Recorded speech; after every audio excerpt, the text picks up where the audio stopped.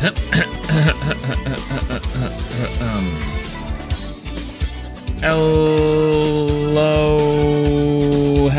everyone. What's good? Good to see you. Hello, Bo. What's going on? Shirt. Hey, Alex. Good to see you. Super 10. Hello. It's so funny. The typing noise. No music. So every single time I try to stream, one of the tracks is normally off. So like for recording sake, like the split audio tracks, and I keep on forgetting to do that because YouTube doesn't actually like do anything with that in terms of mixing. Why am I so purple? He's purple for an amazing reason.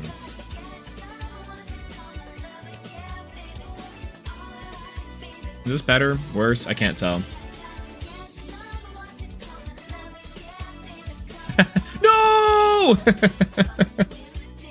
I'm saying, all right, we're gonna go really orange for that reason. No. Why am I so... What's up with my color correction? It's fine. I'll just do that for now. We'll worry about that later. Maybe it's the... Yeah, that's the better idea. Just turn off the lights. All right. Boop. Nope. Also wrong. All right. I'll worry about that later. Hello, everyone. Good to see you. Good to see you. I think today / yesterday is the first time I've seen you without a full mustache. When we were at the Yu-Gi-Oh! World Championships, 2024, I was fresh shaven there too. I haven't had a full like shaved mustache in a long time. I normally like keep something out there and like it's growing back, but my hair grows back very slow to start, and then all of a sudden I just like boom have like a full on everything. It's kind of fun. But yeah, orange like Barulok crashing out. Oh, did he get laurels? Is that what happened? I don't think I casted that match. I definitely remember watching that though on my 3DS. And he's getting got. The same about the Swole Stash. I also agree. Yo, it's going spicy. Good to see you. Hello. So not used to it. It's messed up. It's a little messed up. I look much younger, to be fair, and it's not because I recently turned 30 plus, and as I'm aging into my 40s now, that I'm trying to be like, oh look. Because my body definitely doesn't respond. I fixed whatever was going on with my hip. This is gonna sound like the most 40 thing possible, but let me on some music, and then I'll fill you on what's going on with my body. So, when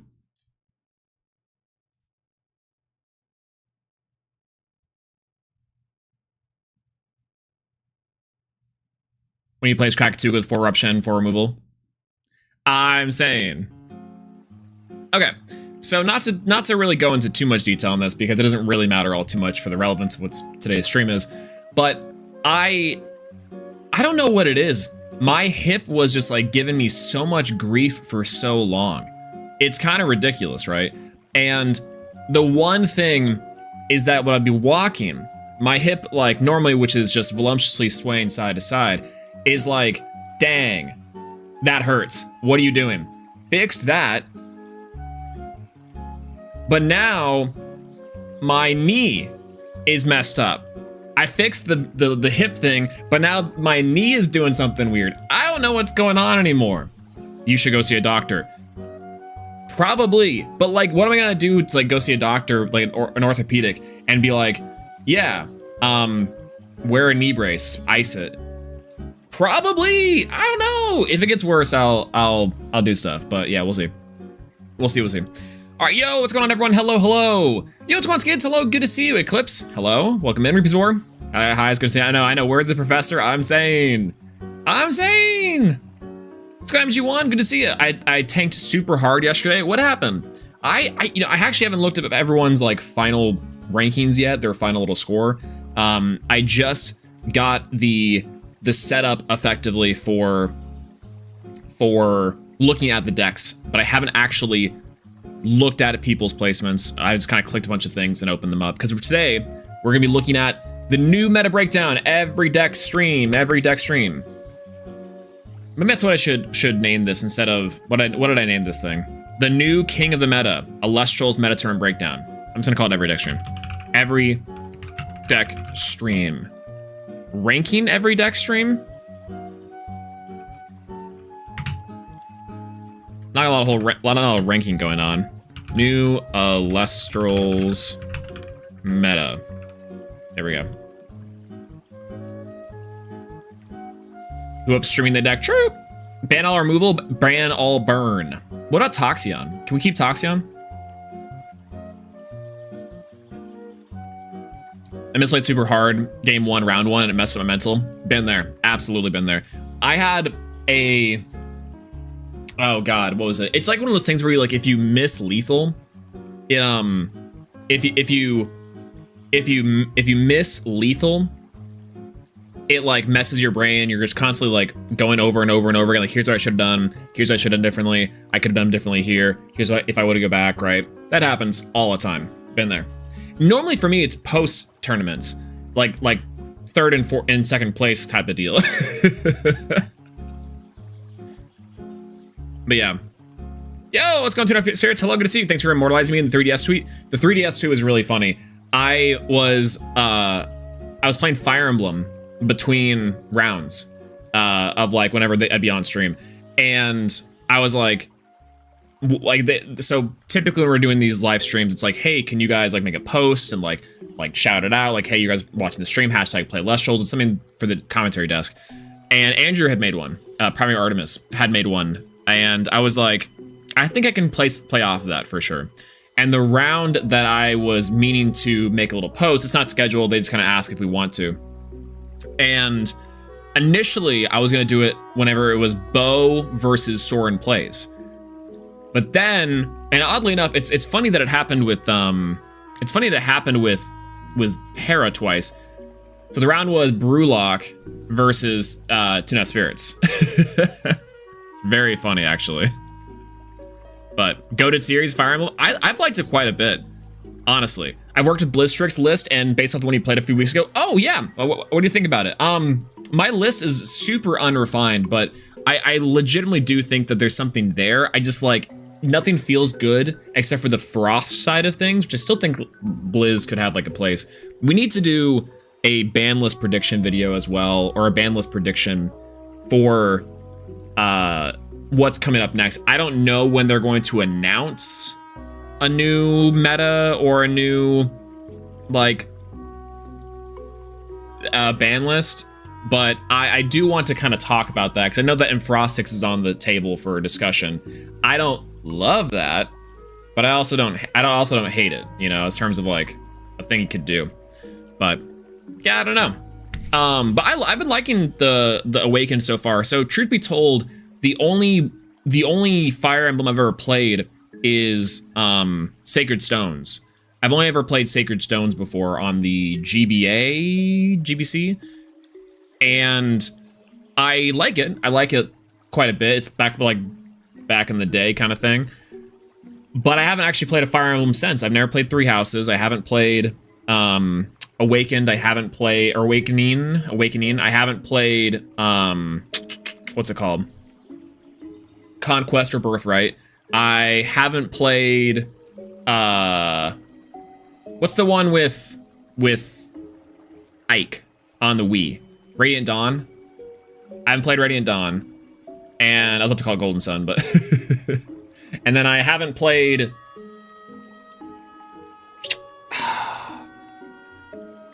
what's the one that's on the Wii, the Switch as well? It's the marriage one where you marry yourself or something.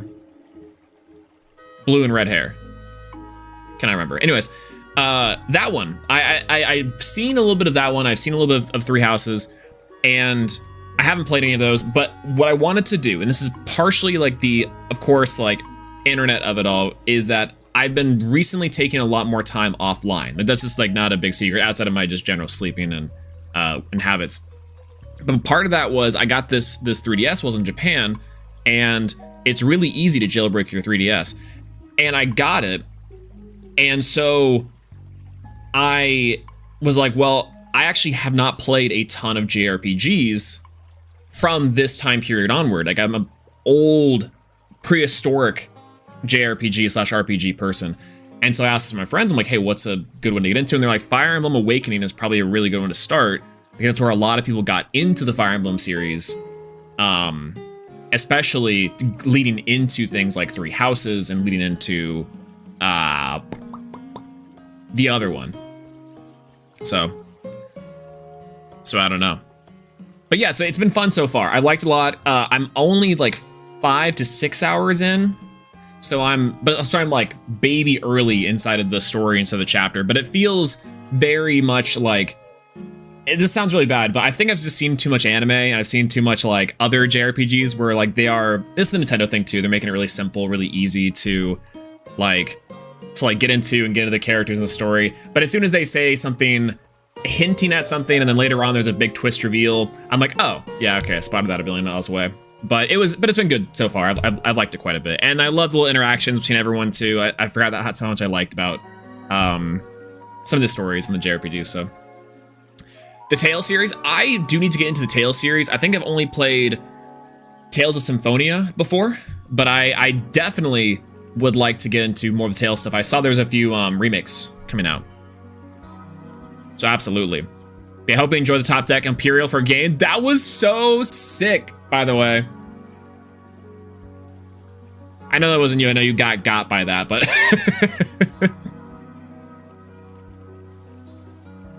but still, absolutely. Also, I mean, to be fair, the Necruff play was crazy. I love Necruff in your list.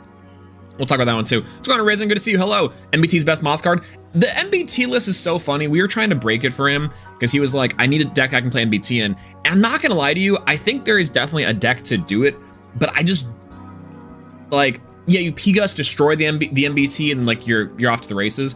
And I was thinking about that. I was like, I guess you could just like destroy it or do something, play Possum or something. But I don't know. Is that iced tea? Can I get a sip? What, did you think I'd be thirsty? Thought I wouldn't want a sip? Yo, let me found that. Unfortunately, while it does look like it's Arizona iced tea,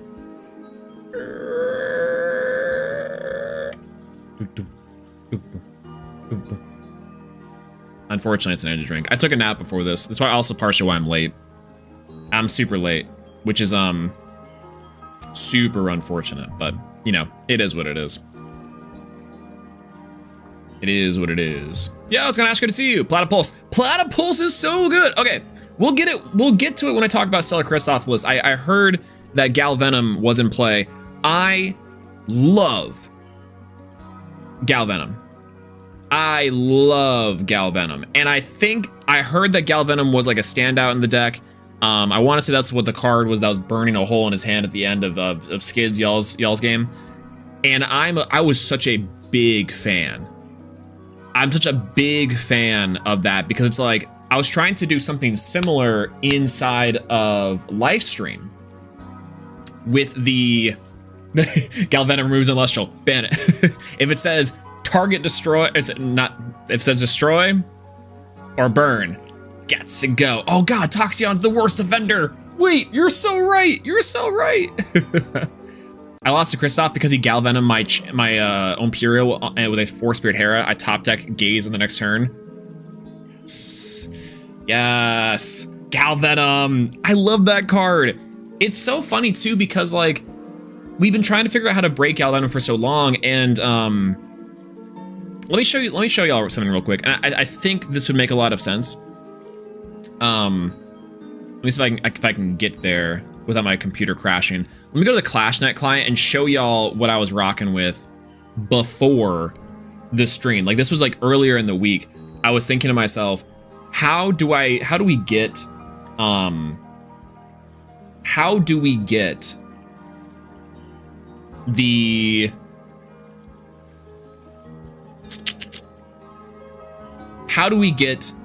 Hera to really function, right? The Ricerage stuff was really cool. I like the Ricerage thing as far as like a, I don't know, thing to do. Oh, that's way too much. Is it ClashNet? Nah, that's not gonna work. Dueling 2 Clashnet? Probably. Yeah, that works. All right. So here, this probably should work in terms of like things to go to. All right. So I was rocking up and trying to think, how can I do like the Ricer Ridge stuff? Is the Ricer Ridge thing okay? I don't know. I was gonna do a stream on Tuesday. I've been wanting to do them earlier because I'm like, there's so much to talk about. And I was gonna do it last night, but again, big sleeping. Trident doesn't remove cards like that. We do probably out of ban Trident. I should have just played Ricer Ridge instead because of the, I could find Gaze sooner. That's what I'm saying. It's good. Okay. What is going on? Can y'all see the Clashnet thing? No, it's just like actually just doing its thing. Okay, hold on. Okay, so that works. What is going on with Clashnet? To you. Game 2. It could be game 2. No?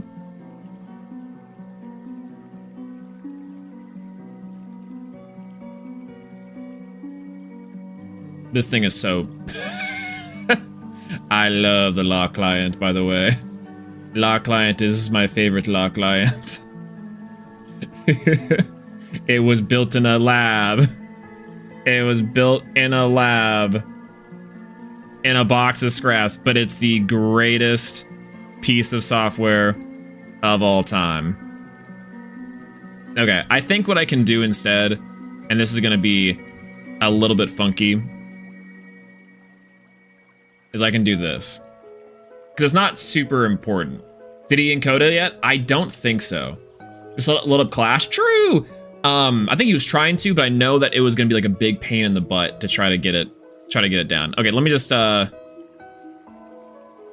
a monitor capture. That's gonna be like, honestly, that's gonna be very... Okay, perfect. That works. Gotta put you down all the way here. Okay, there we go. All right. So let me go to what I was looking at for Hera. I think this is right. And then I think outside of that, yeah, this is the only Hera deck I got in here. So Warcrime Light's really funny, by the way. Y'all aren't ready for Warcrime Light. This is what I was thinking for the Hera deck. And I was like, we were trying to build this list and see like what's the broken thing to do. It might even just be 3 copies of the Galvenom, because the idea is that Platypulse, Champion of Hera, when this thing sticks, and it will stick, you can often just do its thing, special cast this out, go for Galvenom, and then if you have a couple more Heras, or 1, 2, oftentimes you can have some of the Elestrals do it, then what you can do is have this thing be discounted. This thing like being discounted is like the way to go. Is that my favorite card? OG Riceras is fake, take it out. Okay, low-key, yes, this thing's gotta go. I don't know what's going on. This thing was horrible all testing. Just to point out that out there, this thing was not good. Do not do it. Big disclaimer. Do not play OG Riceros. Now, to be fair, it's really funny when you have 1 Riceros out and you go on the board, it sticks, and then you can cast out another Riceros. It's so fun. But this isn't good. Similarly, the Amp Up line and the Lycavolt engine is not good, but we'll get into that in terms of like my ban list things and what I want. So I know that Alex, Super Insane, you're looking at balancing this game by doing removal and burn. I'm gonna be honest with you. I need Gorgon's Gaze gone. I would love for Gorgon's Gaze to be gone. This is a Professor Swolax I need to fully flesh out, maybe before our ban list. But oh my god. Oh my god. And it's quick aside on Gorgon's Gaze. Can't be advocating against the gays on Pride Month. I was talking about it in Discord somewhere, and I was like, July 1st, it's over. No one got it. No one got it. It's Pride Month. You can't hit gays. It depends if it's consensual. No, I mean. Okay, no, don't listen to that. All right, so here's the problem. Here's the thing. Gorgon's Gaze, is it load bearing? I don't know. I do think that on a larger level, Gorgon's Gaze does stop a lot of things that you need to then balance around on this card, right? Yeah, I disagree with being load bearing. I kind of agree, because I think there's a lot of cards that when players are good enough and it creates like this interesting little like loop that players will have to compensate by saying, like, for example, I know people don't like Dreamlock, but it's like you can configure game states if you're good enough to where Dreamlock is just Gorgon's Gaze. I'm sorry, but we're at that speed now where Dreamlock will do its thing and more effectively. Alternatively, you can't just be like blanket Gorgon's Gaze on everything. The only card that needs exactly Gaze is Novacore. Kind of, yeah, like, but even then, because I do agree with that, but I think it does make like Novacore stronger banning this card. But the thing that I do not like about Gorgon's Gaze, and this is something that we have to have a larger conversation about in terms of like tempo and meta and strategy, is that in the game of Elestrals, let's say you are going first and you drop full Moth combo, right? Okay, that sounds great. I have things I can break that, and I have things I can do. I have double Gorgon's Gaze in the back. I have one Gorgon's Gaze, I got an altar in the back. I've got Gorgon's Shield, I got Gorgon's P-Box. Like, the fact that it's load bearing in terms of defensively, like defensive cards, is so annoying to deal with. On top of that, everything that we give the best meta decks in the world, every single rogue strategy that either also wants to use it against the meta decks, yeah, that feels like it's a no-brainer. The rogue slower decks and can use it defensively going first to stop the big powerful plays. But even then, that creates a really bad feeling game state, in my opinion.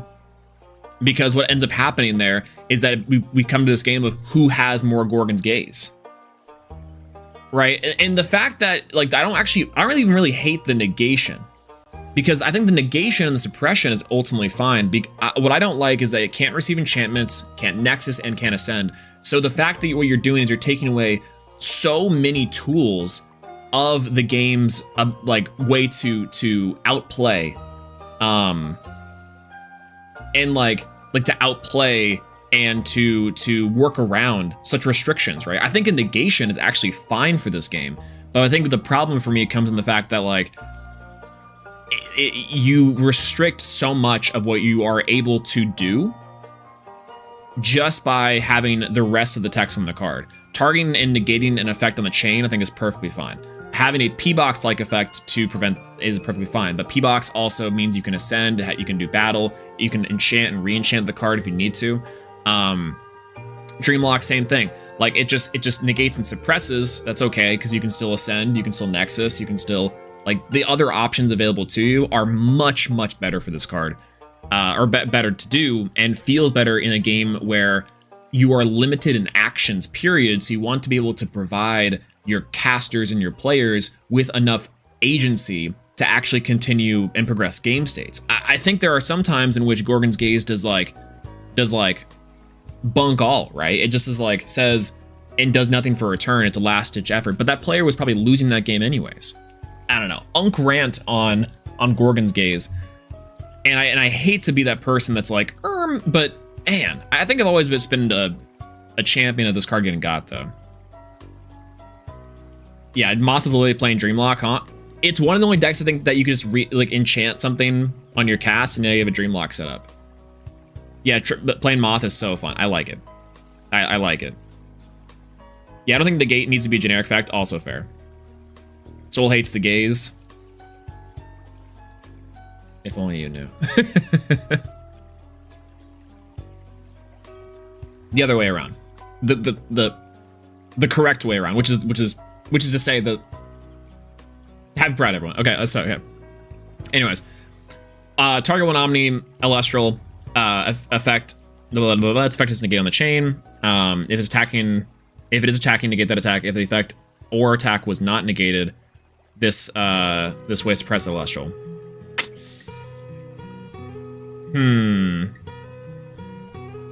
Oh, the gays hate Stroll. Okay, yeah, the other way. Wait, that wasn't okay, so I don't know. I don't love the like if it is attacking, negate that attack. I don't love the negate the attack. I think battle is such an important part of Elestrals. Like people say Argo is when Argo is good, Elestrals is good, which I don't always agree with because I think Argo creates a game state in which that like players just cannot attack often and still not progress game states, and Argo just means sometimes you auto lose out of tempo. Like I think Argo is problematic for different reasons, but it's a battle focused counter rune is going to be much healthier than whatever this is, frankly, at least to me. So I think in general you need to still allow your players agency in its attack, right? And I think that's the thing. Now the answer here isn't to say to you print Gorgon's Gaze that makes your opponent choose whether or not it can ascend, attack, or one of those, some type of player agency that works. So yeah, a small thing on that. I just kind of wanted to get there because I think that Galvenom's sick inside of Hera, and I was on this wavelength weeks ago. This thing is killer. I love this in Hera. It's super awesome. Is Argo good, Whale good? If Whale good, then Argo bad? True. Nothing ever happens. That's what I'm saying. But what if Argo good though? What if Argo bad though? I think it's fair because it doesn't stop both a beneficial effect and combat. You can only stop one or the other. Yeah, like the choices of those things do matter, I think, right? But ultimately, I think long term, it's not going to matter. It's going to be worse because I do think that while oftentimes the Nexus and Ascend and enchantments don't really come up right now for Gorgon's Gaze. Of course, eventually they will become more important. Right now, I think the attacking and the suppression for Gorgon's Gaze really is that bad. And because it's too generic, like I like what Dreamlock represents in terms of the game states you have to make for this to become effective. But for Gorgon's Gaze, that's I think rough, right? You can play around Dreamlock, you can anticipate Dreamlock, and it's also telegraphed, which is fine. Gorgon's Gaze is just like surprise, you auto lose, right? Often there is one choice that's way more optimal. Also true, right? Dreamlock is way too restrictive. Not really. Can only play when your opponent casts an Elestral. PTA. Nexus, Lunar, if you do negate the effects on chain. That's... It's restrictive if you're playing decks like Hera, yeah, because you're casting one Elestral per turn. You ain't gonna be Nexusing Lunar because you can't put Lunar Spirits on the board.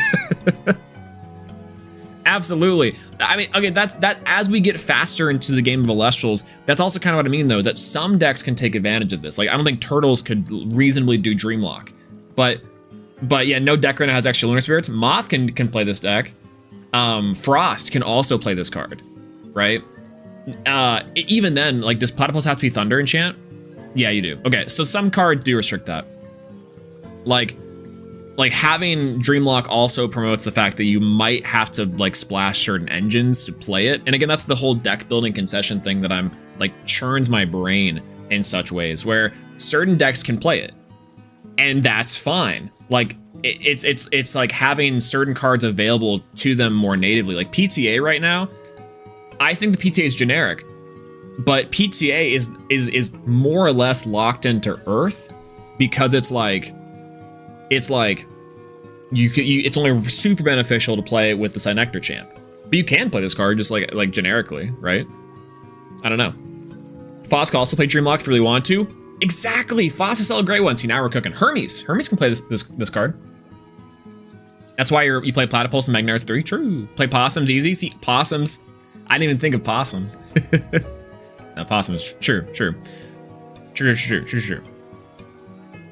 Good day, Swell. Yo, what's going on, Phrase? Hello, good to see you. It's actually really funny. Okay, so your name on here is Elemental G, but your thing has an F. I'm assuming this is Phrase. But YouTube's like messing me up.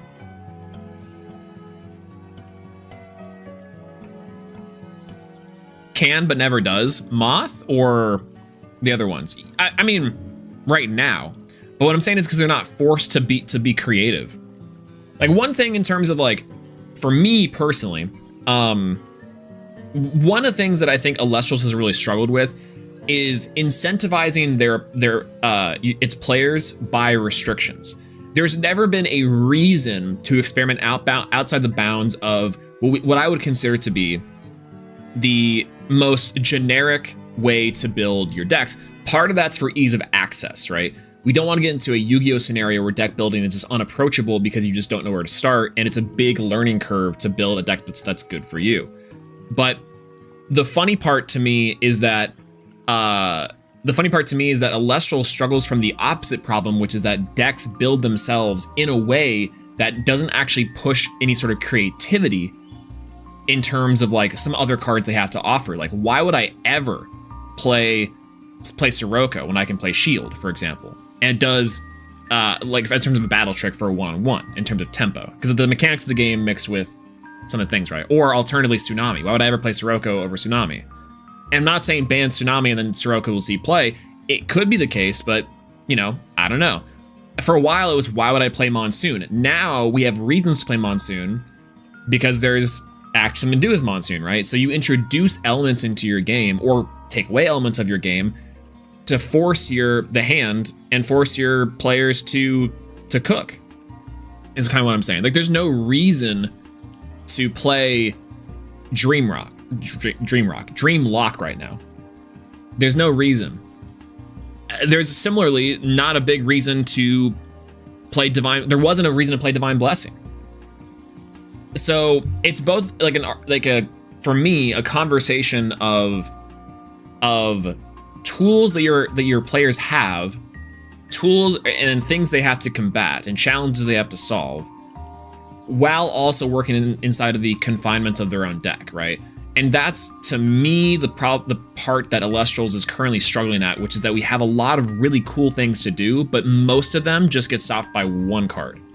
And in that way, it's load bearing to me, where it is preventing so many decks from accomplishing tasks. You could argue that Pandora's Box is also within conversation of that, but again, I think that that's fine to have the Pandora's Box of it all, partially because oftentimes what I can see happen is Pandora's Box like goes off, and then players are still able to progress their game state, and Pandora's Box makes a little bit more of a meaningful challenge to the player who cast it, even, and that they can't just randomly slam down the Gorgons, because P-Box sometimes auto into the game, sure, but then doesn't really prevent battle and add other things. I don't know, it's very strange. Yeah, is Gorgon's light in a way? It's Gorgon's light, and it also is bad. Like, P-Box, I think, is ultimately not very good, even in like this format. I think you could just forego it. I think you're better off in certain strategies foregoing P-Box for the side deck and just saying, I'm gonna play my removal instead.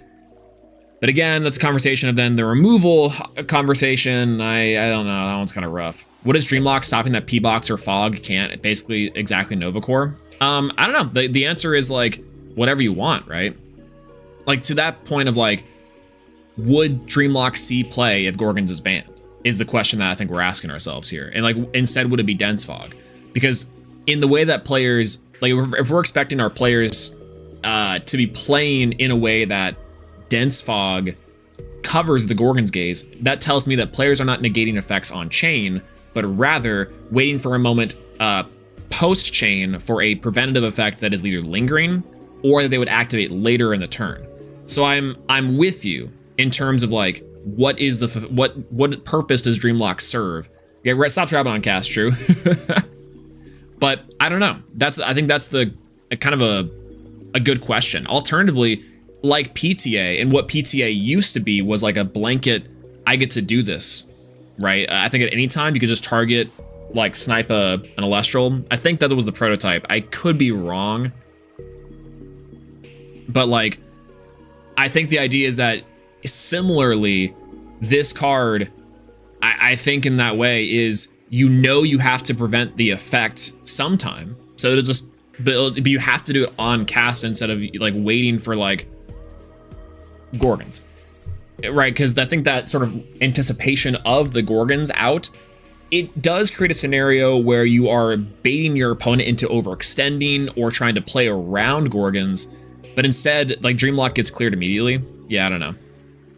Fog and Monsoon cover each other. Yeah, Monsoon and Fog, I think, cover each other for sure.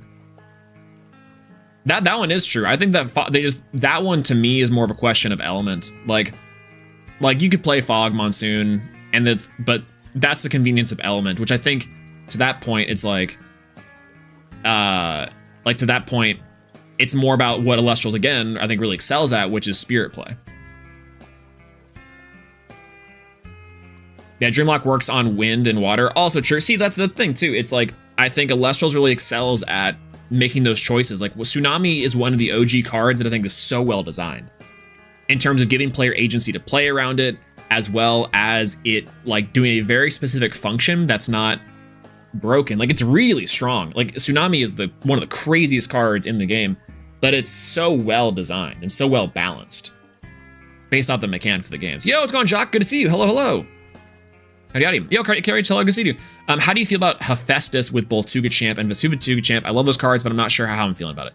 I think those Water Puppy to go. Exactly true. Dude, I loved seeing you cast Water Puppy. I was like, oh, I'm back. We're back. We're so back.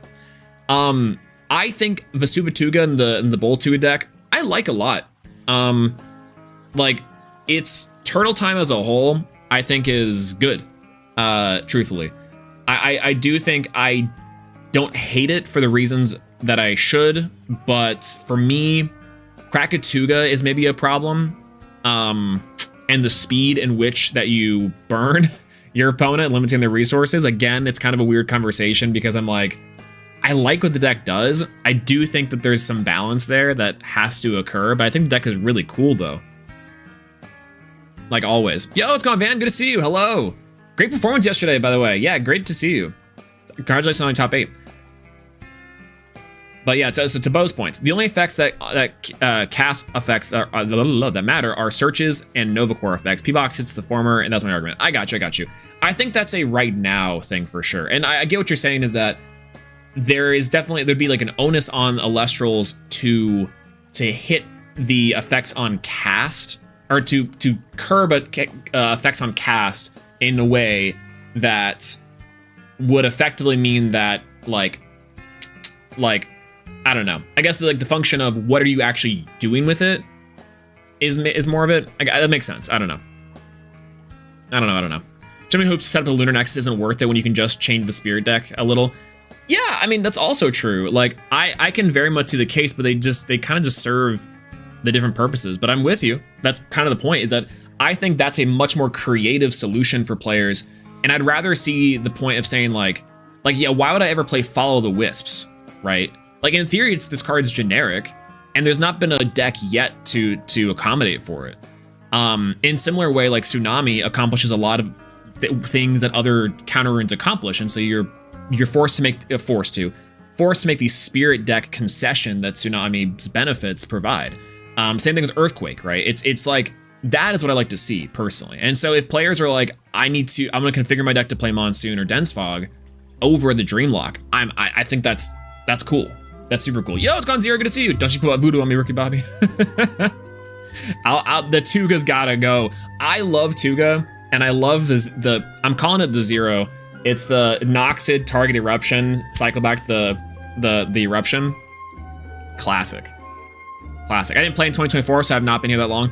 I was so curious. I'm like, 2024 is like OG. I'm like, did I miss someone? But yeah, should back row completely halt the opponent all the time, or should it only happen sometimes and it just softens board states? I think that's the thing, right? And every deck shouldn't have a negate.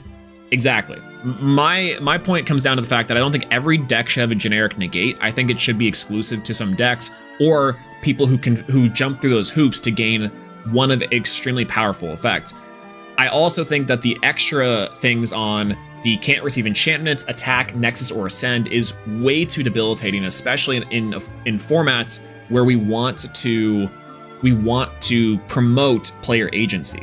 Because to me, there are so many times in which Gorgon's Gaze just ends a game because there's no other additional ways to play around the Nexus, Enchant, or Ascend. And there's so many cards that would allow for that, personally. So yeah, Dreamlock triggering receivers is not an argument for Dreamlock opening creative deck building to enable it for non-native decks.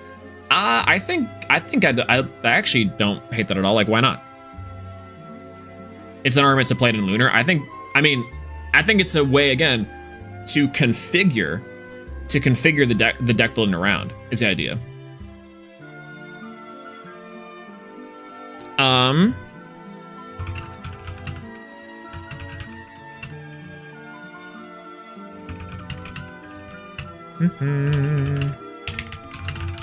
Yo, is that the Elestrals? Yo, what's going on? Hello, hello. We're discussing. Howdy. Oh God, what's with the eyes? Oh no, no. Hi everyone, good to see you. We're discussing currently some things to do with Gorgon's Gaze, and partially why I like Dreamlock and the agency that Dreamlock provides, and also passionately preaching the word of Galvenom, which I really love. We haven't yet reviewed the decks from this past tournament, but I gotta say there's been a lot of really great stuff on the line. And for everyone that's just coming in here. But the point is that I'm trying to make is that I think there's a lot of cool ways in Elestrals to create interesting interactions, allow player agency, and also create game states that have meaningful decisions that don't stop that don't automatically win you the game. Yeah, I disagree. Negates are the most consistent form of interaction. To interrupt a combo, the game is already too far in the hole for combos taken main phase 1. I think that negates are there for sure, but it does create uneven games unless your deck inherently, like, again, I think negates, yes, I'm okay with negates. Gorgons as a load-bearing card that prevents everything else, I think is rough. I think generally the suppression mechanic for Elestrals is very well thought out and very cool. I think that the rest of not being able to attack Nexus, receive enchantments, or Ascend is the debilitating part that makes it so where it's like, I see. Yeah, you don't want Lee to my goat. Also, Lee, I'm so happy that your I think it was your edit of the Applebee's commercial with MBT's making the round. Yeah, I don't know. Yo, it's Slipper. Hello, good to see you. Explain to me the Dreamlock hype outside of Reenchant or Misenchant. Dude, I love Dreamlock. Dreamlock is sick. I like Dreamlock because I think it creates states in which that Elestrals, or where you can, if you can get the Lunar Spirit on board and the Lunar Nexus shenanigans, it's such a cool way to interact with the game, I think. The Applebee's edit? Yeah, that was Lee. That's my goat. Classic. Also, Cthulhu, hello. I didn't say hi when you came in. Hello, hello. Good to see you. Lorelei, also hello. Howdy, hey, good to see you. All right. I think we'll go. I think we'll go and talk about the rest of the decks. The point is that Galvenom's sick. Hera is sick. I like the stuff that Galvenom provides. I think that Galvenom should replace Gorgon's Gaze in every single deck. 3 copies of it all. Thunder to everyone. Give him the Scorpion. Dreamlock plays Elestrals, Gorgons doesn't. I agree. Yeah, I think they're too locked to their element. They absolutely. Okay, let's hold on. I'm gonna pick some decks that I definitely think Dreamlock can work in. And I'm pretty. So let's see. Can it work in Earth? Can Dreamlock work in Earth? Is the question. Let's see. 1, do we have a way to have the special cast or the enchant of it? And Titan natively plays Lunar. And there's a time in which that you would play the suppression, right? It works with the bug. If you're playing the Artemis side of things. Earth is a Lunar deck, so yes, go on, Adam, good to see you, hello. Okay, so yes, Earth can play Lunar, check. It's not locked into its element. So Dreamlock checks off Earth. All right, cool. Fire. Can you play it in fire? Probably not. But maybe, like, technically, yes, if there's an engine for Bronto Wisp, but I'm not playing Bronto Wisp. I love this card, but I'm not playing Bronto Wisp. Enchant the necklace with Lunar? Yeah, I guess you could. I don't think Fire really likes it, but Fire has enough removal and things going on to where it's, like, super powerful anyways. Technically, you can play it if you were to go into, like, if you were to go into, like, a different artifact, you could maybe set up, like, a Hephaestus Dreamlock. But again, super Telegraph, which is not bad. So I don't hate it. So yeah, that works. What up Possum Gamers? Possum's easy. So Fire, I think you can. Again, you're jumping through more hoops. So Fire is, like, I would say B tier in terms of its ability to consistently set up Dreamlocks. Salashade Possums, like, yeah, there's ways to go about it there for sure. I mean, I'm like in the more, like, that's also works. Hephaestus works for it. Like, with Fire, so that doesn't work there. I mean, you could misenchant your other things if you wanted to. Triple Possums today. Are you proud of me? True. True. How are we getting the extra Lunar on field with Earth? I would, back in my day, it's been a format or two, but outside of just doing, like, you could, in theory, do like a Champ Spectrus of Artemis if you really wanted to. Alternatively, you could splash inside of, like, Antitan, like we were mentioning, like full Lunar Phase Full Moon to the Werepup line. Alternatively, too, you have the Possum with Dio if you're playing the Dio Lunar stuff. Rise in the Shadows also cast it with this, so you can have scenarios where, like, later game you have Rise and cast that. Like, if the idea is consistently play Lunar, like, can you splash Lunar to make this like a first turn thing? Like, turn one, is it gonna be effective? Probably not.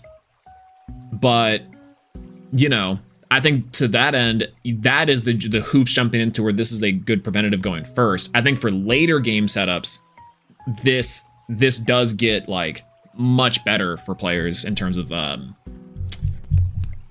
like telegraphed game states, I guess is the way to put it. And them very clumsy, but yeah. You're just going, Kira, good to see you. Hello, hello. What's good? Adam, I'm never proud of you. No! No! So, all right, Earth counts. Fire, we can jump through hoops. Can water play Dreamlock? Conveniently? I mean, I don't know about you, but I do know that there's often times where, like, Draken and Champ Poseidon can work out. Yeah, it natively splashes into this if it works that way. Alternatively, again, like, there's definitely ways to get the Lunar on board to have it work out. I'm gonna say there's a blanket. You can just play Full Moon, and does that force players to play Full Moon, which quote unquote makes things unoptimal or something, I don't know. But there's definitely ways that it's, like, native inside of Drakid. You're already playing the Dense Fog. Oftentimes too, for elephants, you could just, like, Nexus enchant it with a Lunar Spirit, and then there you go, you have your, like, your setup. Yeah, if a way to get Lunar on the field is with cards that are used with Engine, then you may not have the resources to play Dreamlock later. Also true. Like, again, it's the Spirit Deck concession, right? Like, I think there's definitely ways in which that maybe you can just play Gloombat. No, wait, this is Dan's way of making us play Gloombat. No! I take it all back. I take it all back. I take it all back. We're all forced to play Gloombat. It's 2084. It's 2084. That's that. Wait a minute. We're cooking. So, okay, let me ask a question to everyone, just so we can kind of get a bearing on this. Is the question, is Dreamlock only good if you can get it out if it's a turn one? If it's a turn one Dreamlock. Like, is the question, what decks can natively play Dreamlock comfortably within its turn one, like, setup play? Is that the idea? Because for me, I think Dreamlock excels sometimes in that capacity, but then also in later game states where you have, like, an established board. That's true. That's so true. Actually, you know what? That's so true. You can definitely do that with MBT. Just cheat. It's already, the card's already cheating. That's a whole other issue. Agreed, but definitely so. Feels like much a going first side best fit. Also true. Omni Bat, Omni Rabbit. Yeah, if your way to get Luna on the board is to cast cards, play Dreamlock later, and Dreamlock is not only usable, you find another specific card. I mean, kind of. That's kind of what I'm getting at. Is I feel like that's also part of my love for this game is not necessarily like playing a specific Gloombat, or if you can pair it off with something other specific, but the game already does that in ways that's like sometimes not intuitive. But what I like about Dreamlock is it does force you to, if you want that interaction, to do it. A reliable turn 1 is a big plus, but not necessary. I'm still arguing that you can never reliably set up on any turn if you're not on Lunar. I mean, yeah, that's kind of the point. I agree with you that you have to be like, you have to play not only the Lunar Spirits, you have to create a Nexus Bank, and also you have to have a scenario where you can, well, a Nexus Bank and a Nexus card receiver, ideally. So ideally you're splashing in maybe 3 Lunar Spirits, like comfortably inside your deck. Like we'll just say that for the base thing you can do. So is that debilitating for your deck list? Let's say even Earthquake's still legal, so now you're forced to play your 2 Earthquake.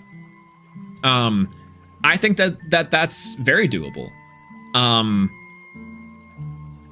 Like I think that again, Antitan is, I also think that Antitan's gonna be like a little slow for Dreamlock, but there are several game states in which you can have like your Rise from the Shadows if you really want it to, or your Antitan setup, which is natively Lunar. Does it get rid of the Antitan? It can, but sometimes you can have your stray bugs that are Lunar cast.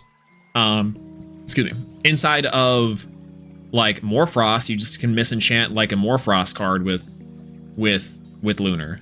No? Right? Like this is pretty easy. And maybe at that point you're saying to yourself, to give Mouse a cookie, like I'm gonna play my my next Mara Fallen form. Maybe also too, it creates a scenario where you're like, okay, I'm casting Brummelinks to search my Mountains of Boreas, but now I will telegraph the hardest Dreamlock of all time and saying Boreas is now a Lunar, you know? Ares worked well at Dreamlock, yeah, also there too. Like I think that's the way to go. Yo, Life is Lemons, hello, good to see you. Hello, hello. Yeah, it sounds more like it sounds like some feel that Dreamlock is not splashable is a negative, and others see it as a positive. I think it's splashable even. I think it is splashable even, but I don't. Right, and that's the thing. I don't know. Maybe that is the point, right? That can really make it work. Moth can make it work. You do have to jump through hoops regardless, and that's what I'm saying. I think I like that. I think I like the idea that you can create these kind of funky game states and force your players to get Dreamlock, to get the Dreamlock set up, or to get the Dreamlock, maybe?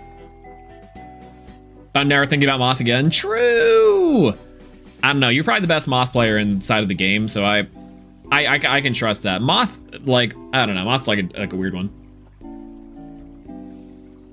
But I think Frost can. I think Water, I've definitely played enough Elephants to where Water can. Water 110% can. This deck can do it swimmingly, even. You should do some banlist predictions. You know what's so funny? We actually haven't done any sort of like, the thing that we were setting out to do with the Everydeck stream. But I definitely want to. I have a whole discussion about like, it was this came up about this came up when I was thinking about Gorgon's Gaze. Yeah, we're trying to make Dreamlock work in any deck. I think what I'm trying to say personally is that I think Dreamlock can work in any deck, and it's very, very possible. 1 hour of yapping later, I'm sane. Yo, what's going on? It's good to see you. Hello, hello.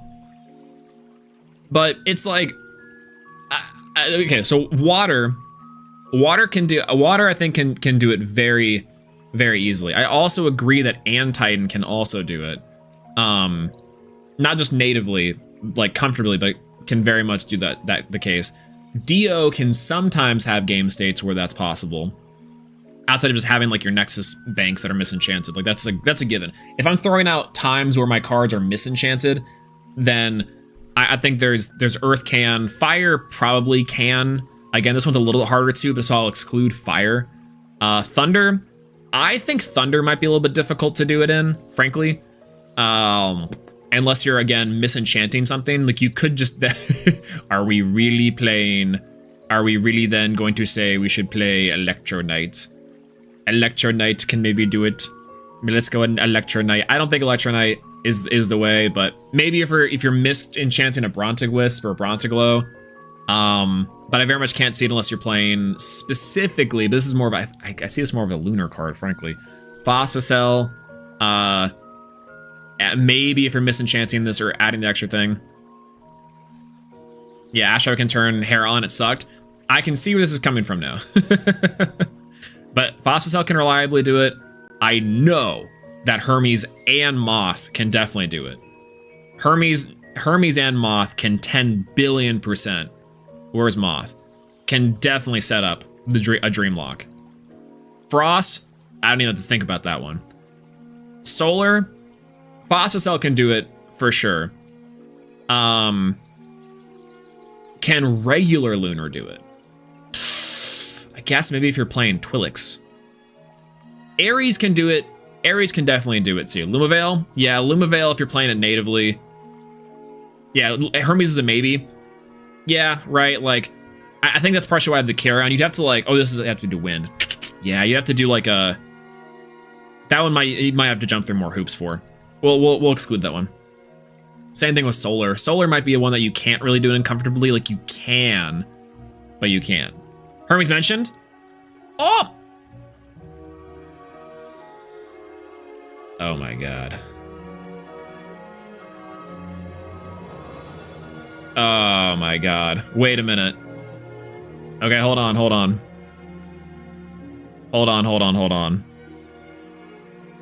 No way. Okay, I haven't seen this yet. I got y'all, we just got a message from the John Elestrals. We are getting to see cards for the very first time, both you and I. I was told this was going to happen. I didn't know when. But it might be related to Ares. Hold up now. Let me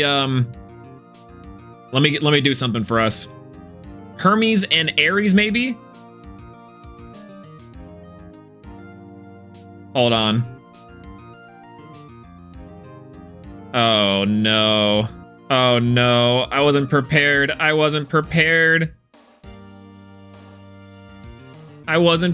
for this. All right, we get to reveal a card. Everyone's been doing the ethereal reveals. I haven't gotten a chance to reveal my ethereal reveals yet. So you and I get to do a big exclusive. Is everyone ready for this? I don't think I'm ready for this. Oh, hey, look at that. Okay. New cards, PogChamp. New cards, PogChamp. Saturn Stars Ethereal has already been chilling. We're missing a couple cards. I think we got a few cards of the different arts in the wind element. How did y'all feel about the Aeolus?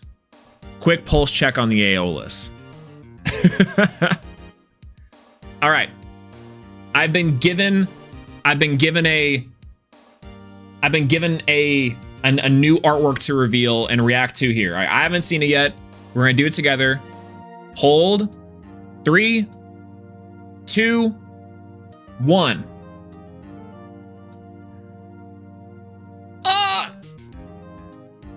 Oh! Incredible. Okay, hold on. Wait, I have another thing. Oh, okay, this one's the sticker. Hold on. This one's the sticker. Yo! This looks crazy! He's orange for an amazing reason. This looks crazy. This looks good. Wait a minute. Okay, if y'all don't know, this is like the best card in this in Sunstrike. This is the true ball knowledge card. Searches trickery. This thing's awesome. Covered in honey. Put some honey on the goat. Absolutely. Look at this guy. Oh, this is crazy. This is what I'm talking about. Okay, I gotta chase the Apollo. The Apollo Stellar is crazy. And then I gotta get my hands on the Toxiswarms. I gotta get my hands on the Toxiswarms. Look at how they're doing this. This is so cool. This artwork's incredible. I don't know how they keep on doing it. I don't know how they keep on doing it. Goated.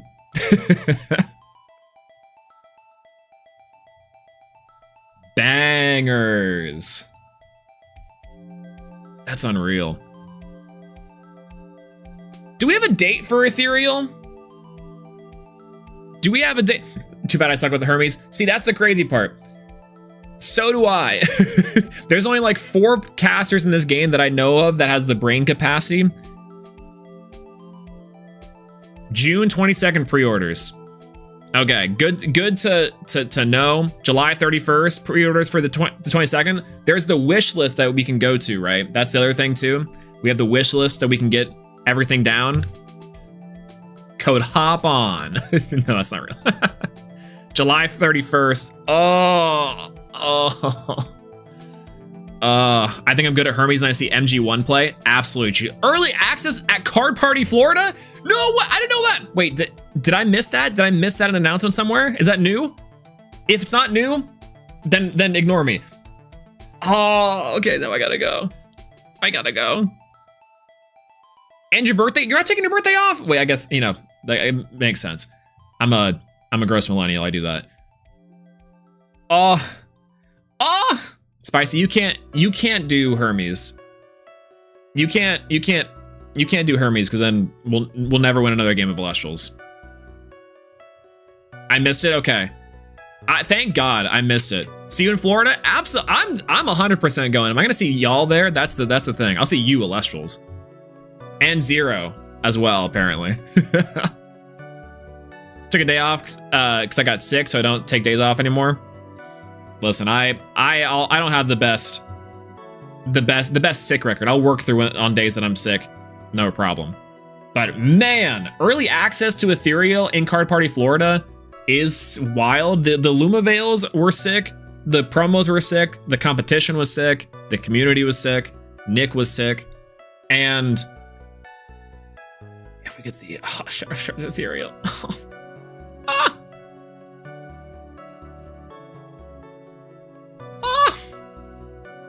I'm so excited. I'm so excited. This is so sick. Oh God, this is so cool. Gage has got sick. True. Oh, I love the alternate artworks for Elestrals. They're so cool. They're so cool. Took the day off, went to the zoo, and then got sick. Do not recommend. Yeah, I mean the zoo's probably cool, but also true. Oh, all right. Scale of 1 to 10, everyone. How do we feel about the Toxiswarm? How do you feel about Toxiswarm?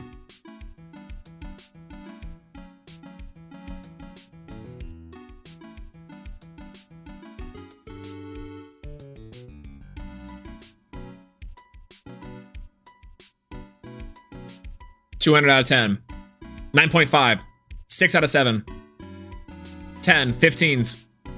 Beautiful. The Carolina Hurricanes win the Stanley Cup. Oh, banger. 8 out of 10. High rankings here. High rankings here.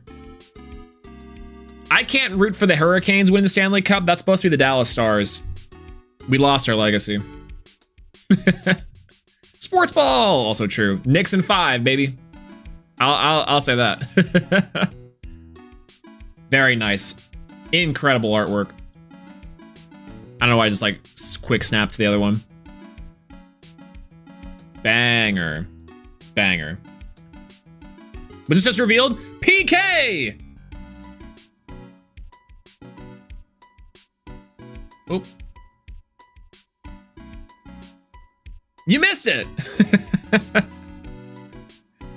We got a new Toxiswarm reveal. This thing's awesome. Look at him. He's orange for an amazing reason. I'm saying. Ball up top. He's kind of Knicks colored when you think about it. Yo, do you think Toxiswarm plays for the Knicks? Storm came through. I had to fight Floodwaters. The Flood and the Freeze? Dog, we gotta get you out of Philly. We gotta get you out of Philly. But also, there's no place else like Philly, baby. It's true. Do the Yankees go bonkers? Absolutely not. Absolutely not. Unfortunately, I can't have the Yankees do anything. Okay, let's do what we were set out to do.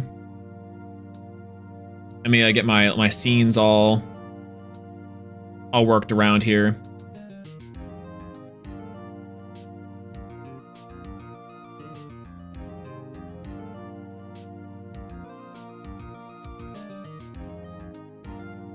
Okay. Boop boop. Did you reveal this or are you holding out on me? I just got this now. I got a special in my ear message from Elestrals and said, "Yo, are you up?" And I'm like, "Yeah, I'm streaming." I don't see the orange because I'm colorblind. Are you orange colorblind specifically? That sounds like a joke question, but like actually a legitimate question. Or is it like all colorblind?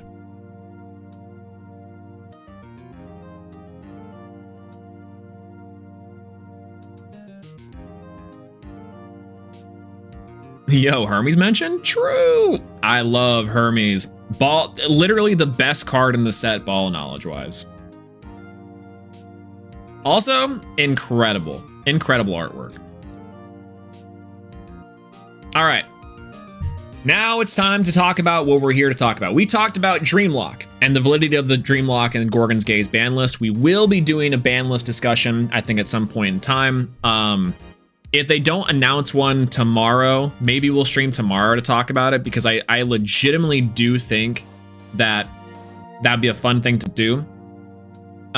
Maybe if we even have time tonight, I can talk about my thoughts on it, because I do think that ultimately the ban list it would be cool to talk about as it pertains to Gorgon's Gaze. That's true. It's exactly what happened. True. Yeah, it definitely wasn't scheduled in advance, yo. Yeah, would it look more yellow or beige than orange? I'm honestly curious. I don't know. That's a good question. The other one was like a kind of a nice orangey color. So I imagine this is very similar, but also this just goes hard, man. This just goes hard. This looks so good. I was getting 10 boxes of Frostfall for free. Oh, if I could ask for one thing for this Christmas, it's a box of 10 Frostfall boxes to hunt and search for probably the reverse Stellar Bears, but also the Cryo Scorch. Just randomly showing up at the door, I would die. I would die. We are investigating. We're looking at the top 32 decks from this past tournament. I am so curious about this event. If y'all aren't aware, the last event, the previous premiere, won by Pope, shouts to Pope, but not that Pope, the other Pope, was won and really slammed in by Ectoplasm, one of the standout decks from the event. And then this time, it wasn't quite the same. Yo, what's going on, Pope? Good to see you. Hello. What's good? And also the other Pope. Wait a minute. Now I'm getting confused. I did say congratulations, I think, to Space Pope the last time Central came in. I was like, oh, yo, Pope, great, good to see you. Yeah, felicidades a PR. Banger. All right, so Pope showed us all up with the Ectoplasm deck. And then this time we got the standout, not necessarily a standout. This was a known quantity of decks, which was that we had Artifacts, Hephaestus, Krakatuga, the Turtle deck was one of the highest decks in attendance and ended up taking the whole thing with the GOAT, Win the Sen. Win the Sen's been a long-time player of Elestrals, all the way back from like 2022. And I mentioned this on the stream, but he's been like going undefeated in events for so long and has yet to actually crack a top 8. Until today, or until yesterday. I guess today it was 6 in the morning his time, where Win the Sen wins it with Krakatuga. He was the original Krakatuga one trick, and still is to this day. I liked his list a lot. I did get a chance to see it earlier, but just so y'all know too, on the breakdowns of everything, shouts to the Finland community, and that was so cool to hear. Go back to the stream at some point in time if you can, and watch the interview with Win the Sen, not just for my ugly mug, but his responses and like the way the way that he talks about the game, the community, the players, it was wonderful to get to hear and talk to Win about everything going on over on that side of the world and building the Elestrals community out there, really leaning on and relying on like community efforts to also get him where he is today. And that was just so great to hear. It was such a cool, wholesome guy. That was only rivaled, by the way, by the Phrase interview. Phrases was so good too. Shout out to my Aussies. Always beats me with the silliest crap ever. I'm so happy for him. My goat. Yeah, see, Spicy, you were there back in the day too, oddly enough.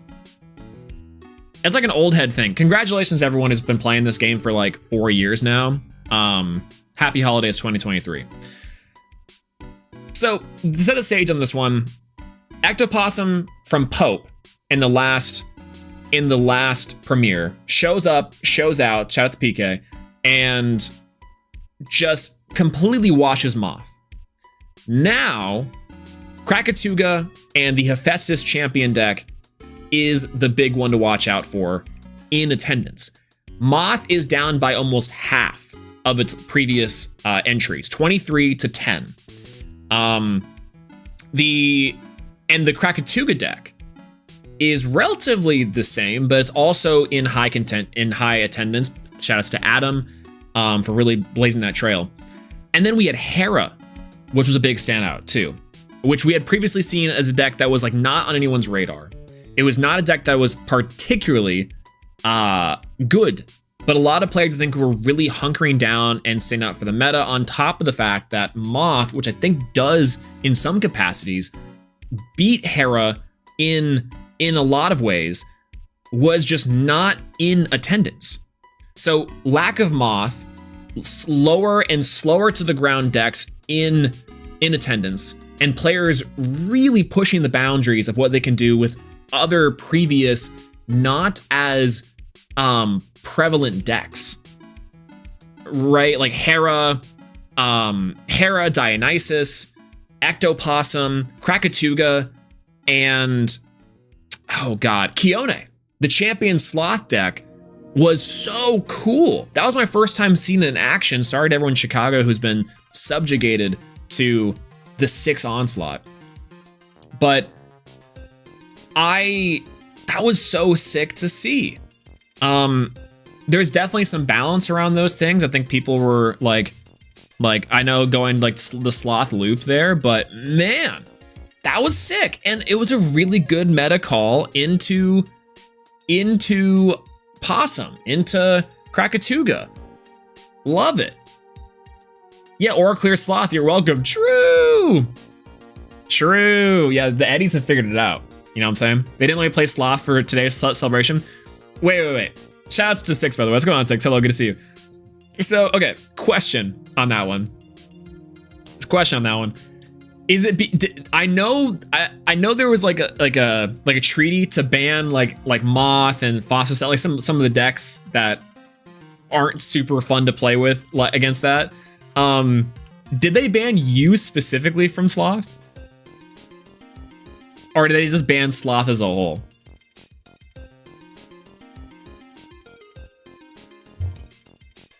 Sloth hit me hard. Try as that the Sloth deck was just, the Sloth matchup there was just insane. That round was like crazy to watch. Y'all are both like playing so well. And it's just like, comes down to just like the spirits left in deck, like the Dionysus side of things. Like, oh god, there was just so rough. No one else would play it? True. God, that was such a crazy match to watch. Y'all were playing out of your minds.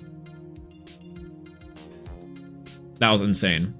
Okay, so again, Krakatuga and the Turtles, Sloth, Hera, Ectopossum still in show, Moth is still very much there. There's a lot of decks that are coming into the fray that we had not quite seen before. There's definitely balance arguments. There's definitely things that I think are very rough. Things that we still haven't quite seen convert or perform. Bears, Phosphocell, the Champions of Ares, Moth even. Hermes is also somewhat in attendance today, but didn't quite perform the way I think that people expected it to. So today we're gonna look at the top 32 decks and maybe try to understand what's going on the cream of the crop after this most recent Elestrals premiere. There was over 80 players, I think close to 90 in attendance. So one of the larger premieres of online sense, which I think is really cool. I had a big fear for this one that there wasn't gonna be that many people actually in attendance in this one, because I don't know. I think that I like playing Sunstrike. I think Sunstrike's really sick. I can't get a pulse if people are into the game, because some people seem like it's really awesome, and other times it's like, I don't know, worst game. Like I don't know how it could have done better. Yada yada. I think you ban Gorgon's Gaze, like this game. This gets infinitely cool. All right, top 32 decks. Let's go into it. We've Win the Sun, of course, winning. Shouts to Win, and everyone that performed and got that top 32 slot. By the way, this is where you get qualifying points to Worlds. Top 16 gets your championship cards as well, which I can see some of you in there. Big chillin' here. Pope, I just want to say this real quick too. Pope and Six's match was crazy. Pope bubbling out at 9th is super rough. I would have loved to see the rematch. That would have been crazy. I would have loved if you both like converted by some tiebreaker shenanigans, and that would have been killer. But I don't know. It hurt my soul. Feels rough. Right there with you. Bubbling feels so... Oh, especially with a performance like that. It's like you try so hard, you play it out, and you're like, all right, I'm going to bed. I played more Frost. True. Hey, Eruption. I do think Eruption is something to talk about, especially in terms of Krakatuga. I like Eruption Jealousy. I'll say that. All right. Top 32. Let's get in top 32. Little Hill Forever. Little Hill playing the Havacub Pulveror deck that I think El Caballo rocked up with at the last one. So El Caballo, I don't even know if El Caballo was on the Rock in a Hard Place. Shouts to Houston, by the way. I'm gonna make a deck box with some slabs on it. I need that in my life. It looks pretty good. I think, from what I understand about this deck, you know, obviously Havacub is a big one. Havacub allowing you to make itself a 6 going into the Pulveror, which I think is really solid. It's just Cryovern gaming. Like we're creating Cryoverns on a massive scale that people are not used to. But I do think that this is good. I think it's pretty standard. I like the rise of this deck personally. The turboing out into Cryoverns of the Drataya and the Havacub. Rockin' a Hard Place is interesting here as a 1 of removal. I don't think I really like this as much, but I guess it's like to give mouse a cookie thing where you're playing the Lunar anyway, so you might as well play this one.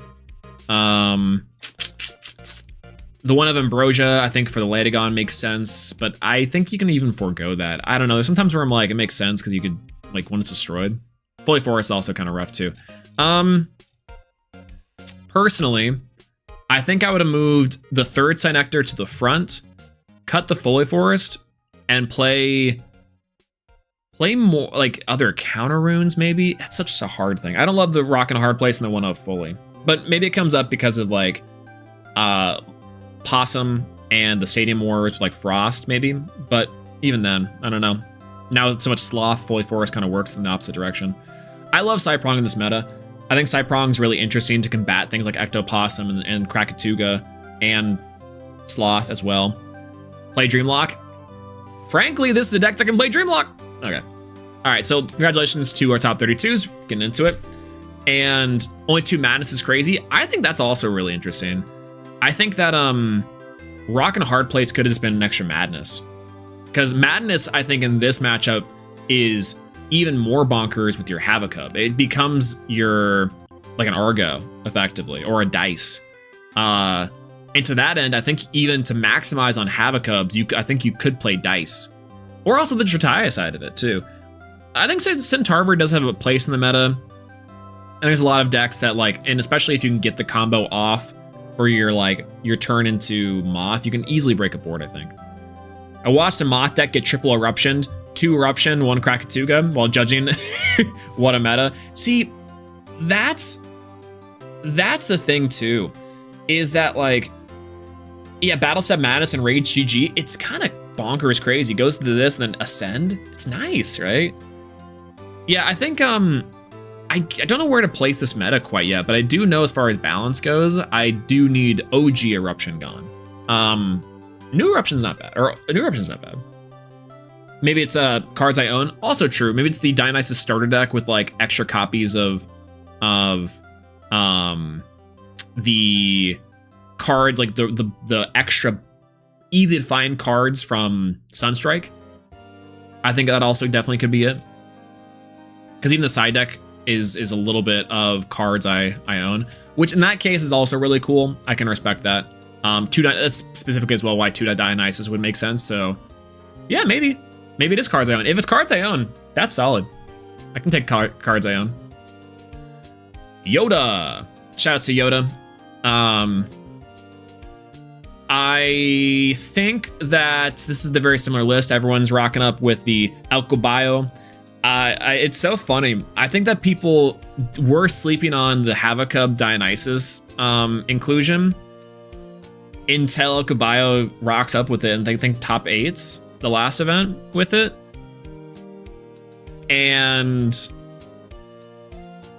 I think that's really cool. I like 2 Aura over the 3rd in his list. I've been liking 2 Ouroboros in terms of main deck if you're gonna be playing it outside of Lunar.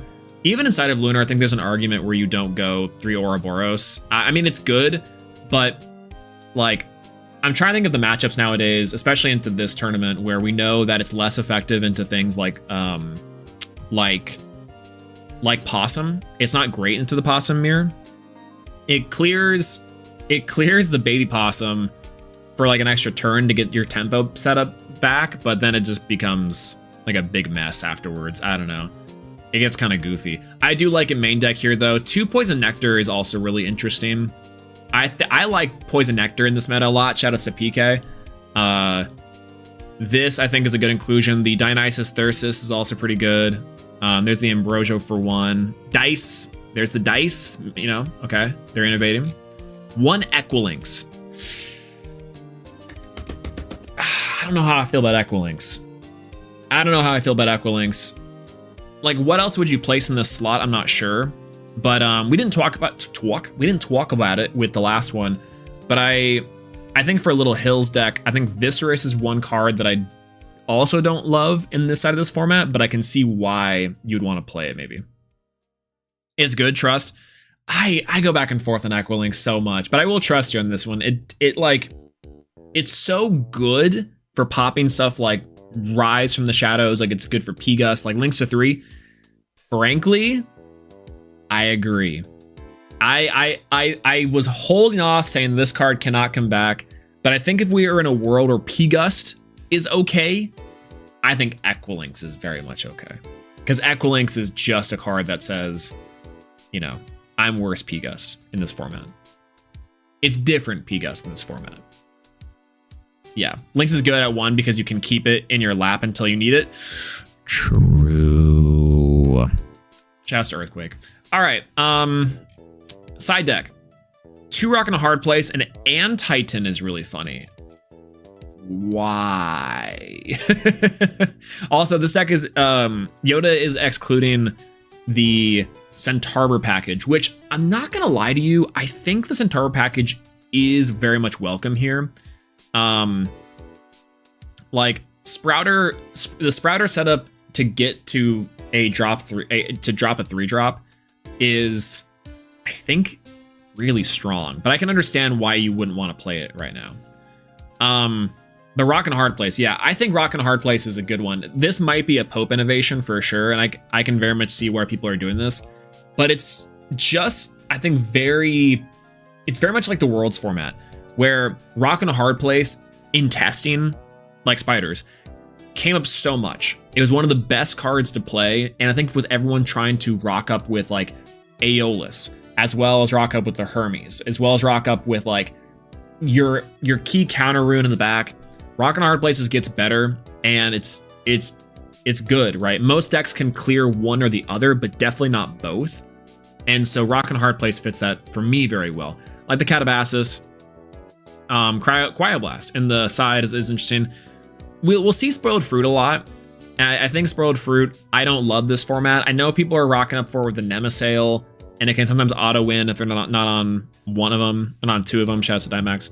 And I don't know. I was talking about Drataya, particularly bad with a lot of P-Box, since you just end up with Enrage 2.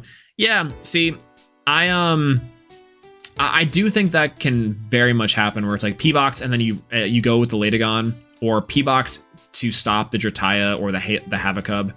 I think that's fine if you're using your P-Box and you're baiting out the P-Box and the Drataya, which is also why I think this deck does need its secondary win condition, the Havacub or Pulveror. Like most decks nowadays, I think need the two win conditions.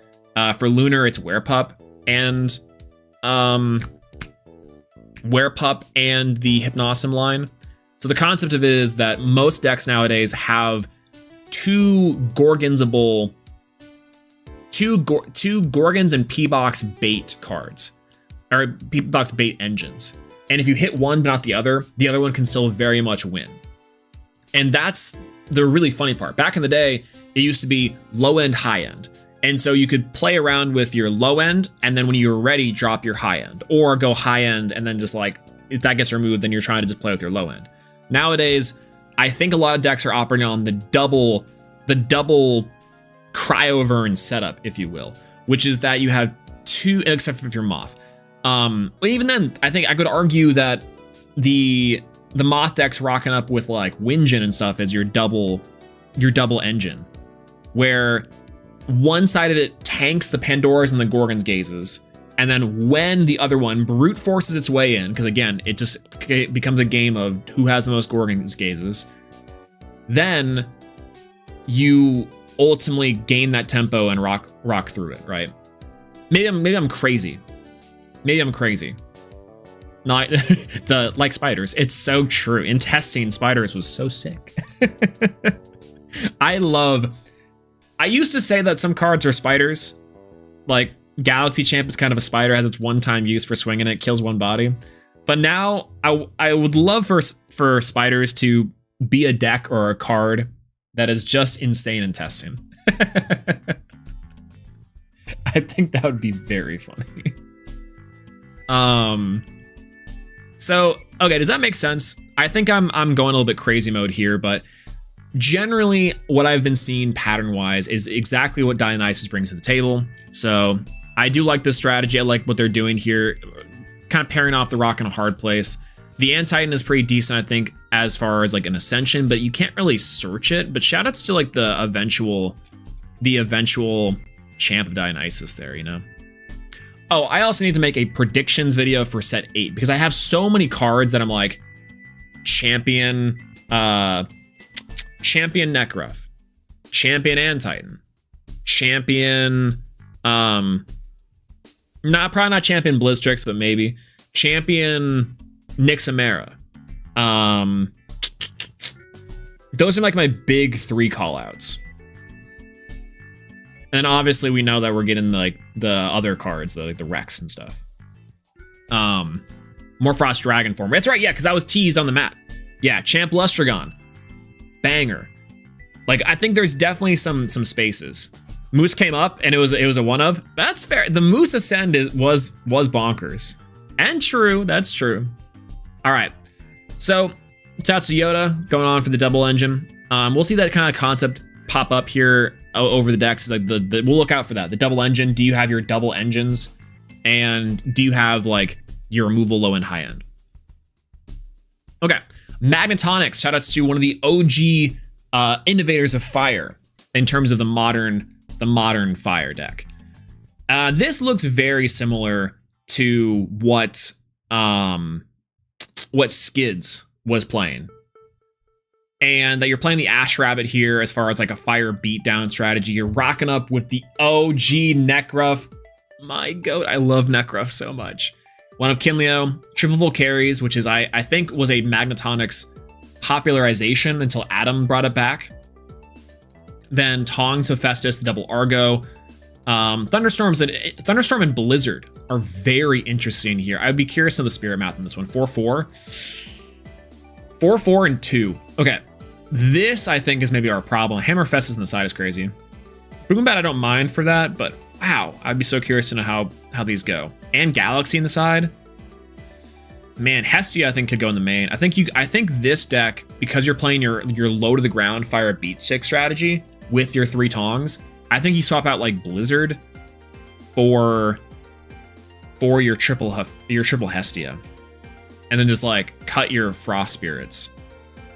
Why 4? I guess because you can activate both of them. Hammer good versus Lunar. Also kind of agree. This could come to the main even.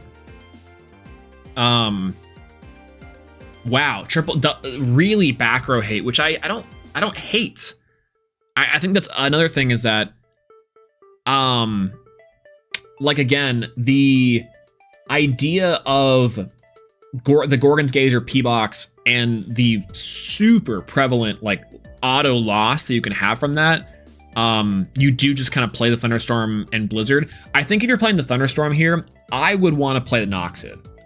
I would want to play Noxid in here just to recycle like Thunderstorms in the cases where you need it, right? And then at that point, I think you play your no Eruption. Whoa. Like you have your Jealousy, but not the OG. Interesting. That's so fascinating. Hammer was specifically for Lunar, however, it ironically won me games, stopping Scorpio from carry off target. See, that's what I'm saying. I loved seeing Hammer there. Hammer was real cool. I can see you playing a lot of back row hate, but I think Gloombat instead of Blizzard. I can also agree with that. I think Blizzard. I think there's 2 ways to go about it here. I think you could play Noxid to recycle stuff. I don't hate the Warmite, but I think this could be Noxid. I think this could definitely be Noxid.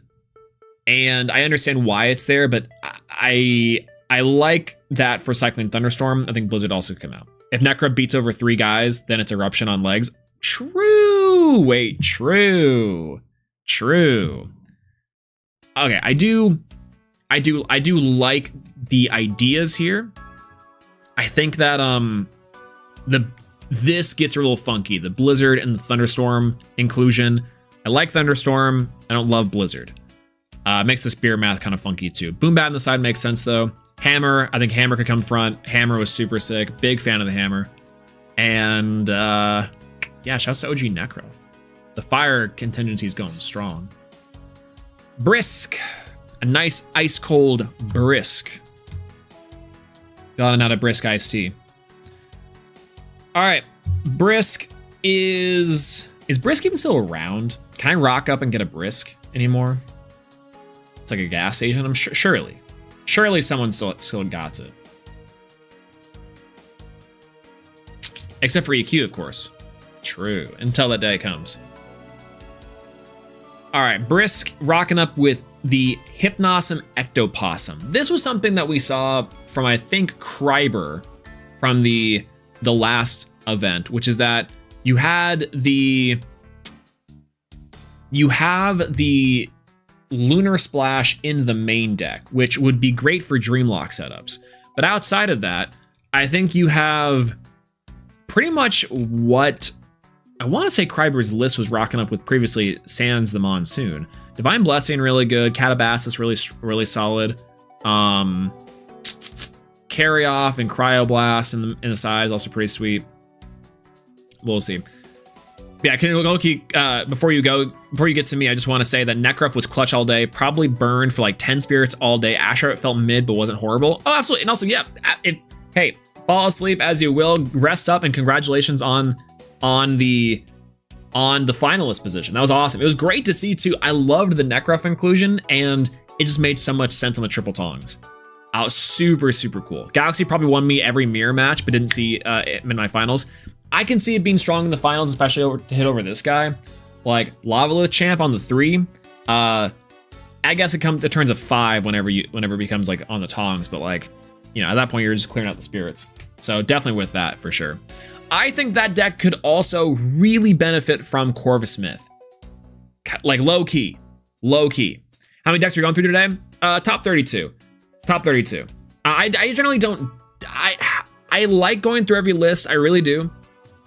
But I'm a bigger fan of looking at just the conversions for what is like topping technically.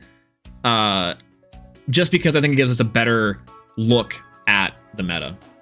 34th was based. Okay, we can look at 34th. I imagine 34th is Cobalt. Oh, it's Dooms. Oh, that is true. This is based. Y'all are so funny.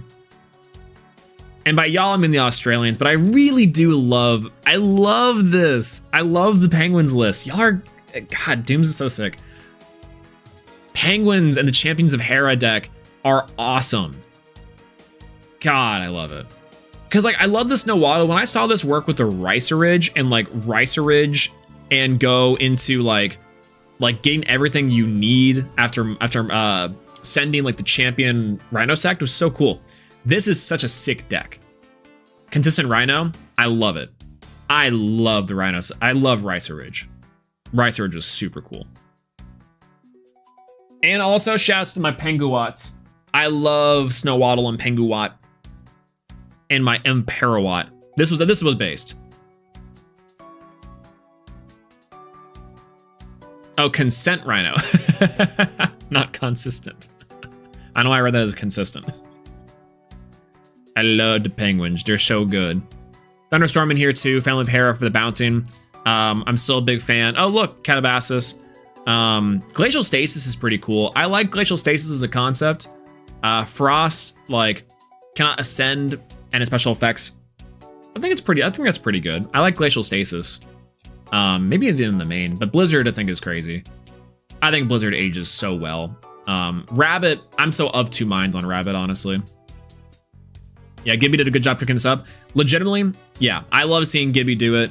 And going back into the tank with Dooms on this one. Oh god, this is so cool. Oh, OG Penguwat's interesting. OG's Penguwat's really interesting. I guess it makes sense if you're going to 1/1 of the Imperawats.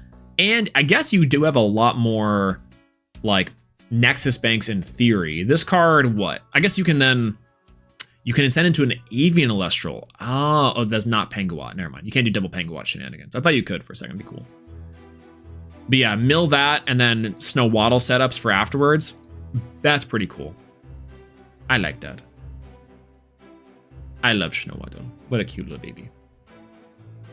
All right. So Brisk Iced Tea rocking up with the Ectopossum Hypnosum engine. I think for the side deck wise, Divine Blessing makes sense. Ouroboros. Monsoon makes sense.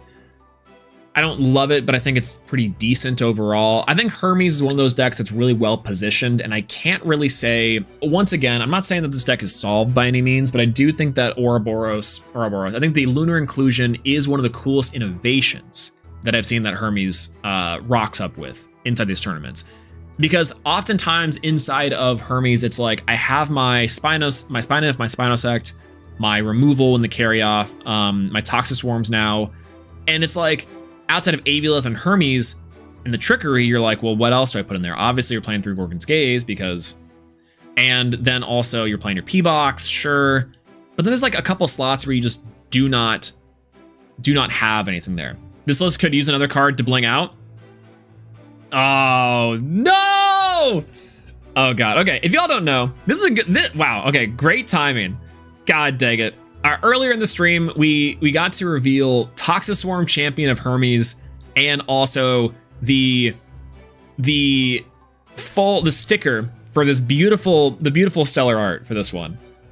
I just got another ring on my communicator from the Elestrals to look at a couple more if y'all are ready. Do y'all want to see some new reveals? Do y'all want to see some new reveals of stuff that would work inside of Hermes? God dang it. God dang it, I wasn't ready for this.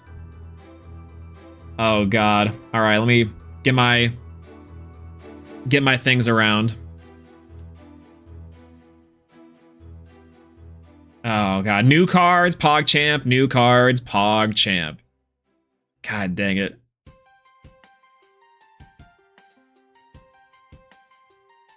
Boop, boop, boop. Boop, boop, boop. All right, we get to react to these specifically.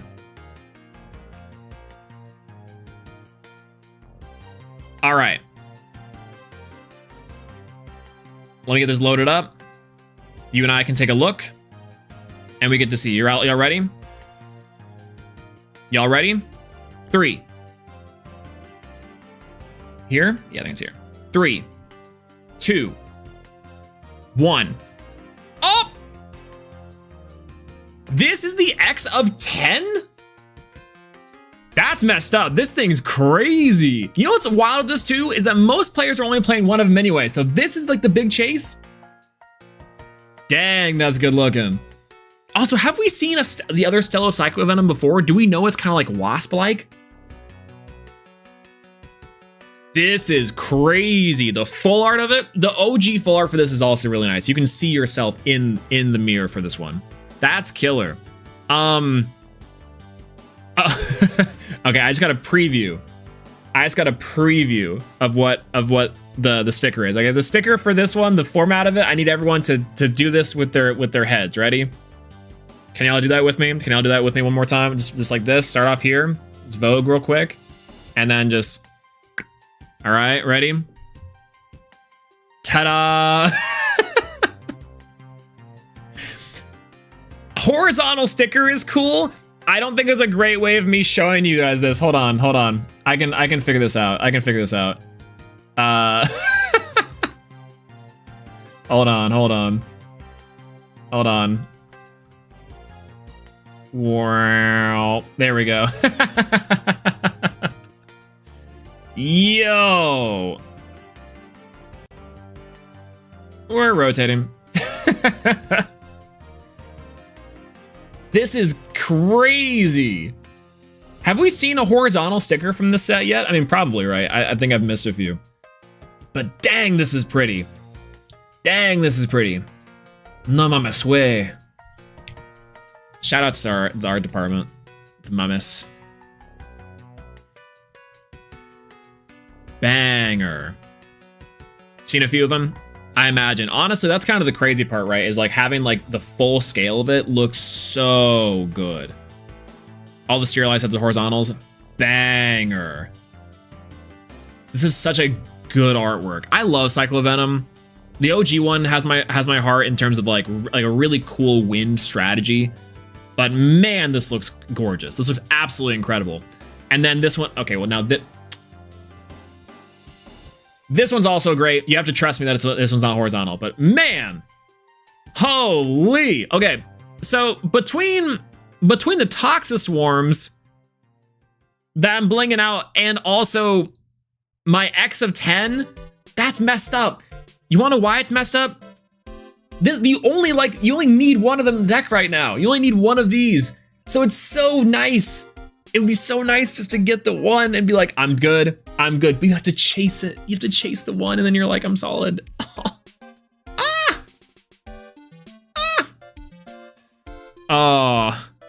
Oh man.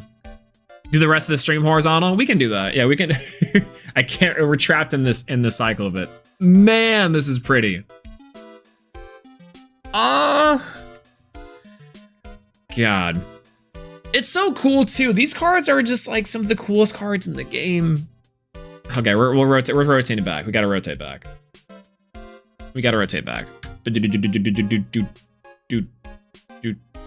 Ah, it's broken. Doop. Dang. X of 10 Cyclovenom. I'll give it an X out of 10. That's right. Yeah. What are we rating the Cyclovenom X of 10? What are we rating the Cyclovenom X of 10?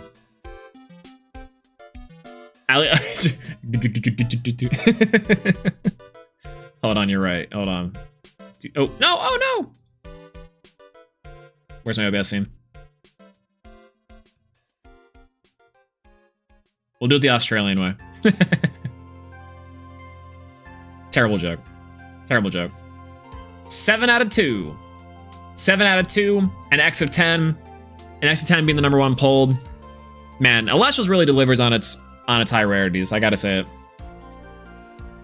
Whichever one you pull, that's what would be the rating of this one. 6, 7.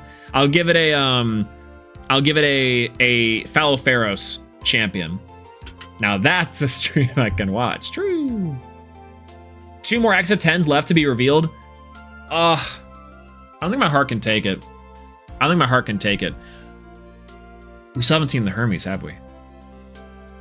You're telling me I gotta chase the Toxiswarm champ and the Cyclovenom champ and 3 copies of the Hermes X of 99 Stellar?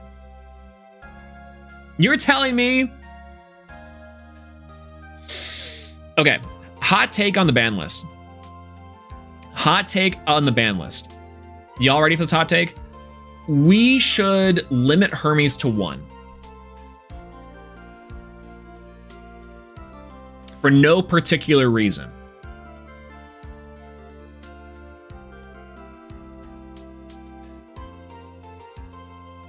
No particular reason. He hates me, chat. This is a nerf to MG1 specifically. Spine him to 5. Right, yeah, actually, we have 1 card that can play to 5, and then 1 copy of Hermes. That way, when we pull the 1 X of 9 on Hermes, we have our playset. Banger. Banger inclusion. Wow. Okay. X of the reverse stellar Toxiswarm is crazy. Love the artwork on this one. Big fan.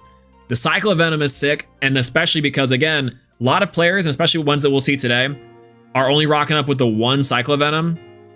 This is an excellent rarity upgrade for it. I love it so much.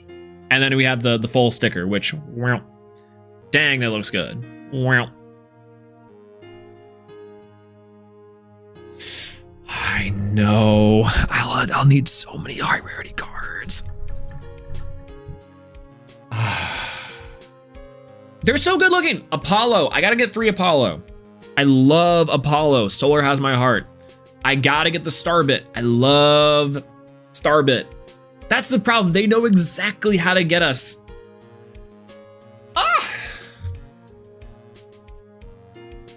Incredible. Incredible. God dang it. Just think, all I need to do is get 2 of the reverse stellars for Toxiswarm and 1 Cyclovenom, and I'm good to go. I already have the champ carry off Marvels. Gotta get 3 Aphrodite. Absolutely. And the fish. You need both, actually. Dang, this looks good. Dang, it looks so good. Easy rarity upgrade. Fastest rarity upgrade of my life. God dang it. God dang it. This is what happens whenever John Elestrals messages you at 3 a.m., everyone. Oh, look at that. Kryber. Speaking of Hermes. Rocking up with a very similar list, different side deck option, the emotional support. I think maybe the Antitan's the emotional support Antitan, by the way.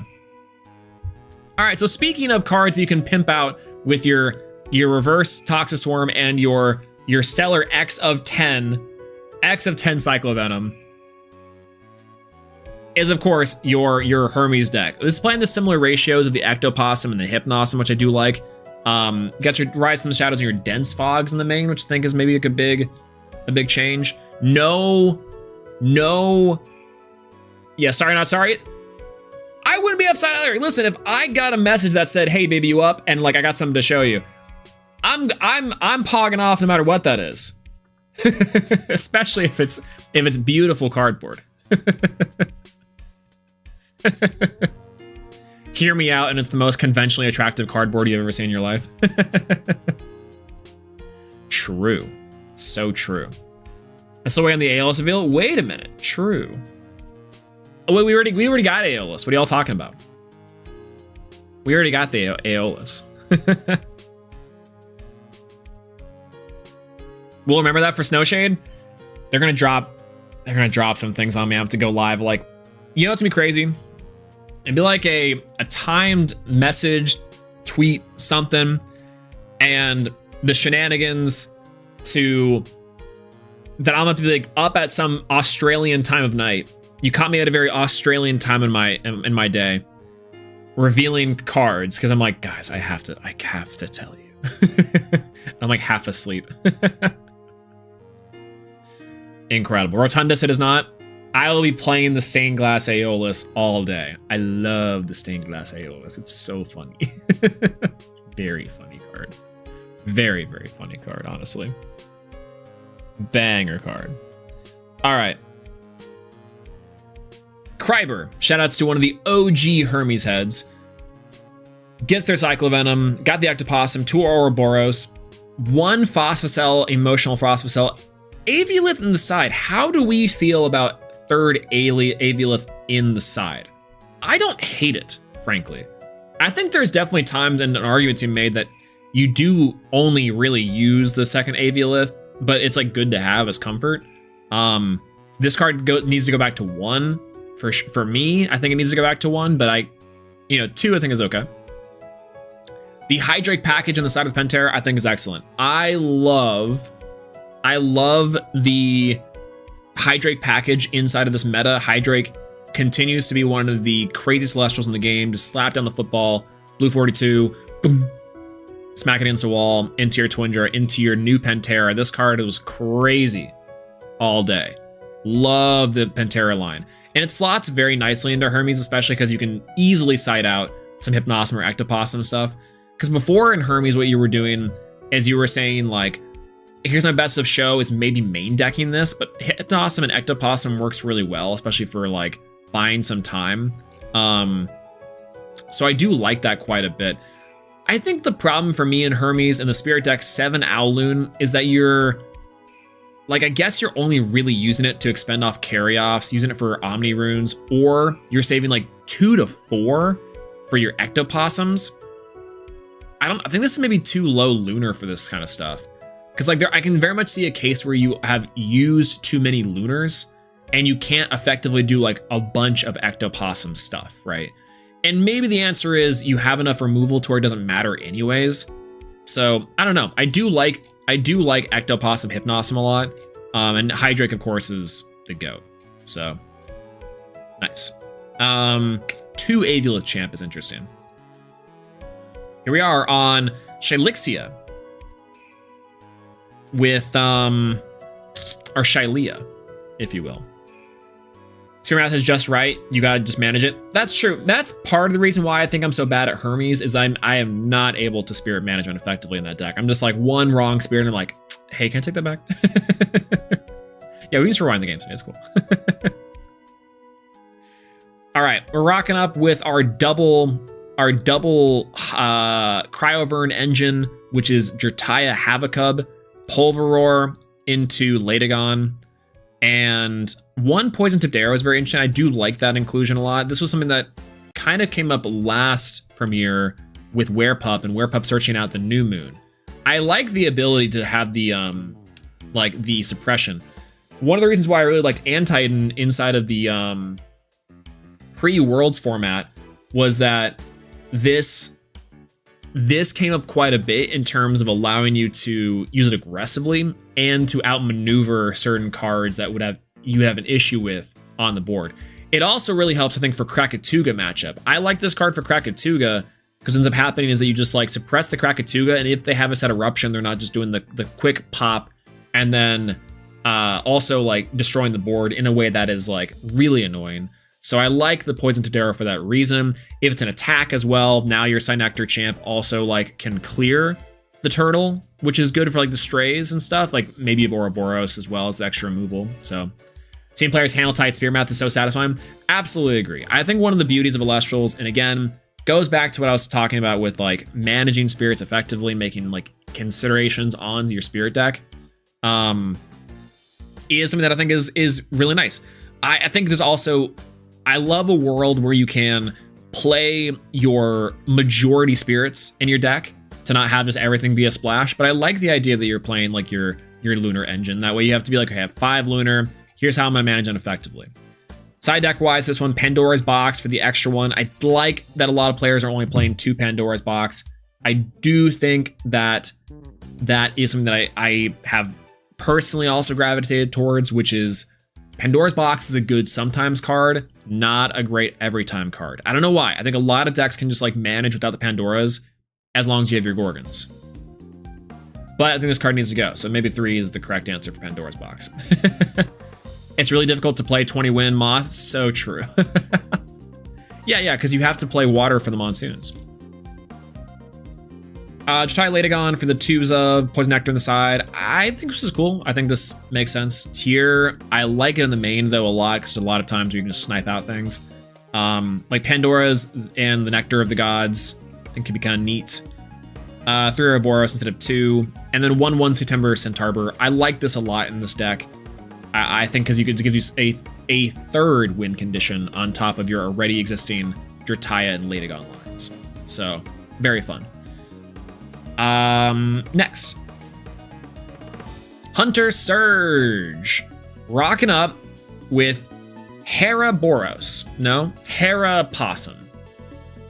The Hairy Possum. All right, Hairy Possum in the Chamber of Spirits. We've got the 3 Hypnosum, Astro Rabbit, which I think is pretty good. Both OG and regular. Rocking up with Signetric in this one's interesting. I like Signetric as a whole. I think this one was like previously to be seen as the best champion of Hera card. I think Riceridge probably goes down with that one for me. But this card I love. I would love to see more play. I mean, it's just nice. It's kind of hard to get into it, but we'll see. Yeah, there are a couple Thunder Divines in this deck. Very true. Very true. Cards I own. It kind of looks like a little bit. Rocking up with the 3 Zeus, 3 Hera. That's definitely some bow propaganda. I do agree though.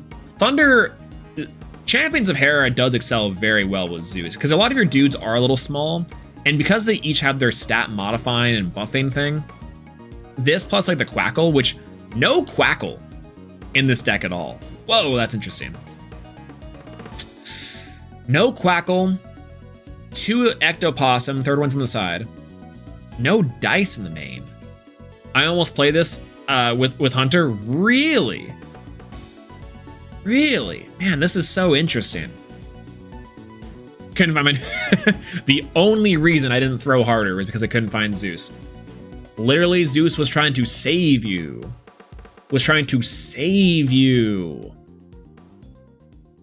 Yeah, Hera's, I think, more incidental for sure in the idea. Yeah, I loved... When I saw Bo on stream playing this, I think Stellar Kristoff was also playing this one with Zeus. Maybe not.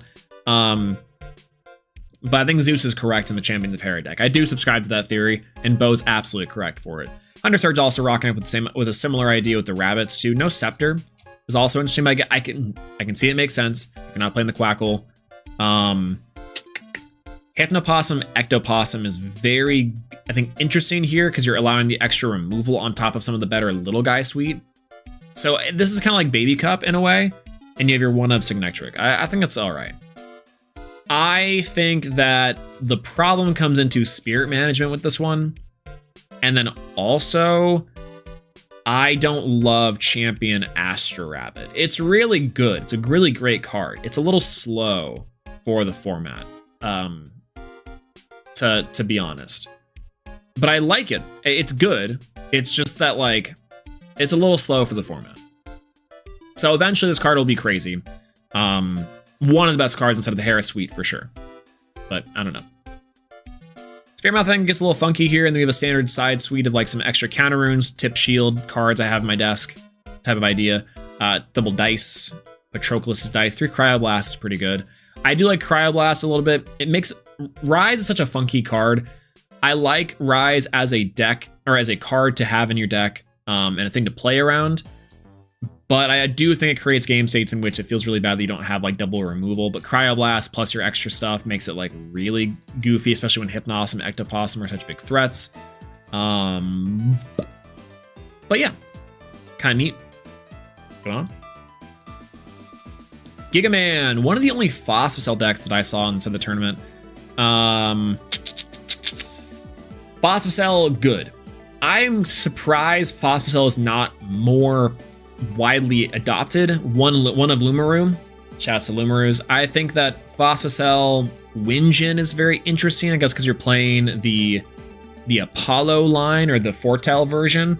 I think this deck could very much benefit from Exaltus getting you those Nova Cores, but I can understand why. 2 Lunar Phase New Moon is really interesting. Are you rocking it with anything else just for suppression? Maybe again, cards I have in my deck. 2 Ouroboros on the side. I think decks could splash this in there and be fine. Catabasis as well. Boombat makes sense because you're playing the Thunder, and then Calfmel. I don't love Calfmel this format, but I think in a world where you can hard ascend Anacells, that's pretty decent. But overall, I mean, maybe it's not that bad because like there's a lot of destruction happening, and it does place you in a better spirit position than you would be otherwise. Yeah, I do love one of Exaltus here. One of Exaltus, I think, replace the Lumaru with Exaltus. I think you're pretty solid. Because to me, when we're talking about the concept of the Dionysus deck and kind of the double Cryoverns of it all, like you have your one engine to soak up Gorgon's Gazes and Pandora's boxes. I think you have that in the form of the Nova Cores for sure.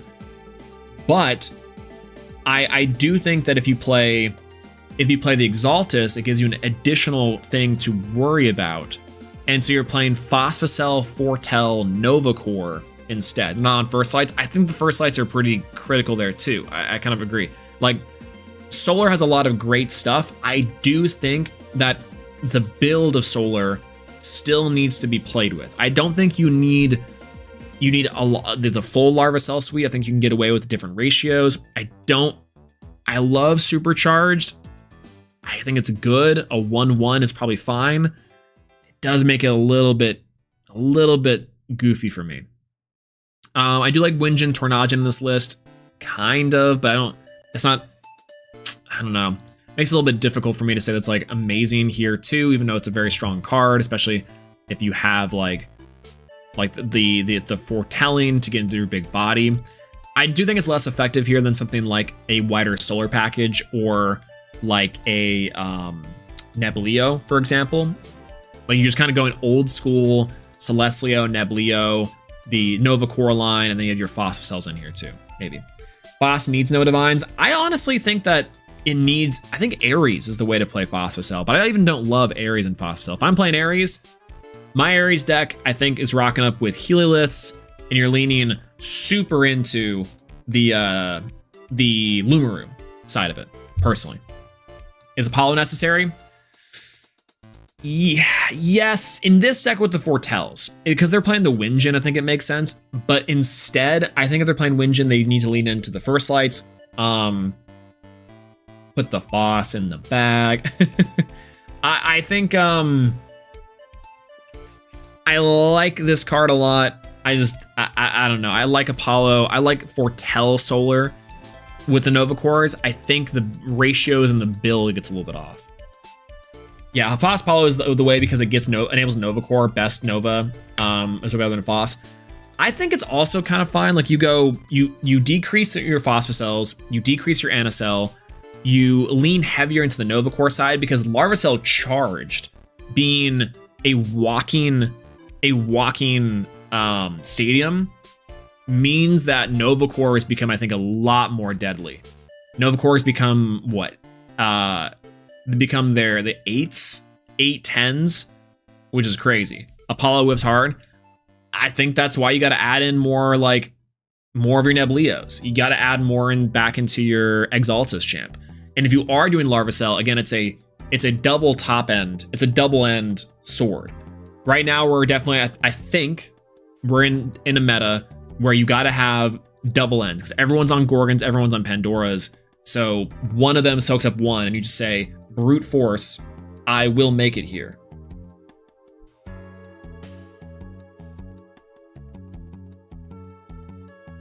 I play Foss with just consistency, guys. Hydrake, Search, Astrabbit, and play Nova Core stuff. No need for Apollo Ares. I can see very much that working too. I think that Fossicell as an engine is very strong. I only think that I like the extra Nexus banks for Larvacell as well. But, you know, I don't know. Lots to consider here. Side deck is interesting. Lunar Phase New Moon's kind of crazy, but there's that. I think Fossicell particularly needs a plan in case Fossicell gets answered or denied. I can agree with that.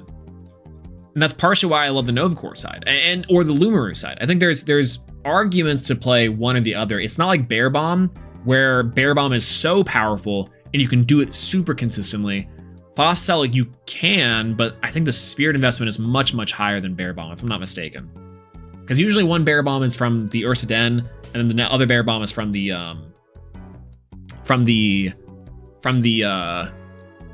other one, I think. I could be wrong there.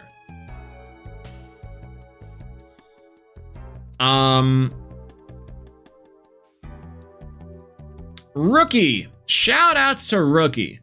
Rookie was rocking up with the Champ Poseidon list. Rookie goes to my locals as well. Shout outs to Lone Star Pack Breaks for it. Unfortunate feature match. Really unfortunate feature match. I think they were bricked up on their Glaubies and their Ivory champs and their Ivories. Not really able to get much going here. Like the one of Aphoros. Aphoros could be kind of cool in the deck. I know that Shirt was playing copies of Palquarius to get themselves into their ascensions faster, which is really cool.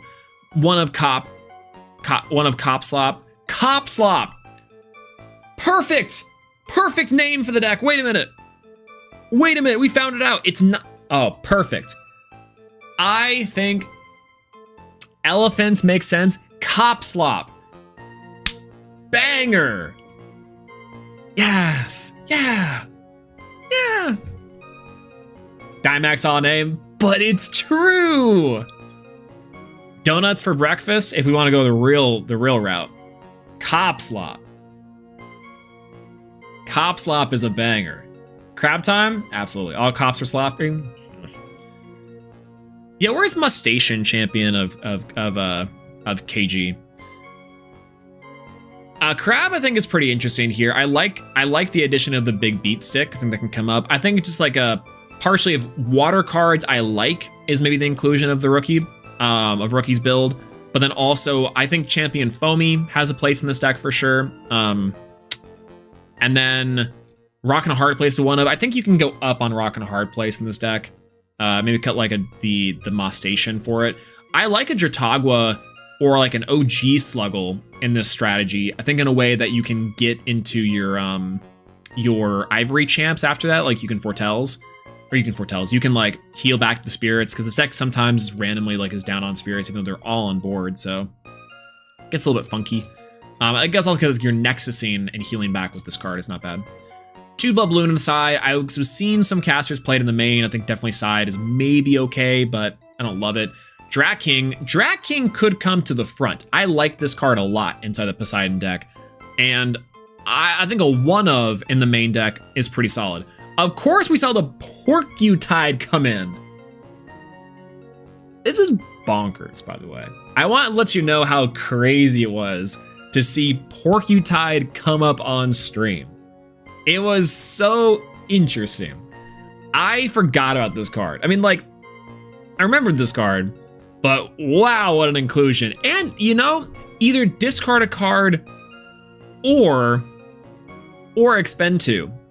Decent. I like that. I like that little inclusion. It's like a neat little way to put your opponent inside of like weird scenarios, especially if they're playing like Moth or something like that. Like, yeah, this card gets like outed, and then you're like, okay, burn 2 for game. Like, so you can get into like very weird scenarios here with that. King overperformed. This card's crazy. And like the fact that you can set it up so easily is really nice. The adding off it's also really good too. I think there's a world you can even snark for this card, like we were doing back in the day, old school Draken. This card, Drakeen, is very, very good. I think this could come in the main deck. Drakeen in the main deck. Kerbis on the side is interesting. Rock and Hard Place, that probably could be an extra Rock and Hard Place.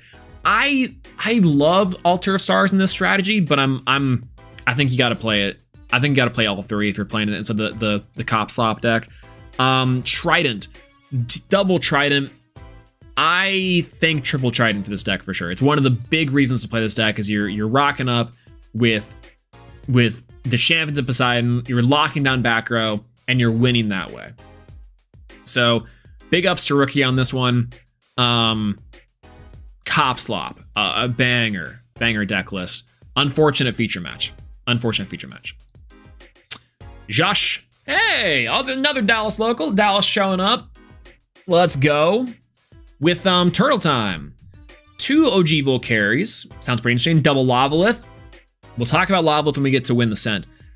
But Lavalith's was, I think, crazy all day. This card I really like inside the archetype, and I can see Josh doing this one there as well. It's Krakatuga, like the inclusion of the Lavalith. Anvil Hephaestus is also pretty solid too. You can't really go wrong with that. Reforge for 2. Big fan of the Reforge. I think Anvil could be 3rd copy of Tongs, and it makes this deck like infinitely scarier. And I see like two chains for the 3rd Volk, or the 3rd Lavalith. I think you cut a chains for the Lavalith, and this deck is just like writes itself. This deck looks like a crazy deck. And then 3 Pandora, 3 Gorgons, 1 Resting. Man, he built such a great deck. 1 hammer in the side. The hammer in the side. This card's crazy. Necklace, 2 Argo, the Shield, the Catabasis. This is a very well constructed deck. What place did Josh end up getting for top 32? 23rd? 23rd. Okay.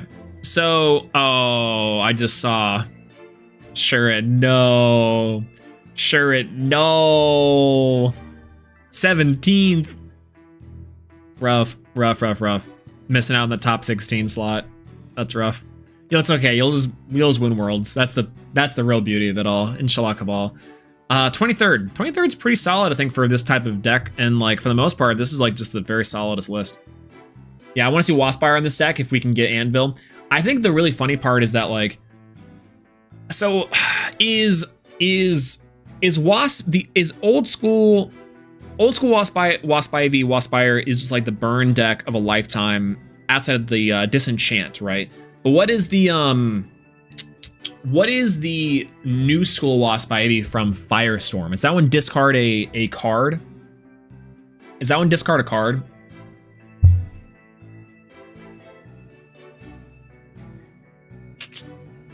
What does new school Wasp Ivy do? Because I want to say new school Wasp Ivy discarding like the tongs and stuff to burn for 3 and do some like really strange spirit shenanigans. It's double damage. Ah, I see. That's Wasp Ivy. Oh, Waspire. Did I say Wasp Ivy? Discard a fire card to burn for the enchantment's cost. Why aren't we doing Wasp Ivy stuff? Waspire stuff, excuse me.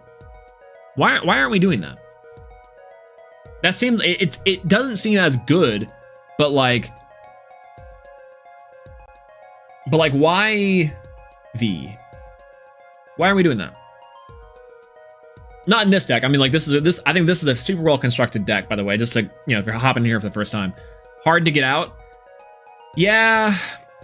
Is there not a way to turbo into with the Ignectors? No, we don't have an Ignector. Can you imagine the game state? Can you imagine the world? Actually, I take it all back. I take it all back. Can you imagine the Shady Penguin agenda that sits here and says, we have a new Champ Ignector, and the new Champ Ignector lets you turbo out into one of the craziest cards in the game, the Waspire.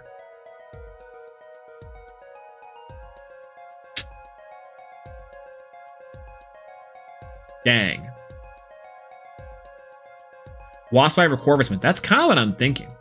See, okay, I was gonna say Scavicle. Nick said it. Okay, Dimax. This is a Dimax thing too. Dimax a while back was trying to put us on game and do like a Scavicle inclusion. Yeah, a Scavicle Exalt Flare, and you can do some stuff that way. And I think honestly, we are at the point with these decks that might even be viable. I like Waspivy and Waspire as like an anti-meta deck pick, right? You can even play Smokey and like give the draw cards too. I think there's a world where you build. Okay, oh my god, we're not doing this. Are we doing this? We're doing this. Are we doing this? Hold on. Quick in and out. In and out. In and out.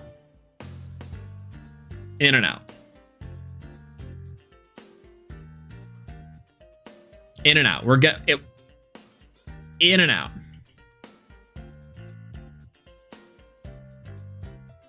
We can cut the dice.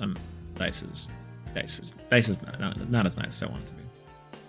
Quick adventure. R.I.P.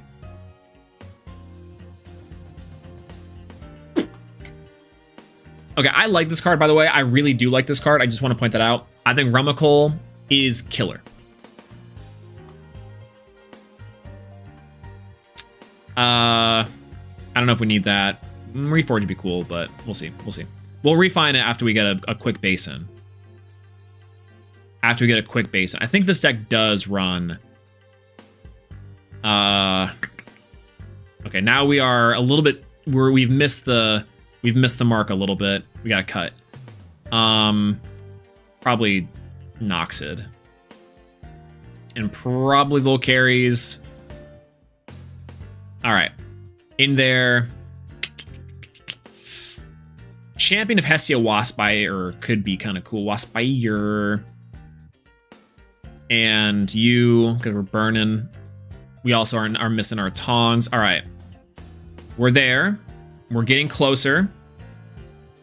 Moth any package? True.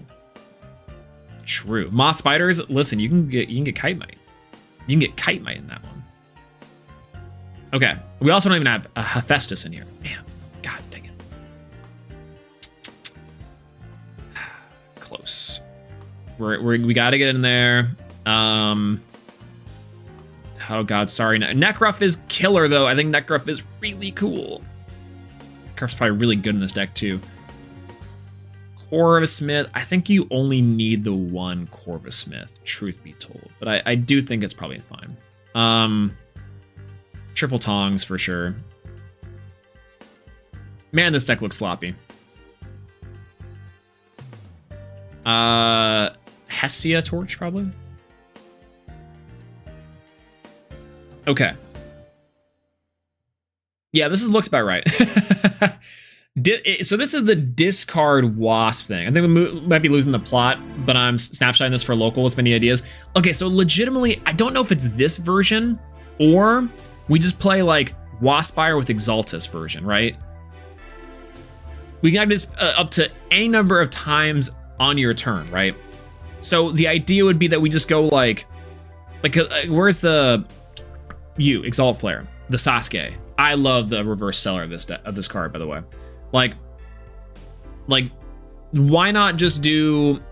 We have so many of the cards, and to go to Exalt Flare. Yeah, why are you as Waspivy not discarding Soul Fury, then adding it back with Fumarole? Oh wait. No, don't say that. Don't say that. Oh no. Oh no. I think, okay. Oh, don't say that. No, that makes my mind work. Oh, don't say that. Okay, I think... now I want to put Ash Rabbit up in here. I love deck building for this game so much. It's so cool. I think the reason why is because, to me, I'm sitting here, fire sauce in my titties, thinking to myself, what is the better low to the ground version of this deck? But that is such a good, but that like works so well. Oh, and you know what's sad too? We could play okay, that deck needs Scavicle because you can search the Fumarole and also search like a Brimscale and stuff. I think that would be cool. Yeah, Fumarole Soul Fury is insane because you have the infinite ammo for Waspire to burn and ascend. Right? That seems so sick. Oh man, that works. That works so hard. Oh my gosh. Okay. Okay. Cooking in the capacity in which my brain can't comprehend.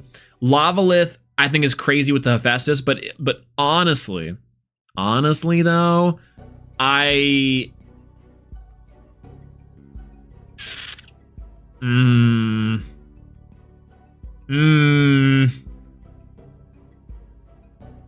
cut you. I'm so sorry. We gotta cut the Lavalith out. Can you search Brimscale with Scavicle? It's not Fire. Yeah, you can't search Brimscale. You can search the Sulfury though. You can search Sulfury Fumarole. So if you have the Waspire, if you need to set up for your Waspire player later, which is kind of what I'm thinking. How does this beat Mill? So true. So true. You're asking the right questions. So true. You're asking the absolute rightest questions. It can't search Sulfury? Why not?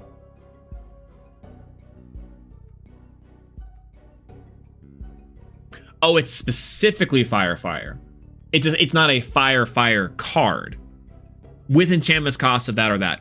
Does that not count? It's so the enchantment cost is for this one is Fire Thunder. It's not Fire all additional for Thunder. So it has to be the two. Okay, that makes sense. Interesting. I for a split moment I was thinking to myself, because this has the enchantment cost of Fire, it just additionally has the cost of Thunder. That makes sense. I think it'd say Fire any. So I think in terms of how I was thinking about it was that it was like Fire is part of the enchantment cost, and then the additional enchantment cost was the additional Fire, right? But I guess that makes sense because other cards specify one Spirit Earth, for example, not just Earth card or Earth enchantment cost, like that, and that makes sense. I think that works, right? You put the tax redundant since Fire is included in the card. Yeah, and I mean, this was written in the prehistoric era of effects and ruling still. Similar effect to Cryptaurus. Rybot mentioned. Yeah, who up Crypt walking. All right. Why not play Up in Flames too? Why aren't we also Up in Flaming here?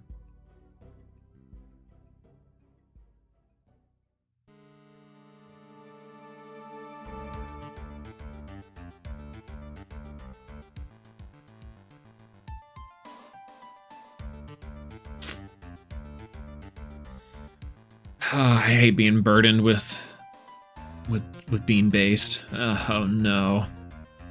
Oh no, it's happening. It's working. I need an additional card to cut for Noxid. Or no, for the Brimscale. I need 2 cards to cut for Brimscale. Yeah. Alright, we are losing the plot a little bit. I'm giving it to MG1, but Waspire discard does work. It does work and can hurt you. Man, I want to play... The Casual Tuesday is coming up in a couple days. I want to try 2 different decks. I want to try the burn, but the base, but cool burn, but this is the cool burn. Not cringe Tuga. And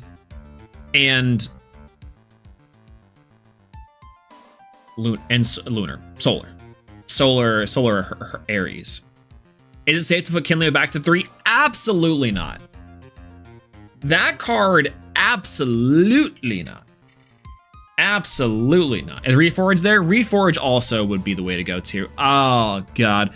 I guess we could do Sulfuri Fumarole, but we also could just do Reforge Tongs. Reforge Tongs. Yo, what's going on, Sam? Good to see you. Hello, hello. I like Kinleo. I like Kinleo too, but Kinleo can't come back for the better part of that. The fire is such a good part of the game. Yeah, swap in Comagma and dig further. Play anvils and use anvil to re-enchant Comagma in your cooking. Oh my gosh, this is so. This is one of those decks. This is one of those strategies that like I think could legitimately top a tournament and be super annoying if it's refined. I think legitimately this could be like a super cool refinement. Like, okay, I don't think Sulfuri is the way. I think you do lean more into the artifact of it all. I think you play triple tongs. I think we do play our Hephaestus. Yeah, 5 to 10 more cards on top of space. This probably does need it. I like Up in Flames. Maybe Up in Flames deals with Ectoplasm. But now we need like 5 minutes and brought back to reality because Phoenix Wright started cross-examining. That's what I'm saying. Hold it. It keeps your mind going. We're working at full capacity here. We're working at max capacity. Why do we need this when we can just play like a better card? Okay. Reforge would be good. Do we want Bellowbee for the Reforge? To search Reforge, or is that too? Or we rather just play Comagma? Maybe we'll see the ban list before casuals. It would be. They would just drop it on us nowadays. Like they might schedule the premiere for it, like on YouTube, but I don't doubt that they're just like, yeah, we'll just drop it whenever we get to it. You know. It does make it a lot harder because I want to make like a ban list prediction video, but I would have to put it out within the next couple days. We do know we're kind of getting one, but I don't know. 1 Ash, 2 Bellowbee, 2 Reforge. I kind of like that. Or which Ash Rabbit? Champ or OG? I feel like it'd be OG, right? What if we have analysts during casuals? That would be killer. We're sitting there and everyone's like, yo, did you hear the news? And we all start ripping our cards up in front of each other. Yeah, 2 Bellowbee. I think Bellowbee is cool. Because cast and add, which would add back to this. Wait, Ash Rabbit's way too slow, but to play 3, but 2 could work. I like this one. I also kind of like Ash Rabbit, but making Smokey a 5. Wait a minute.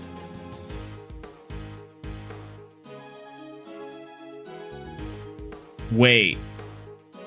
A 5 that draws you 2 cards?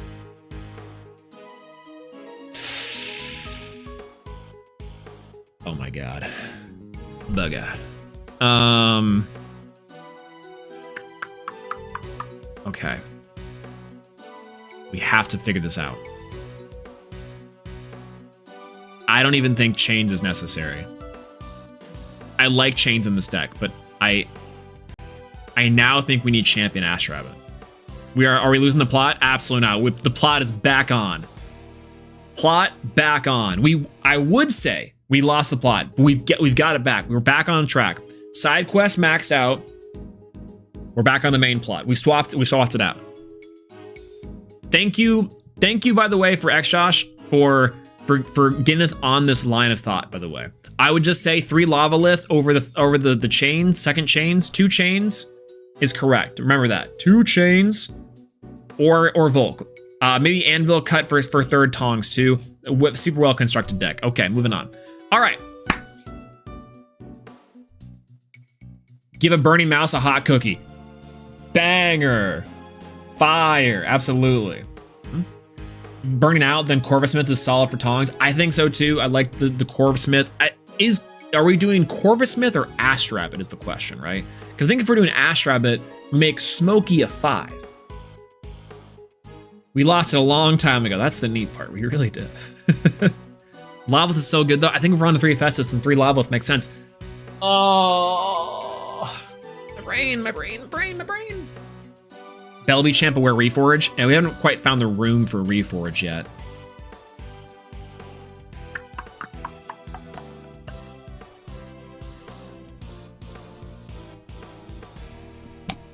6 divines. I think because I'm leaning on the fact that we go Smoky to add fire, to add stuff for Waspire, and Waspire we ascend over things, and we just start discarding everything.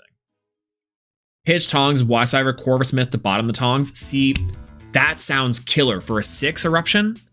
Eruption never left a 2.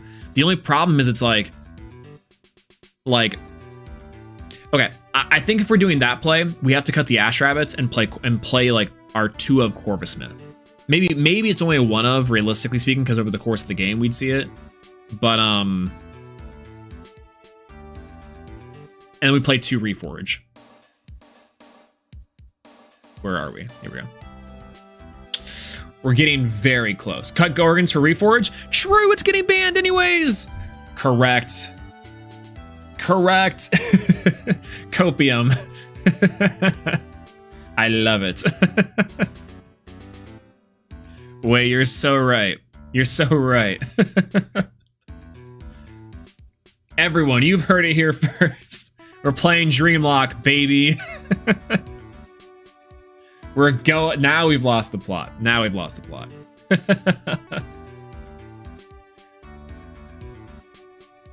All right.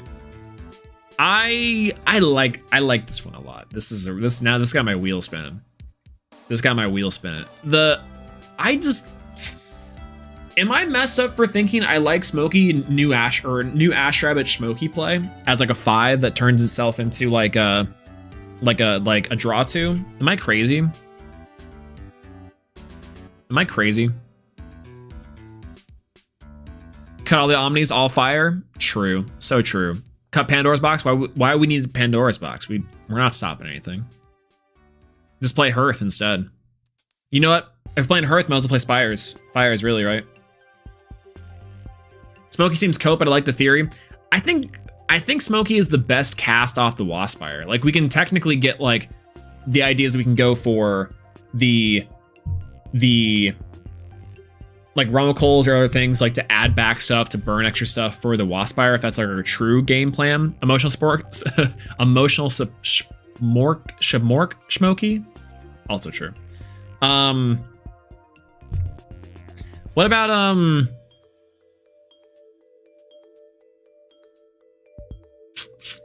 what am I thinking of? What am I thinking of that I'm missing? Small Tuga. Small Tuga's too slow. I think in Bears it makes sense. In this, I don't really love it. It gets you into your Kinleo and like your startup nonsense, but man. Oh god. You know what really sucks too is that this deck does slot in super well with playing Lavalith, because it's like instead of Smoky, you play the Lavalith because we're on the 3 Hephaestus. And then that makes our artifact Tongs engine like so much better. And I think that's where Rummacoal is in the spot of like Rummacoal is just to get the cards back to discard off the Waspire, realistically speaking, I think. And yeah. Add back the Tongs from the Underworld. There's not really that many artifacts in the engine either way. You can't win combat wins. And that's, yeah, right, because like the Lutrax I think could be good. Like playing fire little guys with the stat modification, the Waspire is like the icing on top. Like this is the icing on top. Yeah, it's a dumb idea. What do we need to do? I mean, but like kind of cooking though. So I don't know. I think this is a decent base. I can very much see testing out this deck and being like, this sucked, or it was pretty good. Hammer might also make its way in here for additional copies. Alternatively, we cut Bellowbee entirely, and we just play the 2 Forge and the 2 and we play 2 Lavalith. I think that's probably the way. There we go. I think that the 2 Bellowbee getting the Forge is nice, but we do have the Rummacoal instead to add back the Tongs. Like, definitely Reforge is better than the Rummacoal. So, in theory, Rummacoal could just cut down to 2 Bellowbee, 3 Forge at that point.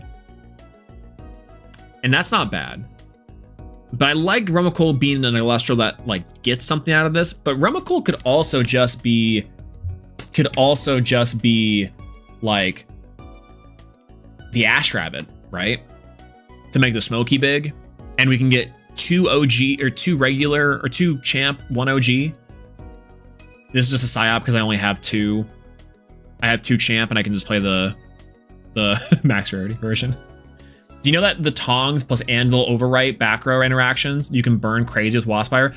Yeah, what does Anvil do again? And if Anvil sees, that's right, that's the whole thing. Is sent to the underworld. You can enchant spirit that was enchanting that artifact from your underworld to a card on your field. Oh, that's kind of cool. That's kind of cool.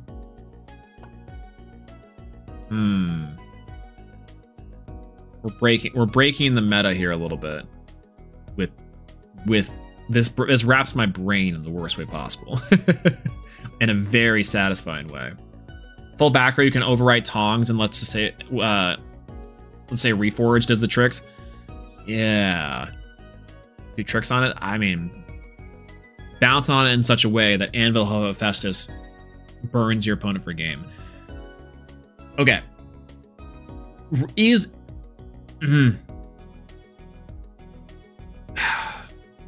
5 Smoky, 5 attack Smoky, 5 attack Smoky, or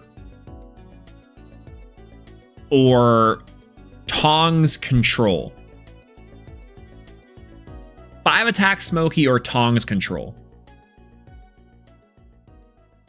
Because I think Rummikul is Tongs Control. Where it's like, this plus this makes it a 5, plus we get the spirit back from like one of the Ash Rabbits, making the Hestia cheaper. But I think that Rummikul allows us to get our Tongs back, which pairs better with some of our other Elestrals. If we get Champ Volcaries and the Rummikul out, that means that this is then even more free. Which I think is the point. Shocker, I guess we're getting into card design. But like, okay, this is a decent base.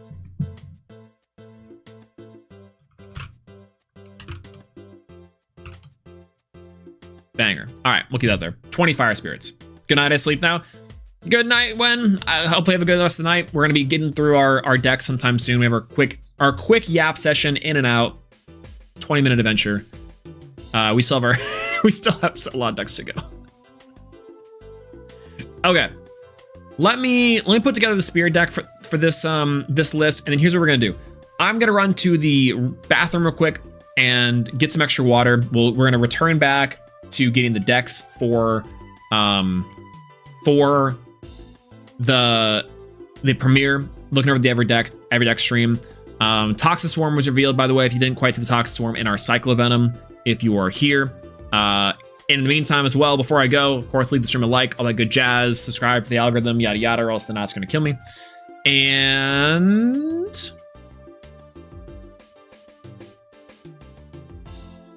keys. Okay, bye.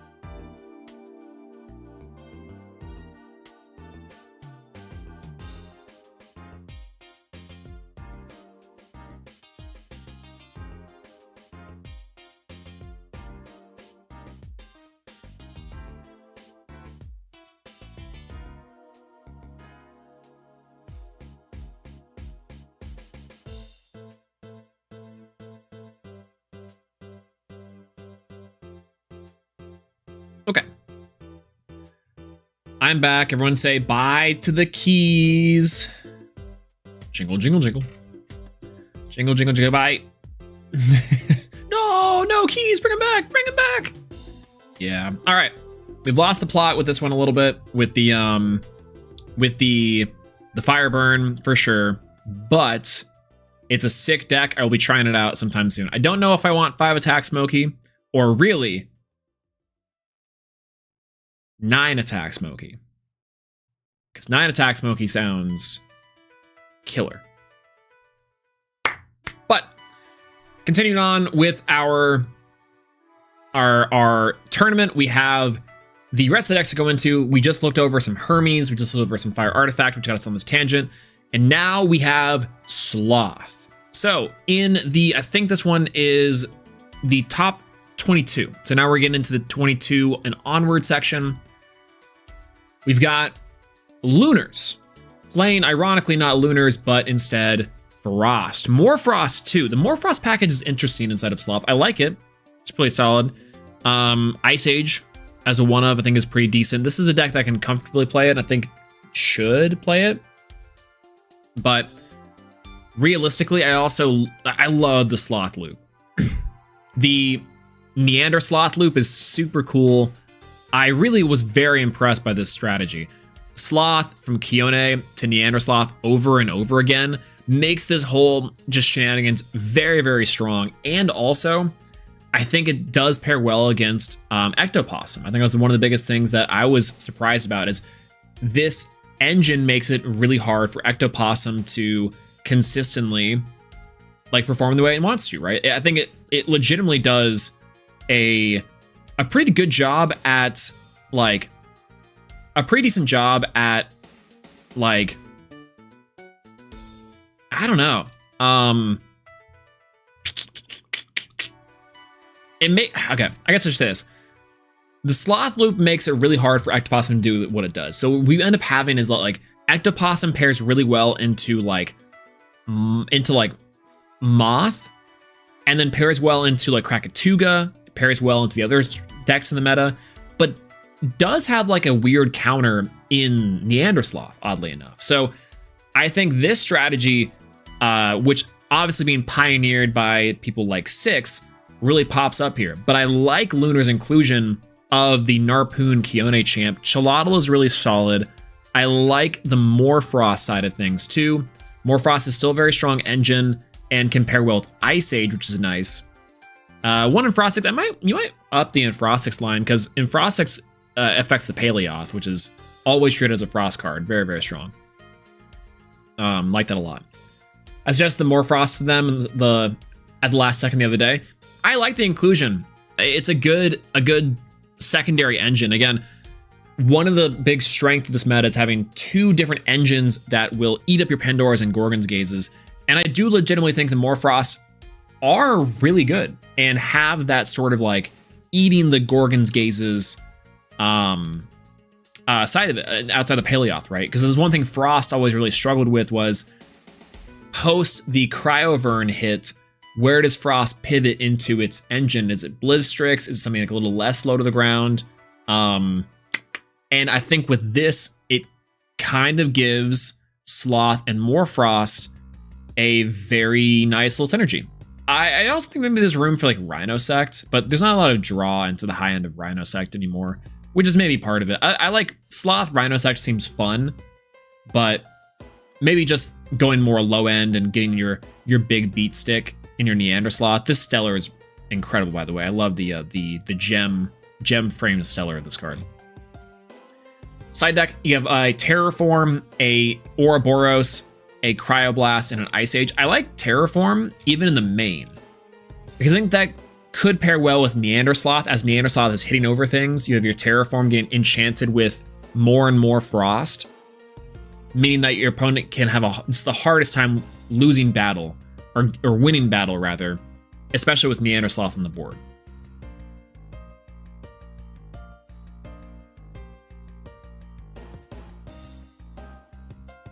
Excuse me.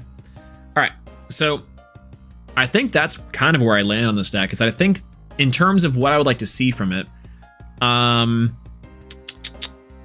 Maybe extra copies of Ice Age, though you'll probably see it off your Chilotl. I think 2 Chilotl is correct. Maybe 3rd Brumalinx even, just because you're kind of lacking on some starters. Maybe more in Frost 6 could be kind of good. And then side deck wise, I like the Terraform. I think it's a pretty decent innovation.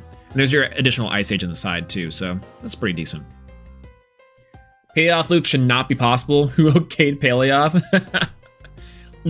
That part's really funny. Like, Paleoth always counting as a Frost is what makes that possible, right?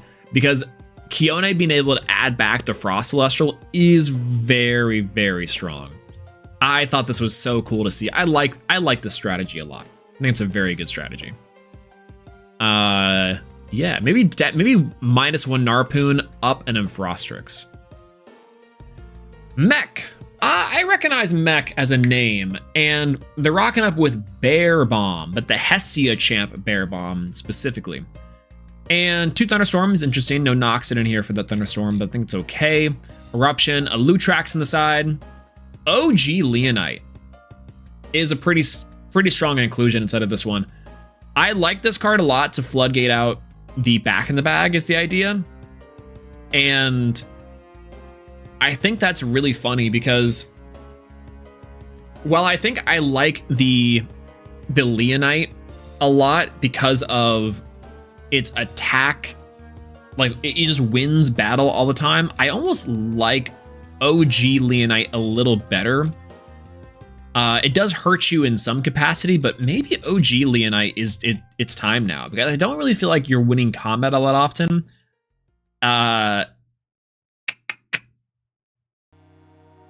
But again, Hypnosim makes this just so difficult. Maybe is the only question. I don't know. What do y'all think? I do think that the Champ Hestia deck and the Bear Bomb stuff does make a lot of sense though. Mech's been cooking at this for locals for a minute. I think the Double Bears have Artifact Engine. I do too. I like having, again, multiple Tongs. One thing we've been seeing from the last event to this event was that like double Tong, like additional copies of Tongs is really, really strong. And playing 1/1 is not always like the best thing to do. Tongs was definitely the way to go. Yo, what's going on, Mech? Good to see you. Hello. Yeah, what was the... do you think you should have mained the Leonite? I think this card is mainable, but it's hard to say because it's like Champ Hestia Leonite is so strong and provides so much, but especially to your other supporting fire players. But this one's pretty decent. I like it in here. This is the first time I've seen this inclusion inside of this engine. Like it's kind of more of a theory before, but I do like it. Divine Blessing in the side deck also is really nice. I think maining this is a little bit rough, but I don't know. Helped to get Moth, but Champ played around Tsunami, which is everywhere. That's completely understandable. How was Thunderstorm on the day? I feel like Thunderstorm could maybe be cut from here and instead play maybe the Chains in the main deck, because I feel like there's a lot of times where you want the Bear Bomb to go off. And I think that sounds pretty okay. Yeah, go wide with Hestia and all the little dudes. Right, I do like that a lot too. And the fact that the bridge here is this can search for the Champ of Hestia, which is the Leonite, maybe is the difference maker. Yeah, I had to cut it to make make sure mine was curled. Oh, that's rough. Oh yeah, the OG Leonite. Yeah, I think there's not a printing that's like as like convenient because of the curl for sure. Shoutouts to base set. Shoutouts to base set. Stadiums. This is the first deck we're seeing with stadiums inside the top 32, except for the Frost. I guess non-searchable stadium in the main deck. Like you can run Rummikul with this, but I feel like we're now at the point where Rummikul Search Forge is maybe not as good as we would want it to be, you know?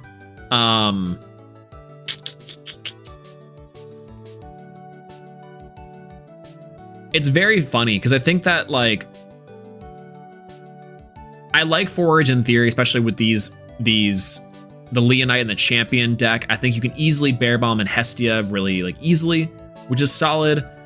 I like Thunderstorm. I don't love Thunderstorm. Fire doesn't necessarily need backer removal because it would then have every single tool in its arsenal. The 0 agenda would be fulfilled. But I think maybe Chains in the main deck is what I would do, and then Everything else looks pretty solid. I've been liking that people have been playing Champ Ash Rabbit a lot more too. This, I think, is going to be really killer, especially post-ban list when things get a little bit slowed down. But yeah. Is this supposed to be a Lavalith deck? I don't know if this deck can do Lavalith. You'd have to up the Hephaestus, I think. That's my only thing about this deck and Fire deck similarly, is that Hephaestus being at 1 makes it really tricky, I think. But I think there's an argument to play Lavalith plus Hephaestus nowadays. It kind of auto loses to P-Gust, but at the same time, Moth is not really doing anything. Not really doing much, you know? But I like it. Wally J rocking up with Starbit! Starbit top 32! Let's go! I love Starbit. And Lockagon. Okay, cool. I like... Bring back OG Lockagon to 2. This card can be at 2. Not even as a meme. When I was in Japan, I played this deck, and it's for one of the last live stream premieres. I think end of live stream premiere, or end of live stream meta with an additional Lockagon saves the format. Lockagon is real and is crazy. It's actually good, but doesn't feel overly strong. Like Fish plus the ability to do 2 Lockagon is perfect. You play 2 Champ, 2 OG, and you play Fish, and I think it works. Like no Aepharos, you ban Aepharos still, ban Aepharos, and you get the double locks. But Lock-a-Bit, that's a good one. Lock-a-Bit is good. Plus additional Chronodile. This might be throwing, but I can dig it. Okay, I think we're safe. I think Nick and Skyhawk both went to bed. Chat, where is the Spirit Piercing in this deck?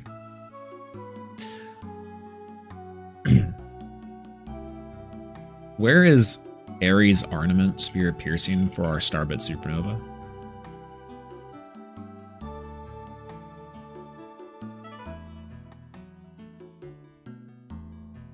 All right, so I think I like this deck quite a bit. We've got.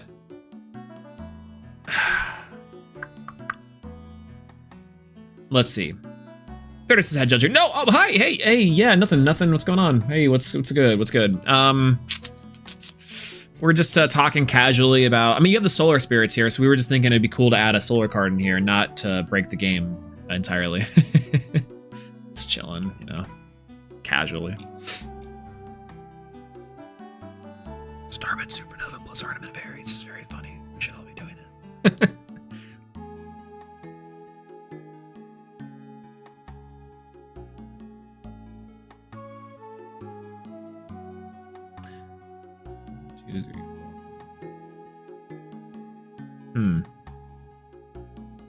New locals idea. Terrorize your locals with this amazing ruling inconsistency. Okay, I like this deck quite a bit. I like the Necklace of Aphrodite. I love the Lockagons in this list. I like Starbit so much. New Starbit is incredible. Big fan of the new Starbit. Special cast a Starbit from hand, and that being the Supernova as a 7 is really incredible. Again, I think Elestrals has a lot of really great battle-focused Elestrals, right? And Starbit is one of them. One of my favorite cards, and especially because the full art's super sick. I think we now have officially. Is there a full art OG Starbit? I could be wrong about this one. I know we've got new Starbit full art, and now Champion of Aphrodite full art. But Starbit Supernova, shoutouts to Oasis, is definitely one of the best, one of my favorite cards inside the game, period. No, just Stellar, I think. That's fine. I love me some Starbit Supernova. Just the full art Supernova and the active 10 for this one too, which could be really cool to check out. I think a full Starbit deck, an Aphrodite Starbit deck, it looks as close as possible to this. Right? I think I would cut the Chronodile. I would probably Earthquake's like in contention. I think I'd cut Chronodile. I think I'd maybe up additional Supernova as a way to like particularly capitalize on this. I don't dig. The one of Starbit OG makes sense here. I get it. I might even go on for third Foamy, and I would want to maybe even play second Lockagon champ. I think second Lockagon champ works, but I can understand why you're not here because it gets a little clunky. And you realistically, if OG Lockagon was not at 1, which I think it should be at 2, then I think at that point too, you're like, you only need to fire that combo off once. Yeah, OG Foamy with Necklace counts as cast in Supernova with Starbit's effect. Really? Really? Oh, that's right, it does because it becomes every single water name. Yeah, that's kind of cool. That's kind of cool, actually. Wait a minute. That's really interesting, actually.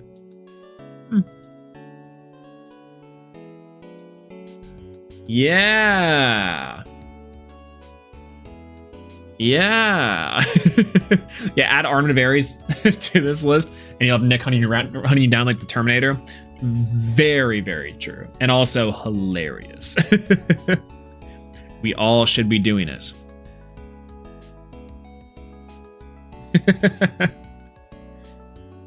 Yeah, isn't the scariest thing in the world, though? Yeah, but like, the thing is that when you cast out one of the you cast out the Starbit, and then it's like on your next turn you just have it, right? It would gain the effect is the idea. I think it is, right? Yeah, no OG Foamy out of 10. Add Anvil to this list while we're at it. Screw it. True. Wait a minute. Anvil plus that, right? Because oh god, because it affects for artifact runes, right?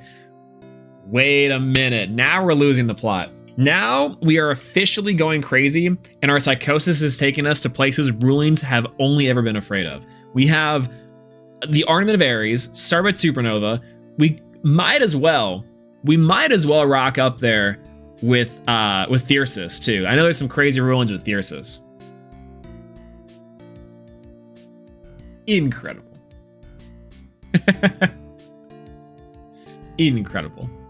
All right, so Wally J, shouts to Wally J on this one. I love Starbit. I like seeing the Curubus inclusion. I think if you're rocking up with this Curubus, you might as well rock up with the new school Eddie, also is pretty solid, I think. Old school Eddie into Curubus with Rockin' Hard Place is really nice. I do like Curubus in this list too. If you're not playing Lockagon, you could play Curubus in this list, and Curubus I think would work off very well from the Starbit shenanigans additionally. So I do like it. You can do Eddie into Curubus is so much fun. It hasn't come out yet, but I don't think so. But PK and I ran for his new dice series, and it's really great watch, by the way. Y'all should watch on PK's channel. But it was a lot of fun, and I'll say no spoilers on this one, but it does involve the new Eddie. It taught me I was proven wrong. I thought new Eddie wasn't as good as I thought it was.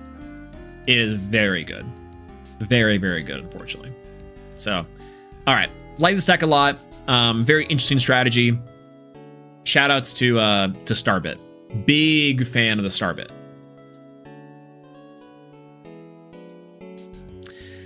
Okay, Kier.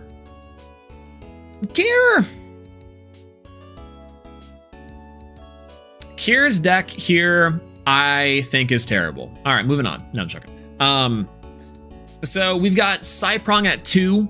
I can see why, especially when this is more on the lunar heavy side of things versus like the Dionysus side of things. But big fan of this one. I like the Havacub. Shoutouts to Havacub and Dionysus. And the triple Dionysus Madness for that to get the Hyper Enrages, which I think is good. Hypnosum, Ectopossum here, like one of the best engines at this side of the game. I like too, this has got not only the thing that we were looking at with the other Dionysus list, where that we had just Retaya Champ and the Hypnosum and the Havacub champs to get like your double Gorgons line, right? This concept of double Cryoverns effectively that bait out Gorgons and P-Box. Here we have triple, and if not arguably with Ouroboros quadruple, right? because we've got Psyprong, which I think easily is a Gorgon's target. Havocub, easily Gorgon's targetable. Hypnosum feels bad, but the Ectoplasm stuff is so like sketchy to let go. Werepup is really strong as well. Let me get this music back up. Boop. Banger.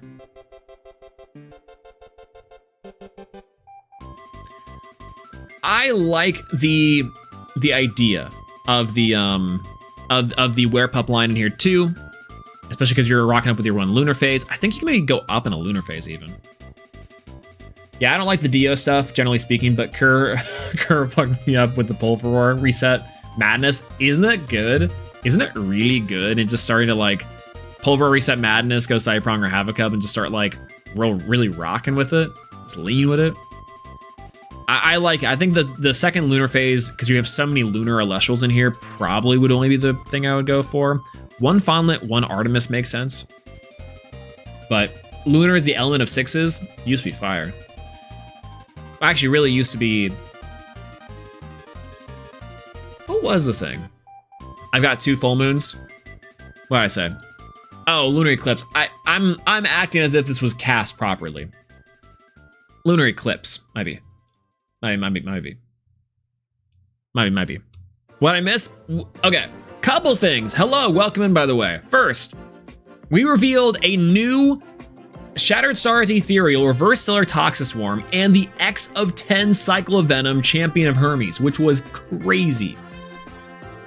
Elestrals came into my DMs like, hey, where you at? And then also right now we've been going over the top 32 list from the previous event tournaments. We also built out a burn list of fire burn that I want to try out on one of the casual locals at some point in time, but we'll see. So right now we're on Kier's list, rocking up with that Dio's Madness. How was one Dionysus? I think for me, if I'm rocking up with this list, it might be an additional Dionysus somewhere. Maybe one Temple of Moon, or maybe no Temple of Moon. I don't know. I feel so weird about Temple of the Moon with how many lunars are inside the meta, but I guess you just like side that out for like your tip or your cryoblast, something like that. You didn't feel I needed any more Dio, and you're on like less Earth in this list, so I can very much see that to be the case. Like it's been like kind of fine. Didn't miss anything in top 32 so far. A lot of fire stuff and this like expected things so far. I don't think we've had anything outside of like a sloth list that we've discussed, where sloth was being really strong, and we'll see other sloth lists here as we go on. This tournament in this meta I think was very like this tournament in this meta was very, I don't want to say a little more expected, but definitely now that we're in the later stages of the meta that people are trying out stuff. Yeah, we haven't really seen anything super surprising. We'll see, I think, more surprises as we get into top 16, because there's a few decks that converted that did surprise me there, and definitely shout outs to Hera as well, specifically. I think the same, there were like 25 decks on Jealousy, so yeah, a lot of fire, tons of fire. I want to experiment with that a little bit. This is how Sulfury can still win. True! What's going on, Jayun? Hello. I love me some Sulfury. All right, so shout out Secure on this one. I think so difficult to say like a second lunar phase here, but maybe it's a little expensive, but you have so many lunar cards in here, just like whoosh, slap it in there. Yo, Kabayo, hello. Hey, we're going over, by the way, if Sir Tractor Trenton is the Ectoplasm Oppenheimer, we've seen so many Havocub Dionysus champs out here inside this meta today. Shoutouts to the Houston crowd coming in strong for sure. Absolutely. I don't know. My sign team's impeccable. Legitimately, we talked about a few of them so far. It's actually kind of sick. I don't know. I'm about to rock. If I have to drive down to Houston to experience the true Havocub and Dionysus play, it might be time. It might be time. My deck box will have some slaps on it though. All right, Couch Potato. Couch Potato rocking up with bears. Hey, look, hey, just speaking of that, were there any bears in top 32? We had one previously before with Mech, and then this is our second bear. This is our second bear. We'll see. Gotta come to Houston. So legitimately, I gotta check off my list going to Atlanta and going to Houston and Chicago. I think all three are on my list of like Elestrals meccas to go to. Big fan. And also, I didn't go to Atlanta when the Cards Party, the Cards HQ Open happened. I missed a lot of great stuff. And I was really sad I wasn't able to go. Very unfortunate. This is the Hephaestus, not Bears. Yeah, this is more close. This is definitely closer to Hephaestia than Bears. So far, the other Hestia list was leaning heavier into the fire realm, where this one's definitely rocking up with the like Hephaestus Boltuga. Now, it's hard for me to say this is like not like wrong is the way. Thunderstorm on the side is also, I don't think, a little bit overkill. I think the Corvus Myth is cute, but I would have loved to see more. Again, 3 tongs. I think if your deck is rocking up with Hephaestus, you're 3 tonging it all day. Just tong on tong action. The French kiss, if you will. Okay. Terrible. I think I get 3 Ursmog in here. I don't love 3 Ursmog because this is only okay. I guess you can special cast a champion of Hestia from your deck. I guess you can get the Astro Rabbit out or the Torchin to search things, but like I feel like the payoff there is like get Torchin, get Hestia or Ash Rabbit and enchant. You like buy yourself a turn, but I don't know. Hef Sulfuri. I think Hephaestus Sulfuri is the way to play. Shout out to Brewlock, I'm pretty sure. But personally, my Sulfuri deck I was trying to rock with was the Hephaestus line with Volcaries. I think it is definitely the way to go. Like, absolutely. I think it's 100% it. Yeah, small Tuga here to search out your small fire players makes sense in your Kinleo, which is nice. Yeah, no Hestia Urskout. No, it's wrong. You got one right here. We have 1 copy of it. I think in this deck you might want to run 2 if the idea is to like special cast search, and if you're really leaning on the Hestia side of things. I think that's it. Yeah, I don't know. I was testing the other day and it feels so good, but it has an awful matchup into Lunar and Moth. It's a really funny statement for me to read because it's like, yeah, my deck is really good, except for it's the best decks in the game. The 2 most popular decks inside of the game. The deck that won the last premiere and had like a bunch of people playing it, and then the deck that everyone says is the best deck in the room. But as long as you miss those 2, you're fine. As long as you miss those 2, you're fine. That's really funny. Though, okay, that's also one of the reasons why I haven't really truly believed in Elephant all that much, is because Elephant had a really bad Moth matchup, and I was like, this deck is good. It just loses to Moth, and everyone's like, oh, okay, well, Moth. I'm like, yeah, I can't play this deck. Shocker, though, I guess I could have, and it would have been fun. Okay, I think the ratios are a little bit off here, and I like the idea of the 3 Ursmog, but I would cut 3 Ursmog for maybe additional copies of Hephaestus and Tongs, and have the Majorsa Bear Bomb stuff be on the side. Maybe. Like, I think you are trying to mix the Boltuga, Vesuvatuga stuff, which is interesting here, but you're not really leaning into anything one way or another. It's just more of like a fire, it has good cards, let me play it, and I have my Boltuga, Vesuvatuga stuff to do, and then Champ Hestias. Champ Hestias, I think, could be slimmed down or expanded upon, one or the other. Yeah, it's good into Lunar, but Moth, rough. Actually, it is great into Lunar, oddly enough. It has a good Lunar matchup, I think. I think it has a pretty decent Lunar matchup overall. Poseidon's Fury is one of the reasons why, I think, but I also could be very much wrong about that. I don't know, we'll see. Sure. Speaking of which, let's talk about elephants. Address me, Big difference between this one and Rookie's list, but also, by the way, 2 elephants in the top 32 is telling. I'm saying, I think Ivory Champ and the elephants is really, really solid. You obviously have easy win conditions in the form of the Champion of Poseidon. Maj is like one of the best cards into like possums. Yeah, it's so good. So many cards that do say, again, one of the reasons why I really like a lot of decks in this format that perform really well, and why I like this deck specifically, and why I like this deck in the format, I should say, is because you have double Gorgon's lines. You have Sluggle and Typhlin, 2 cards that say Gorgon's me or lose. Address the elephants in the room or lose. Now that in itself can be problematic. I think that's fair. And Trident itself, I think Trident is also problematic. Also, 2 Trident. This card is so good. I don't know. I want 3 cards. This card's the best card in the game. Rock and Hard Place in the main deck, I think absolutely correct. I think more removal alongside your Poseidon's Fury is just like killer. Pelquarius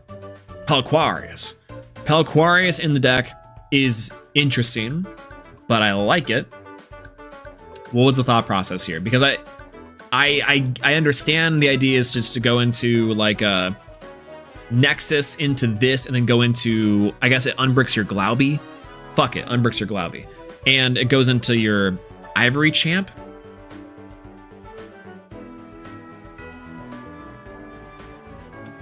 Trying to give me an aneurysm. Yeah, we'll slide in. Is there a Porky Tide as water burn? Get rid of it. True. Side deck. Oh. All right, we got Cop Slop rocking up strong with Capregal Champ to search the Trident Poseidon. Pelk plus this card I think goes crazy. Actually, wait a minute. I think this is such a good heads up one of in the deck. Like, if you do lean into the Cop lineup, playing Pelk does make that much more viable, I think. That's a good call. I think that's kind of neat, actually. Interesting. I think that's pretty solid. And target destroying Elestral? That's strong. How much did this come up? Draking Champ. I think Draking Champ is super solid in this deck.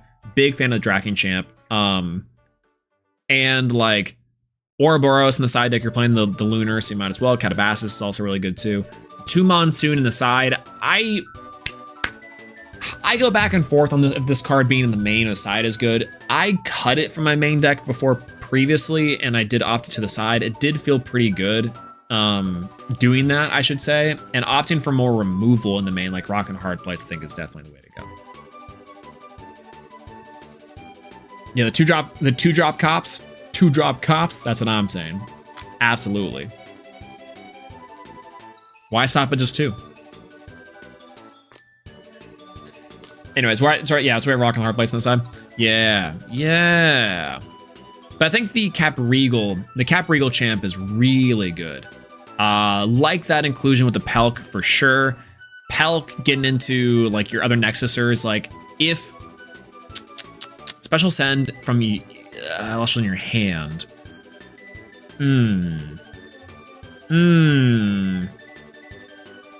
I like it. Because one of the things inside this deck that does make a very big impact is having like the exact cards to go into your elephants, for example. And sometimes if you don't see Ivory or you don't see Sluggle, then it can be very, or you don't see Typhline, don't see the Sluggle, it can be very hard to have like an additional guy. I think this is a very good inclusion into the strategy, honestly. So, yeah, I'm not built different like you guys. I don't see the cards on my side deck. Hey, same. Pelk Poseidon Maj is turn 1 Maj. Banger. Yeah, this card helps with the bricks, which, you know, yeah, there's no brick. This card helps clear out one of the biggest issues with the deck, which is drawing into your multiple 2s and 3 drops. I like this card a lot. Good inclusion here. And the Cop Regal is solid. Cop Draking too. I think putting that into the main for Pelk is like also pretty heads up. So Tadpuff at home? Yeah, kinda. Hey, there's a Tadpuff inside is it inside this art? No, it's inside the new art. I just looked in, it's like 0. I'm glad y'all don't have an eye tracker. All right. Congratulations to Shirt on the top 32, by the way. I think that was 17th. We're now moving on to our top 16. Top 16 inside of the tournaments for Elestrals, the premieres, get the Champion Imperial, the marble rare of that one, which looks absolutely gorgeous. Love that one a lot. And we're starting off strong with decent Shirt. Let's go. Rocking up with just plain old Locagon Curibus. Is this just Shirt's list? Wait, hold on. Rockin' Hard Play, triple Rockin' Hard Plays main, Eddie main, Locagon 1-1. Okay, you have some new inclusions in the side, but this is just fish. Fish. Fish. This is just fish. Fish. Am I crazy, or should water decks also be playing Veritaqua? I think Veritaqua is very solid. I don't know what Veritaqua is killing in this format. I think you could play in a foamy deck for reasons, but I don't know what it's killing nowadays. Because it only kills defense Elestrals, right? So I guess Tsunami, Veritaqua there, but it's taking on everything. True. That's so true. That's so true. Yeah, it's missing OG foamy, but you know what? Like, this is just fish. Fish. Also, new Eddie. Actually, this deck, I think that new Eddie definitely could come into this a little bit. Alter, it's missing some alter. I think alter would work out really well here. New Eddie, I think double Eddie could work. Maybe learn like a 2-1 ratio of the Eddie. But man, top 16 with effectively just Shirt's list from Worlds is very impressive in Sunstrike format, with full power Moth, full power Ectopossum, full power Phosphocell and Bears. You know, I'd be curious to know the matchups for this one. That would be a kind of a cool thing to see. I'm definitely stealing this idea from Limitless Pocket, but it'd be a cool thing to have, like, you could check out a little tab on the side that had like the names of their rounds, their win-loss record in the round, like 2-1, etc., and then like a little symbol of like a prominent card or the divine of their deck. If they're not playing a divine, then it would be like, or like an element, like the primary element of the strategy, and you could click on that deck or that person to see what they were playing. That could be cool. Okay, maybe that's a feature request inside of this, is that like on one of the side panels, or like check the record underneath or somewhere on the website, it would be like info on their rounds. That could be kind of cool to check. That would make the Everydeck stream like 1 billion hours long for Trish, but that'd be kind of cool. Yeah. Bring back Javlantis Cop. I think Javlantis is good. I like OG and the Cop at Javlantis, truthfully. Jav Cop is good. Low Key Cook, it's good. It's solid. Yeah, that stuff is mainly event staff stuff. That is true, but that could be cool for a post review as well. Yeah, and New Eddie's insane. So many decks are just like your opponent's stuff to defense and can't cast Curibus. Oh yeah, wait, you're right. So Veritaqua plus Eddie, the new Eddie, just actually clears. True. Okay. Side deck wise, you have your Drakion and Ouroboros. I do think it's pretty solid. Fish showing up in a big way. Aephros champ for the draws. I do like it. No Starbit though, so no, but that's pretty good. Congratulations, decent shirt. That was solid. Good top 16 inclusion. DD Trick. They were at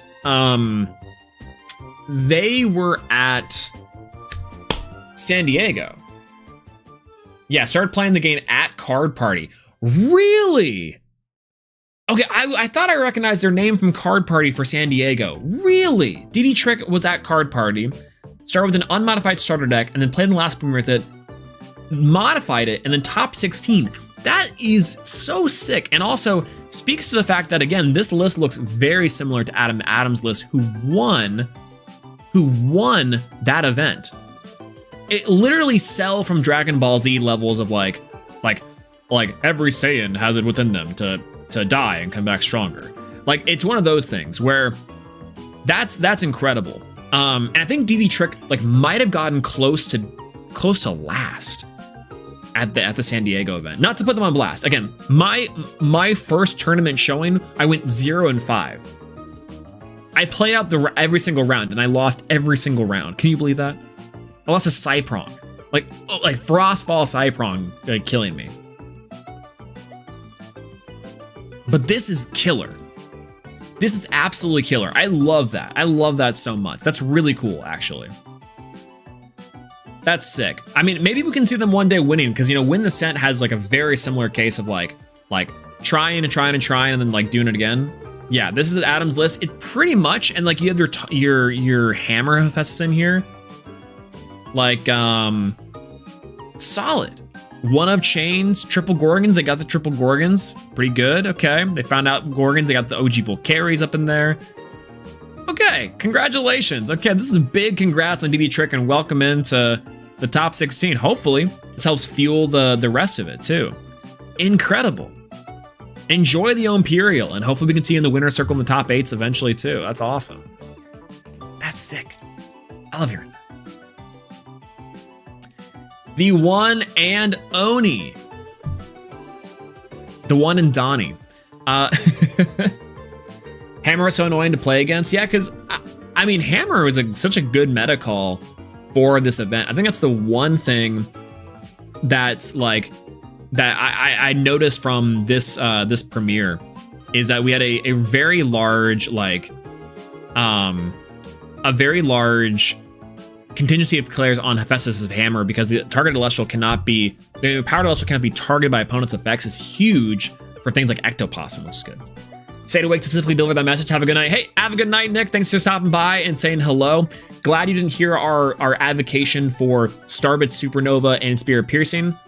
Incredible thing to hear, by the way, too. The DD Trick really went the distance after all that time. Absolutely. But yeah. Have a good night. Sleep well. Thoughts? 2 Ares Armory and 2 Guardian of the Fleece, maybe Helioth in Fart. I think that Guardian of the Fleece is honestly super sick, and I want players to be experimenting with it more, honestly. Yeah, imagine playing Hammer. True, Skids! You're back. Hello, my goat. Imagine being a Hammer guy. I am so... Everyone dropping Hammer is kind of silly, but I love it. Like, it's such a good way to get around like the Gorgons of it all for late game Gorgons, because no one's negating on chain effects. We also have like, apparently, we also have like Ectoplasm like shenanigans. I love that. I love that.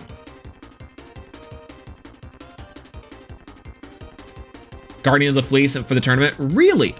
Didn't Jai... I don't see Jai's name in the top 16 here, but I know that Jai was in attendance and did play, I want to say like an artifact engine as well. I think Guardian of the Fleece is very good. I like it with Ruminous a lot. I like a Ruminous start, Ruminous attach like an ornament, and then go Guardian, and then search Guardian of Fleece, set Guardian of Fleece, and now you have your like protected Elestral, like an additional counter rune. Like, I really like that play instead of Ares a lot. Like, quick side tangent on this one. I think that Ares is such a cool strategy. I don't know what it is, but I think I would like want to play a Dragalis Ares deck. I think my platonic ideal of my Ares deck plays Dragalis and Cockray. Ruminous for Guardian feels is bad because they now know to pop the face down Ruminous for Breeze. Breeze is good. Wait a minute, Breeze kind of nice with it. But then at that point, I'm playing Lustragon. No, Postless will go crazy. Absolutely, Postless will go crazy. One and only, one of the, so far I know of, 2 Moth players who converted, and one and only being one of them is kind of crazy. I think they're rocking up with effectively, I think this is Spicy Sausage's list from Card Party. I don't think that that Spicy was on the one of Island of Eolia. I could be wrong there, but and 2 Tower of Winds is very interesting. 2 P-Gust, 2 Nemesail, I think I can be okay with. I love personally 3 P-Gust, 3 Nemesail. And I like it. I think you have to play 3 P-Gust though. It does get a little bit clunky and a little clogged up, but it can be okay. 2 Divine Blessing in the main, I think I can be okay with too, especially because there's so many times where like just removal's good. But I feel like against Ectoplasm, that's the only time that this is not necessarily come into play. Cryoblast in the side though, I do appreciate in the side because I think that does help combat some of those matchups, which is particularly hard for Moth to deal with. The one question, the Exalter in the main for the burn. Shout outs to PK, by the way, on this one. I think the one question that Moth and Moth players have had to answer, but I think is very difficult for them to answer, is what is Moth? What is Moth? Everyone's asking how to play Moth, but what is Moth, you know? Is Moth an all-in combo deck that's fast? That's free, that's wind centric. Can you play Moth low to the ground, right? Because one of the biggest benefits of Moth is just getting that turn 1 Stratamoth out. But then what are you doing with it? You know? Moth is the card that wins the game of a 6th round for 1 turn. Exactly. And so it's like, what can we do to Moth to make that better? And maybe the answer is nothing. That's just the greed they speak about in the Bible. And it's like, oh my God, like you want to win more? I don't know, because like I've been a big fan of just going like Stratamoth, Nemesail, Stratamoth, P-Gust, and like that's it. Like you're just going 1 Stratamoth, 1 P-Gust. You're saving the rest of your spirits, and then from there you go nuts. I also have not been liking Sirikun. I'm not gonna lie to you, I've not been liking Sirikun.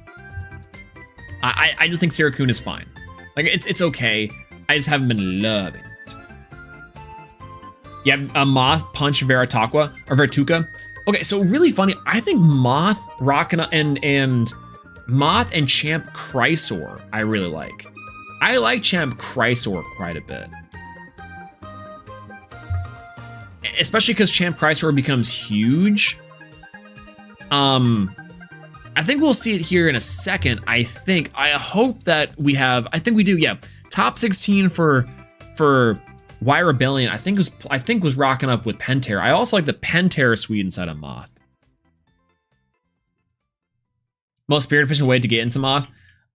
It is, but I also don't like it. I think it's just fine. Like it's an additional search off the Nimba, which I'm always drawing all my copies of anyways. But I think it's just okay. I think Exalter is decent too. I think the burn is also all right. What happened to Moth and Titan? Wasn't that still supposed to be unbeatable? Sorry, I don't mean to laugh at that. I'm laughing not at you, but the sentiment. And here's the reason why. I think Moth and Titan was the biggest cope. Like, it's really strong and very good. And in the Titan combos, yeah, Sirikun works that too. You play your one of thing. It's so funny to think about that you're going through a billion spirits in a format where there's so much removal and so many clear answers to it. I was rocking up with Moth and Titan to Card Party because I was saying to myself, well, if I get a chance, I wanted to play and test out that, but the real reason is because I didn't know what to put in that slot. I didn't want to do counter runes. What I wanted to do instead was play the Terrasail line. But everyone kept on telling me, no, don't play Terrasail main. I should have put Terrasail main for that event. I think I would have won. But it was like, and Titan Moth is cope in the fact that it just doesn't do what you want it to do. It's slow, it's slower than you think it is, and it's way too top end heavy. But instead, it also doesn't quite break the rule or rather, it doesn't quite follow the rule that a lot of other decks in this meta want to set, which is the double Gorgon's Bowl line rule. It does do the double Gorgon's Bowl line rule in the way that people will just Gorgons people will Gorgons the the Ardbud or the Antitan or whatever, or the Ardvarum. But you had so many spirits that they were investing versus just going for Moth combo straight up. It was way too all in, exactly. Like if your board gets broken, which it will, and or also you're on like 4 spirits or 8 spirits, and it's like, that's cool. Yeah, I'm not a Moth player in the slightest. Oh, no, it's not a knock against you or like not knowing. It's 100% I think on the fact that like I think I can appreciate and understand why people would want to play Titan Moth, because I think it makes sense. It's not a bad deck. It's a good deck, but it's good because of Moth and the wind side of things. But the small synergies that don't quite work with it in the form that back in the bag is not as effective in there. Like there's so many small things about the deck that just doesn't like that makes it worse. And it's so completely understandable. Definitely like a great question, because it leads into this thing that we do often, I think, in this game as a community, is we psyop ourselves constantly. And I love it. I really do love it. So I think it's an excellent question, frankly, is that like Moth and Titan was on Fraud Watch, but also because it was like a day one test build that we were running. And it was like untested, unplayed. Let's go. I'd never played a Moth card before San Diego. And so I'm like, yeah, and Titan Moth sounds pretty good. Definitely not the way to go. For sure. But there's like so many small things. Yeah, Moth was hella fraudulent. We were all wrong. It's too fragile when it spends 13 spirits turn 1 to get blown back by any of the 50 removal in this game. I think that's good metagaming though. Like, I think people were checking out Moth and being like, I gotta metagame against Moth. So the thing that ends up happening is that now we have a couple more Moths convert, which I do really like. The good Moth decks and the good Moth players have like able to come out. I do think that ultimately too, it's like, I still think the better Moth version is Moth Titan, or you're playing a little bit of a lower to the ground engine of Moth. I think you do just go for like something a little bit less strong. I have my ClashNet open. All right. Okay. So Super Insane has been going in on removal and burn, y'all. And I don't think he's wrong. I think Moth is fraudulent. I think it's harder than initially thought, but my runs I lost to gameplay mistakes. Moth is an insane deck. Yeah, because it is the best deck. 100%. Okay, hold on.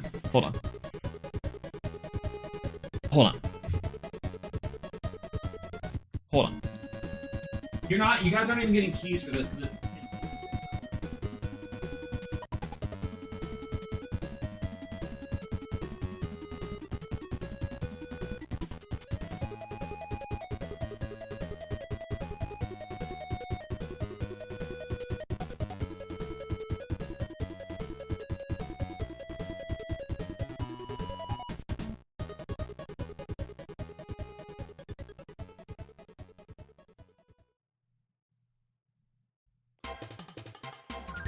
I don't have a jacket for this. Oh. All right. Okay.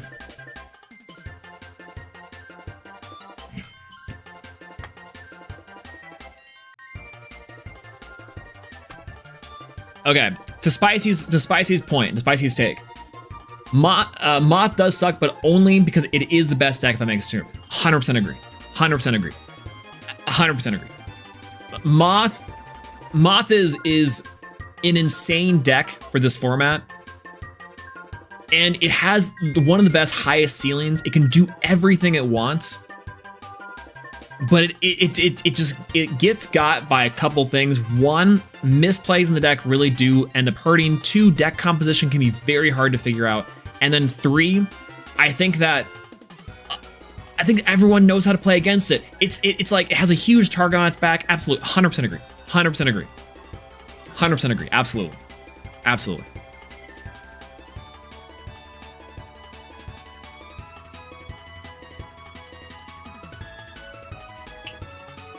Yeah, it's so easy to play Moth, to play too many cards as a Moth player. Yeah, I... God, you guys are so smart. 100% agree. I think that Moth as a whole is just like every other deck, but for some reason we think ourselves into thinking it can play on a different axis. Completely disagree. It's like you need to play.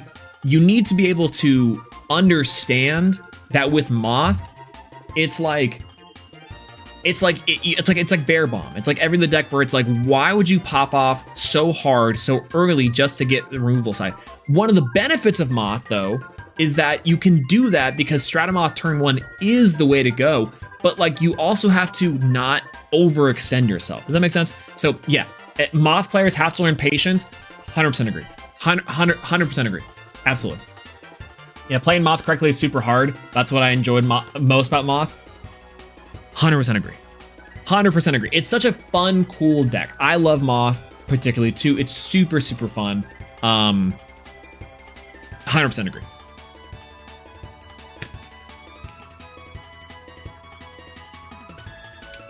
Yeah, oh my god, wire behind, stop. Oh my god. One Moth plus back row is so much better than double Moth. 100% agree. Absolutely. I think that...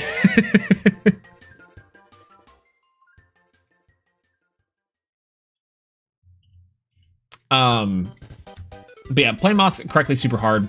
Yeah, playing against Moth, can you explain how to play against it? I think that the way to play against it ultimately depends on your deck. So that's the first off. A lot of decks are really well positioned to play against Moth, which is like your Hephaestus and your Ectoplasm have pretty decent matchups into it. And that's like your first way to play against Moth is to play the decks that have just frankly a good matchup into it. They're not necessarily counters, but they just have good ways of dealing with the Moth boards and Moth effectively. That's the first, but that's a given. So the second of it is that we also, I think, need to understand that Moth, because of its spirit heavy investment. If you're playing those mass removals too, you can sometimes let your opponent get themselves into positions which is just extremely disadvantageous for them, right? Oftentimes on those 8 or 7 spirits left and one single removal or a couple decent burn cards will get them out of the way. Tongs is also great ones too, right? There's several weird spots that Moth players will put themselves in which that they have their board easily broken. So oftentimes it's not how do you like play against Moth, it's more that you have to be able to analyze your situation and your outs to Moth while also making sure that you are keeping them off of resources, right?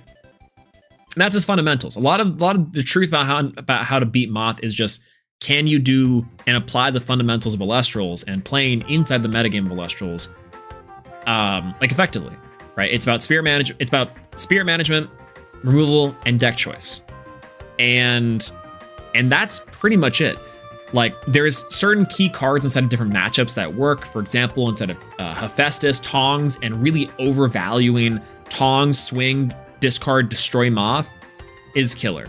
Using your eruption timing at the end of their turn to pick a card, either the Aeolus or like their Moth. Sometimes they're one drop that you're like, if that sticks around, I'm losing.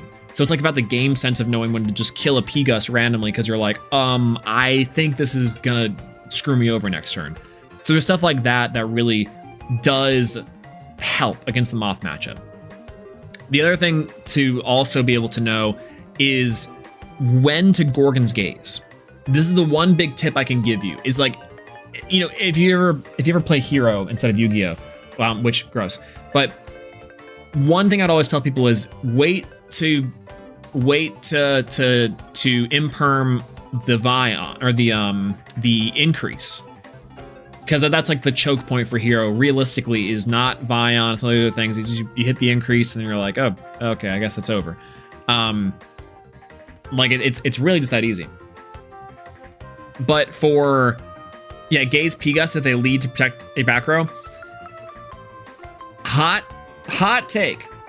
I think you don't do the P-Gust because of bag wins. Sometimes I think Gorgon's Gazing a P-Gust is only if you're protecting a key back row that you do not need destroyed. But I do think that you can put them on Better Have It, and sometimes that's like completely it.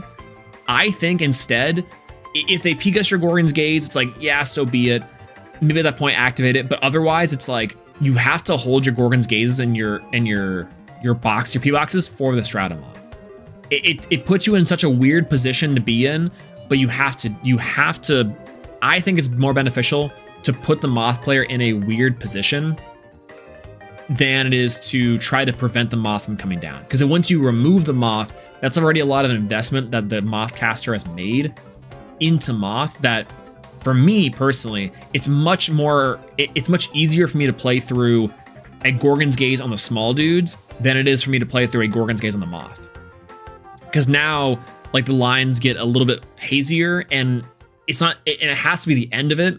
And I know for a fact the Moth's getting removed next turn. That's kind of for me, the problem that I run into is that, like, when Moth gets stopped versus the dudes, then, and maybe that's my own skill issue, but again, it's like the kind of the part of it that I think would really help, or kind of makes sense. So if that helps at all, it's not a great answer to the question of how do you beat Moth, but it's I think the best that I can come up with at the moment, given that I think Moth being at full power, there's not a whole lot you can do against Moth to like be like definitively I win. It's more that you have some plays that'll help against Moth. It kind of just depends on what their hand is and what your hand is, like, ultimately, though. Because sometimes they can just go P-Gust, pop a card, and they're like, you Gorgon's Gaze, and they go back wins, and you're like, got it. Okay, cool, you win. Sometimes they have P-Gust, and you don't have Gorgon's Gaze, and you have another thing, and they have double pop back row, and you're like, oh, okay, I lose now. So, like, that's kind of the weird part. For sure. Do you think that the team will still hit Moth with some capacity despite its poor performance in the past couple premieres? Yes.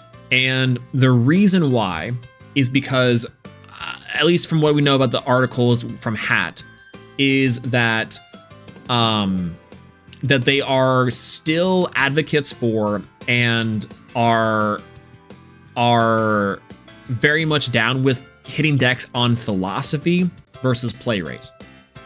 Player experience, just generally cleaning up like where like the slots of Elestrals. So I do think that is very possible, that despite the fact that Moth doesn't have the highest win rate, that they will address the deck. If they say to the contrary, if what they believe is that Moth will stay as is, you know what? I guess, you know, like, I guess we'll see. One thing I've learned from coming from Yu-Gi-Oh, oddly enough, is that, like,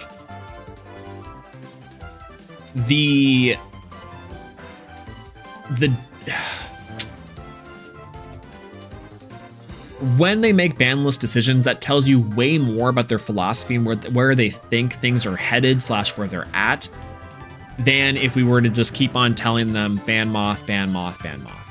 So if they end up not doing this and they think, sure, Moth isn't that big and strong, I don't know. I will say, I think with Moth not having its high representation in the conversion rates, the top cuts, the top 16s, top 32s, etc., that we were maybe expecting, they might hit Moth a little bit less, maybe. And the cards they hit in Moth, I think, will ultimately tell us where they think Moth stands way more than anything else. I think.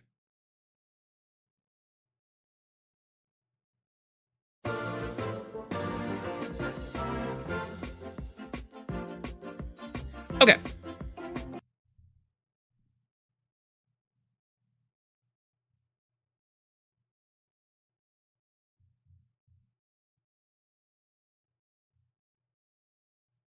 Yeah, the Moth lists are also very different this time around too. That is also very true. Yeah, this last premiere there's only 10 people on Moth versus 23 in the last one. I think the team is aware that the Moth is suffocating, even if it's not necessarily converting as much as anticipated. Absolutely.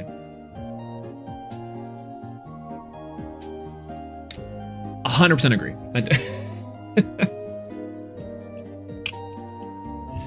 Okay. All right, moving on. So yeah, I think the one and Oni's list creates like a really interesting moth discussion. This is a very standard moth list. Not running 3 P-Gus is very interesting, but I can very much see why. Boop. Brewlock. Oh, Brewlock. Oh, Brewlock. Shoutouts to Cryoblast on the side.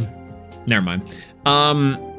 Smoltuga Krakatuga is very funny to me. We are now reaching into points of burnacity that I didn't think were possible.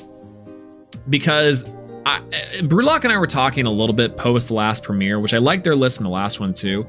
But Sulfury is, I think, very strong. And the way to play Sulfury, I think, is the exact wavelength that Brewlock is on, which is Hephaestus Volcaris, because Tongs is insane. It's bonkers, if you will. Tongs is tonkers. And this deck can play it really effectively. Now, the dice, I think you should just play Shield. It's in the side deck, but if you're main decking the dice, just play Shield anyways. Like, maybe it's not as effective because of P-Gus, but like, I don't know, who cares? Like, Altar Stars is not, I think Altar Stars is good. I don't know how good it is in this deck. Maybe because you have your additional Nexus Banks, it's perfectly fine. But the Shield in the main deck definitely could have came into play. I think into some of those key matchups, and especially people on Hera for sure. I don't know. Yeah, so when we get the Sword Lavalith that has a 10 plus attack, true. Wait a minute, true. I think that'd be killer. Wait, Armament Sword? The Sword of Vitality Lavalith? Kind of agree. Sulfury does what every other deck is doing, but feels way more fair. I also really like that. I like the loop of Noxid, Brimscale into Sulfury, because Noxid, Brimscale, Sulfury is such a nice little resource loop. It's not too broken. Like, you have your discard into your Brimscale into your Sulfury. Co-Magma, discard Brimscale, send Sulfury, set up for next turn. It's kind of like, man, I keep on having these side tangents, but I think that Sulfury is my platonic ideal of a well-balanced Elestrals deck. That being said, I like the way that other decks play within the design space of Elestrals, aka Moth or even like Ectoplasm, some of these like little higher end decks. But I do think that Sulfury is, in terms of 3-drop Elestral decks, exactly what I want to see. Super conditional Ascensions for your big 3-drops. And if you are turboing out to things, you turbo out into your 2-drop Cryovern gameplay, and you have 1 turn to address that into the big 3-drop later. I think that's perfectly fine in terms of the speed of Elestrals. Turboing out into the 3-drop is a little bit rougher, but I do think that the 1 turn, Fog of War, staring down your opponent into saying, address me, elephant style gameplay. There we go. Elephant style gameplay to then go into your big 3-drop on the next turn. I really do like that in terms of in terms of the deck loop, right? Like Brimscale and Sulfury, I think, are perfectly healthy cards that do really cool things. They look really sick. They feel really good to do. And it feels like you're doing a little bit extra in terms of like 5s or more resource heavy, slower gameplay for Elestrals, but not that you're like going crazy mode with it and just like casting out 3-drops for free. I really do like that a lot. And Sulfury reminds me very much of like Navi into Doppelgator into Fulgorix type of stuff, where the 3-drop is not necessarily super easy to get into and does require a little bit of setup, but you can still do it.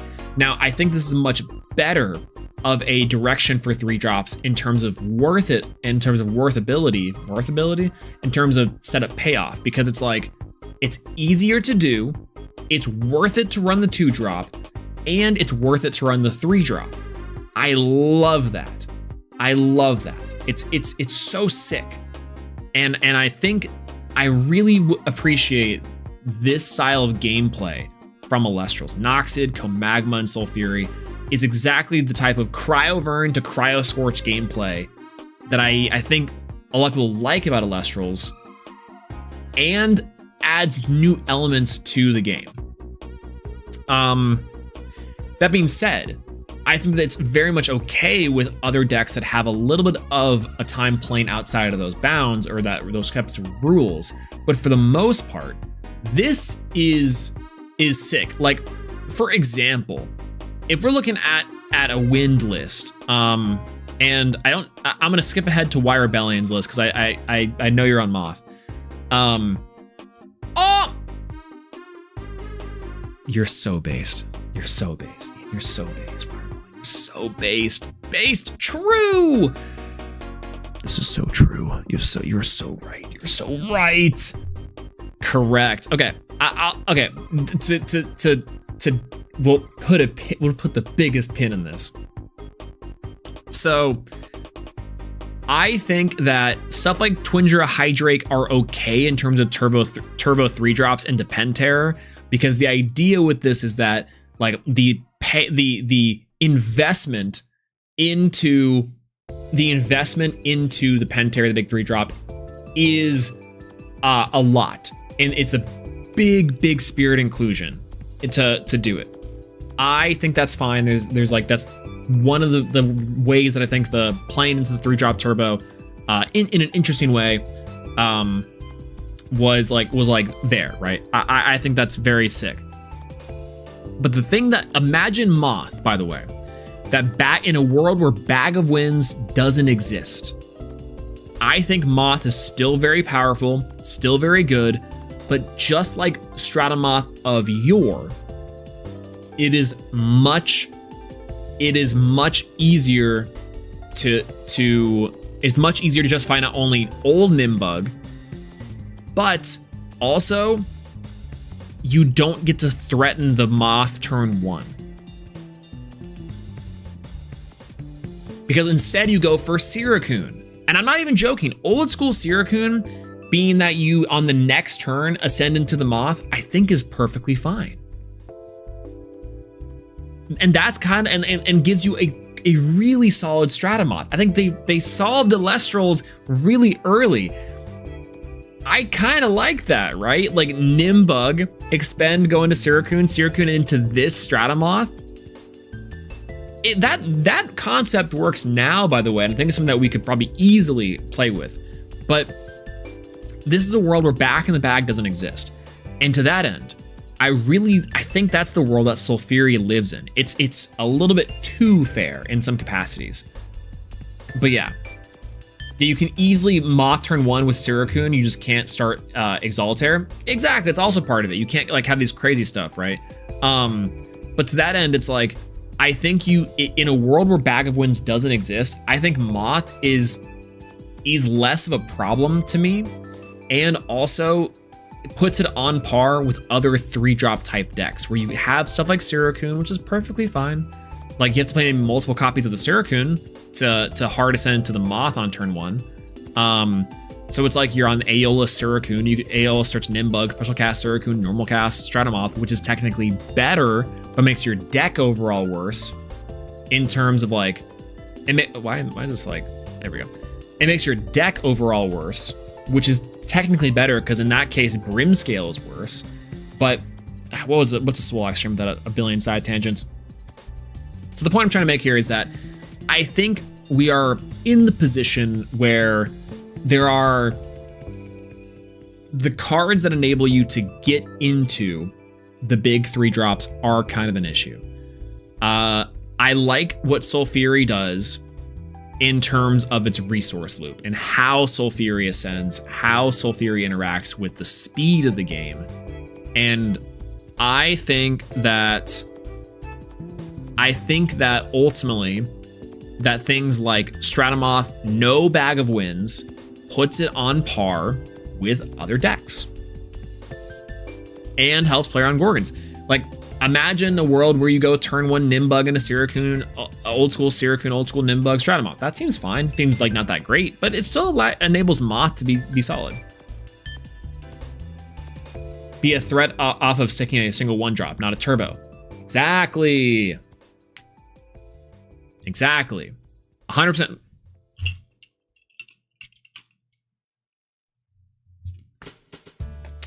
100% agree.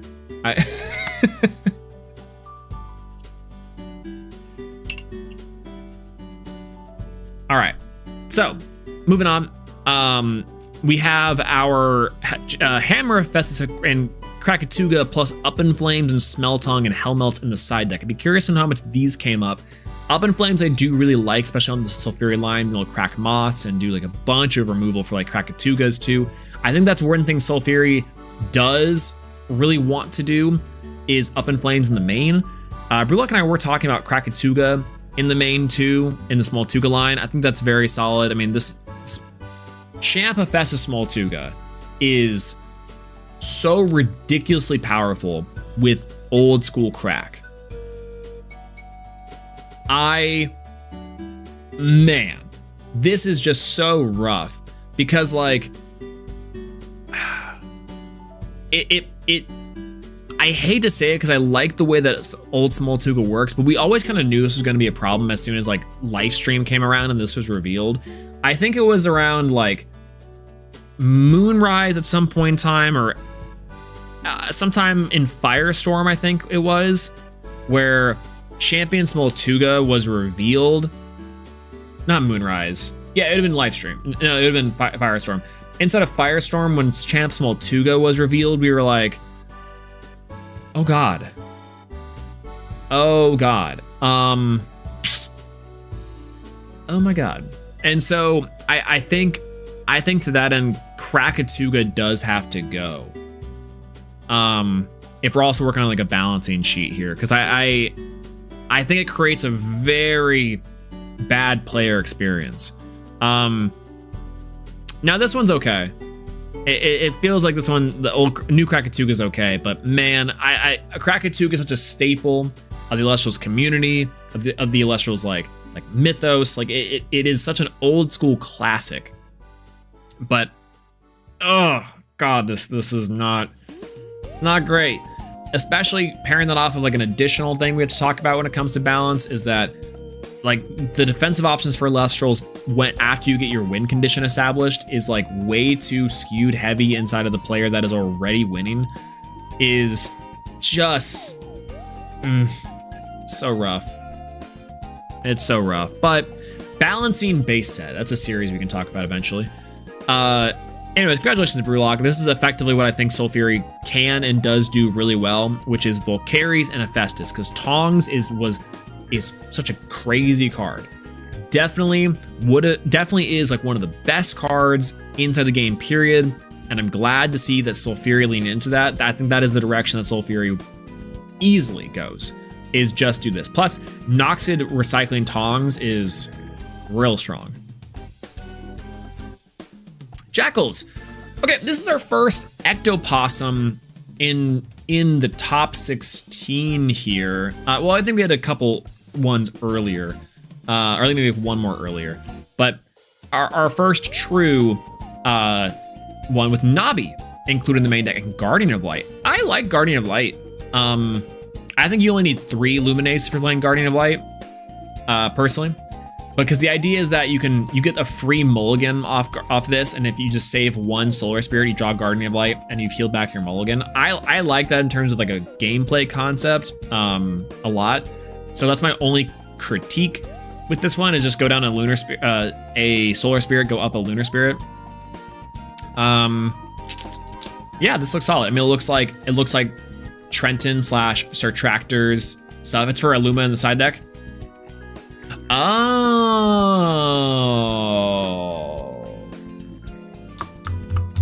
I see. Interesting. Ooh, it's a Lumavale side deck. Do I like that? What do we feel at the Lumavale? Because I think I think this is the shell to play it, is Ectoplasm for sure. Lunar Mirror. You know, Lunar Mirror actually does make a lot of sense, yeah. Yeah, that's not bad at all.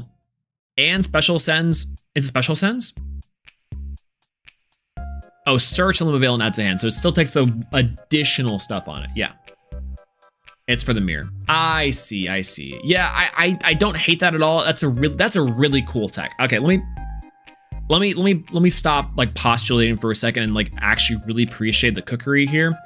Like the idea that you play the Lumavale and Twi'leks line for the mirror match to help negate and return and heal back off of an already really obnoxious like matchup, meaning that you can negate ectopossums.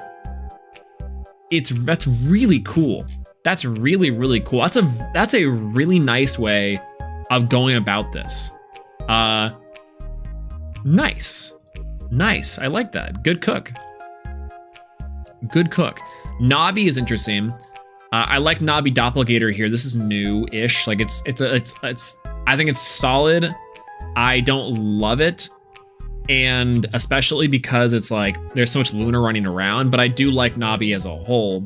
Decent into Moth. Sometimes it can catch like a stray moth, and maybe if Temple of the Moon or something like that, it can work out.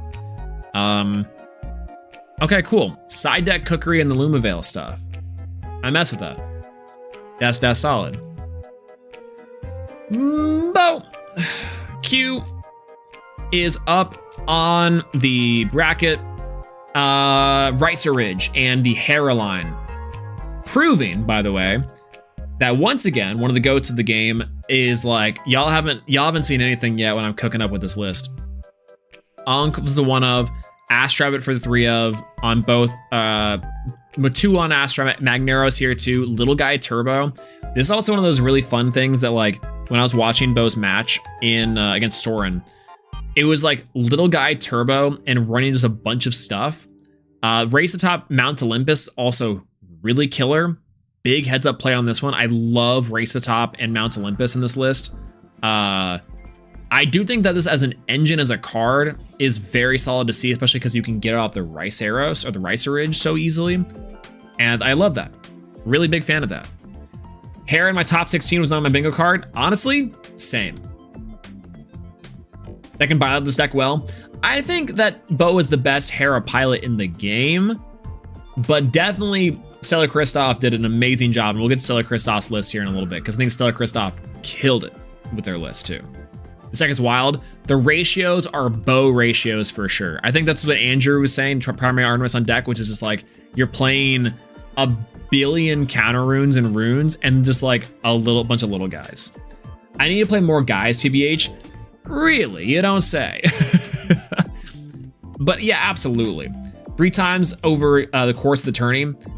Like, yeah, I think definitely more guys is necessary. Like, I like the Imperial because it's cool, but you could easily get rid of this. One Jolton makes a lot of sense. You might even play OG Jolton to get this Mount Olympus and race the top engine a little bit more like on the way. How was High Voltage? Because I feel like High Voltage might also be throwing, but I get the idea is that you can see it off the Ricer Ridge better. You know?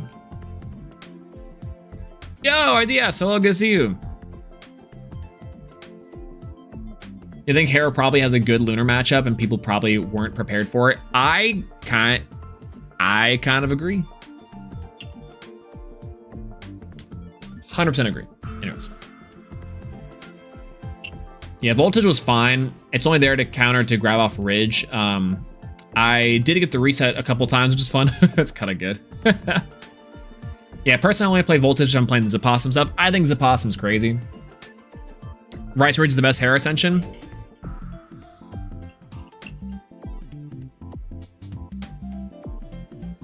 %100% agree. 100% agree. Ricer Ridge is crazy as the Hera Ascension. I think it's so good for the matchup. Honestly, what I want to experiment with this list on is playing the OG Magneros and playing the Thunder runes. Like being able to foretell and add Thunder cards and the Thunder runes that way too is probably just bad now I'm really thinking about it. But yeah, 100% agree. Rai Surge is crazy.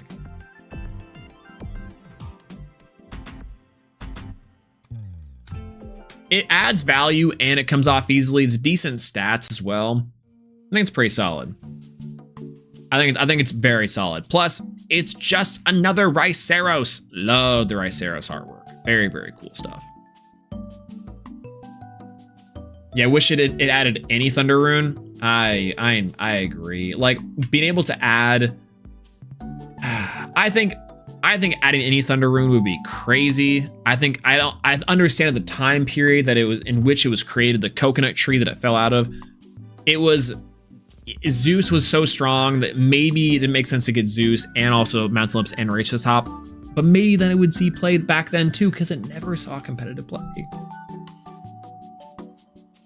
Side deck, Crab Blast, Boom Bats, very solid. I mean, this is a super well constructed list, and a deck also very similarly that only Bo can pilot because of these ratios are insane. Shoutouts to me dumping Royce Top on stream just to get deeper in the deck so I can find the guys. True. Very funny to think about is ideas that are like, I gotta pass and race the top because I'm just missing Elestrals. Very, very funny. I love the list though. Shoutouts to showing us up with Hera. Big fan. All right, Why Rebellion? We saw this one previously when we were talking about Moth a little bit, and that is Hermes in the side deck. I think it's really solid for Moth. Moth Hermes for removal and other heal is actually really solid. Got Cockatoodle, Findust, Twindra, and the Hydrake line, which I think is incredible. And as a mainstays, Why Rebellion knows very well from their Hermes days. Now, this deck setting up Dreamlocks is so interesting to me. I feel like the idea here is you can go into your Tornadian Windjin setup a little easier and enchant that with Lunar is how you get the Dreamlock the easiest. But I also could be wrong there. I mean, ideally too, Stranoth can also go into your little guy that is Lunar Enchanted, doesn't have to be properly enchanted. And I feel like that's pretty solid. Ratios wise here, 3-2 on the Pegas Nemesis, I think is correct, absolutely correct. Windjin, love seeing Windjin here. Still, I think Windjin is really good inside the strategy. Fixes some bad hands, truly. And then we have Nimbug at 2 copies. I like Nimbug at 3, but I think that's also because I'm a psychopath. Yeah, if you see Dreamlock off Windjin, you can just ascend it with Lunar after using the Nimbug. Right? Feels so nice. It's like a nice low to the ground. Moth with Lunar, Nimbug, Nexus to get it properly enchanted. Ooh, also true. See, that's... Dreamlock works here. Extra copies of Gorgon's Gaze. Why not? To Alter. I think Alter is worth it. This is probably the best deck to be playing Alter in, truthfully. You also Tower of Winds and Ascend with Lunar. Moth. Moth could be so good if we all just played Dreamlock. You're telling me I have extra copies of Gorgon's Gaze that work? Dreamlock on a Pent? Banger. Banger. And that means a free negation plus one of the best cards. I think you're cooking with Pantera here, by the way. I think there was an additional deck from Goat Skull, I want to say, who was rocking up with the new Hydrake and the Pantera. And I think Pantera is one of the best cards in the set. Even if you're just going Tower of Winds onto the Pantera, say out the Pantera, it's one of those things that like gives you additional, like, hey, yeah, I've got Moth, but Pantera is like removal, deal with the Pantera. You cannot skip your battle phase. I will be destroying your cards every single turn. I like that quite a bit. I like that a lot, actually. Extremely well constructed list. Dreamlock is spicy. I love the Dreamlock inclusion here. Super well set up for the Dreamlock. Lets you find one Pantera if you already have the parts of the Tower of Wind combos. Oh, that's so sick. Love, yeah, this is such a good, I love this approach. It is definitely refining the Moth lineup into something that I like to see a little bit more of, which is like this, like it's starting to take a little more considerations on low to the ground and wondering like what's the high end payoff here. This is where I think Moth really shines, is like this sort of like non-crazy combo version, but I like that it's refining the ratios and still keeping it really tight. Yeah, big fan. Also, triple tornado. I think tornado is definitely one of those cards that Moth players do need to play way more often. Again, I was talking about this with Trish a little bit, but it's like Moth being able to grab tornado to insulate its combos is just kind of how you have to win the game nowadays. But either way. All right, moving on. Insane list number 9 here. Pope, our previous champion Pope, rocking up with the Dionysus Havocub line. Now, this is much more earth heavy than we saw Kier's list go into, but it's really strong. Like the inclusion of the Poison Tadero. The 2 Nectar Champs is okay. Again, I think I might want that in the main, not even the side. Gloombats in the side. Big fan of the Gloombats in the side, as well as the Ouroboros is super strong here. Rockin' Hard Place. So Rockin' Hard Place making its return from the previous main deck status of the Ectopossum list that Pope was running previously. But now, rocking up with Rockin' Hard Place in the side. I think I can be down with that inclusion. Maybe an extra additional Water Spirit could be nice here, though. 2 dice on the side, too. Kind of like the side decks, like cards that I think would be pretty nice here. Cryoblast, makes sense. Ouroboros, I'm surprised I don't see more inside of side decks. I think just running 3 copies of this card, like, generally, could be very solid. I think even Hera. Like, I think Hera could run Ouroboros and be like, yeah, I just have a couple Lunar for Ouroboros and, like, Dreamlocks, you know? But definitely Ouroboros for sure. Gloombats, love me some Gloombats on the side. 2 Theursis is solid. I think, like, to Pope's point previously when Pope was here in chat, talking about how Havocub, like, Enrage is sometimes just GG, and I think that's really strong, especially when it's, like, this oftentimes paired with the Dionysus draws you a card is super strong. Also, you can have some really good times where you're, like, enraging your opponent's cards to swing on Hypnosum, drop Ectopossum, and then clear their board on their turn. It's like reverse Viscerus. You know, like whenever Dionysus came out and Madness came out, is that there was, like, Viscerus turns that you can do, like, oh, I'm going to flip Madness, destroy my Viscerus, now I get an additional Viscerus. I think the idea is you can go into Dionysus, like, to enrage a card, kill the Hypnosum, then go Ectopossum that was in your hand, and then now you clear their board and go nuts from there. I don't know how good that is. It's maybe a little bit better instead of this list because you have additional, like, 1-drops, but I don't know. Feels really low on 1-drops. We got 2, 5, 6, 9, 12 1-drops. That's not, I don't think that's too crazy. I mean, they're all really highly effective. I mean, Pope was also mulliganing a lot in these games. So I could see a case for bringing Ouroboros back to the main. Maybe.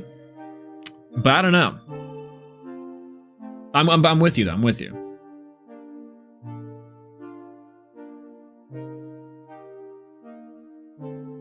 Excuse me. All right. Moving on, we've got our top 8. So moving on with our top 16. Pope was number 9, bubbled out. Unfortunate, but we do have one more string of casters to go through. That's our top 8 finish from this past premiere. Very interesting decks that we've seen top here. We have 3 in the top 16 for Hera. And starting off with our top 8, we saw one previous, that was Bo. Ren was rocking up as our Hera enthusiast and gave a excellent showcasing, unfortunately against Brewlock, RIP. But this deck was super killer. Hey, there's Ouroboros in the side deck. Wait. Pre-watched. I like Catabasis, High Voltage, and also the Ouroboros on the side. Very strong inclusions inside the deck. And sometimes the deck can struggle with removal, but this is pretty killer. Thunderstorm for free. I love Thunderstorm inside this deck too, because, like, it clears the way for some of your other cards. Triple Imperial is really funny here. I like the idea, maybe because, like, it's like you are seeing it when you see it, and so you're just hoping to go into Imperial Turbo and showcasing off why that's so good. I think this deck is fairly solid into Ectopossum. which is why we saw so much of it, right? Like, it's not good into Moth. It just does not really perform into Moth, but there wasn't that many Moth that came out. So then Ectopossum was really high in attendance, which means that Imperial can shine inside of a Mothless meta. That's such a funny thing that we're all doing with this like circle about metagame, is that like one of the big reasons why we said why Imperial and the Hera deck won't really shine is because it has a terrible Moth matchup and Phosphocell matchup, but it just does not play. Just don't play them. Casters did not rock up to this tournament with those strategies, and so Imperial was able to just go nuts. It has a fairly decent matchup into Ectopossum, so why not? That's crazy. Absolutely crazy to think about. This metagame is so interesting. There's just so many like weird back and forths here, but this deck rocking up with the triple Imperial, triple Magneros, triple Quackle, and triple Jolton, full lineup of everything but the Ash Rabbit, which I think I can agree with. Partially because I think the Platypulse line and everything ascending is pretty solid. I do think this deck does miss Galvenom though, for sure. For sure. Yeah. But is it worth playing Dyson in Hera to help small dudes win combat? I think yes. I think that Dice and Shield, I think, would be crazy inside of this deck, and they're already rocking up with the side deck Shield. But I think they could easily play Dice, and Dice would be killer too. So I think that's true. Like Zeus, Hera, Zeus, Dice, and Shield, I think would probably be good. The only problem, yeah, Dice is not great into Moth. 100%. 100% agree. Okay. Imperial, crazy. Two-Step Hera is also interesting here. This is our close to our highest placing Hera list, which I do think is solid.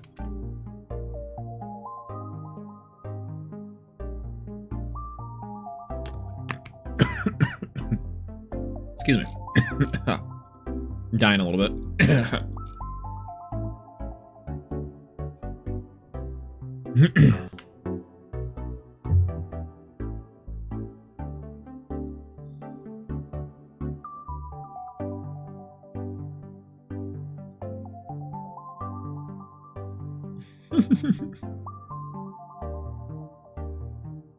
Incredible. All right.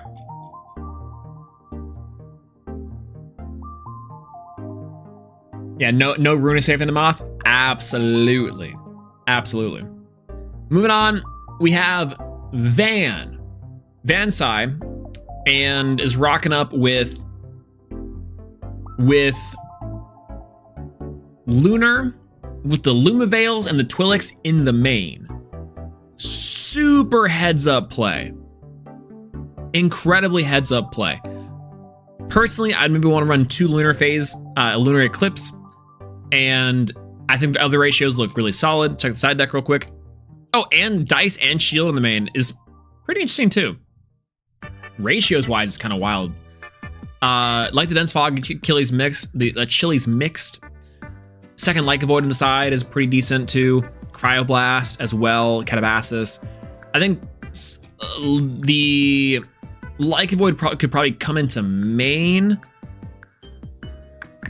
but ultimately, like, Lumavale in the main is so heads up. I love this inclusion a lot. And the Guardian of Light too, because you're already native into the solar. I think Astrabbit's interesting here. I understand people are back on Astrabbit because of the slightly slower format. I don't know if I firmly agree with it, but I think it's still very solid. I'm happy to say that after 7 sets, Astrabbit's still an incredible card into the game of Elestrals. It's still very good. It still does what it does.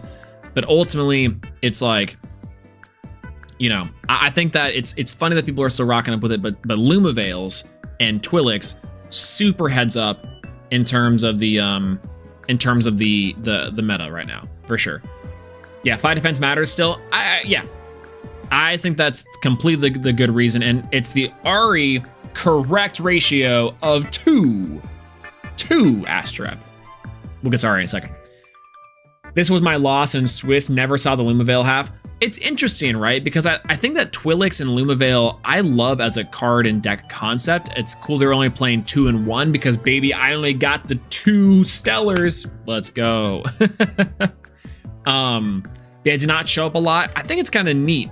When this card receives one or more solar, you can special send it to a Lumavale from your hand or deck. Is pretty good. I think that's neat.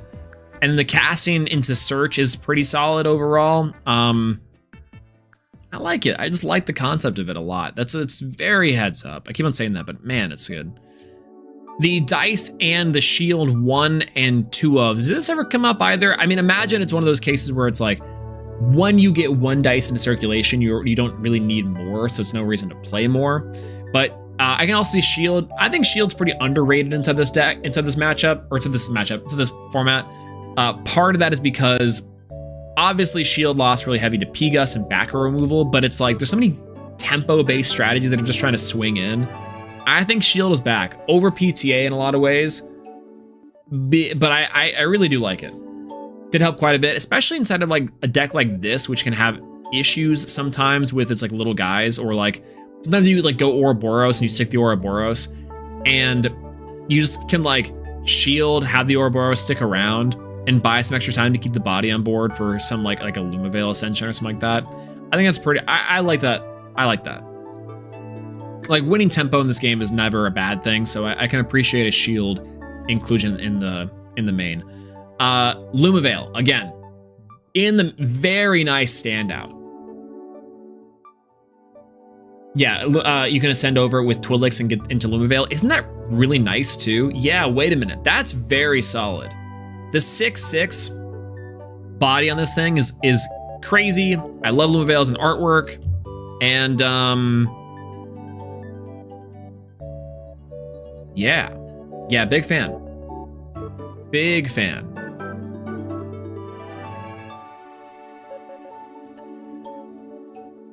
Cool. Stellar Kristoff. Stellar Kristoff's deck is one that I thought was very interesting. Are they siding Unk? Oh my god, they're siding Unk and Galvenom. I thought they were based main deck in it. 2 copies of Signetric, 1 copy of Signetric, 2 copies of Imperial, 2 copies of Magnaros, 1 Riceridge, 1 Riceros, no Zeus inside the main deck, no other shenanigans, 2 high voltage, 2 dice, 2 shield. I like this idea of going for the little guys, winning combat with dice and everything too. I think that also helps, like, if you're not playing Zeus, I think you do play dice. That's maybe what it is, right? I think you play dice instead of Zeus. I like that. I think that works. Now, do you have the extra spirits on board? Does that really matter or mean anything? I don't know, but I think it's pretty good. New Astro Rabbit is the craziest thing I've seen. I don't like the new Astro Rabbit. It's good. It's completely fine. I feel like it's just kind of too slow. Like, Galaxy Champ is good, but I don't know. Like, I don't know. It seems like it's okay. Maybe like a 1 of here for sure, but like, oh no, OG Rabbit. I also think OG Rabbit might be a little bit too slow. I like OG Rabbit, but I don't know. Like, do we need OG Rabbit? Like, maybe. I think a deck like this, you are playing low dude count, which I think can really hurt you. And so maybe Astro Rabbit is good here. They're playing the Jolton in the side and the Mount Olympus for some beater strategy. And then we have the new Astro Rabbit in the side deck too. Galvenom in the side. Shout outs to Stellar Kristoff. This is their first top 8, and Chris has been one of these players that has been trying for like a long time to break into this, and he's a really good player. That's the crazy part. Like, he collects a lot of Stellars, has a lot of really great stuff, but like it's always been like 1 game off or like 1 thing away from like a top cut. Even like at Dallas, like Stellar Kristoff went on a huge run with Sonicor, but now converting for top 8 with this deck on like such spicy tech is so cool to see. Love that. Absolutely. Absolutely. It's arguably better than Quackle. I think that's kind of true, except for if you're trying to go for the Imperial stuff. But yeah. Galvenom was so sick. I want Galvenom in the main. Galvenom's a huge breakout star, and also the Arcolith. Love to see that too. I think this is what was burning a hole in Kristoff's hand. It was like this card plus something else. Unk side deck, sick. Galvenom side deck, super cool. Love the Jolton inclusion and the Mount Olympus. I think maybe you can mash Bo's list and Stella Kristoff's list together and get that down.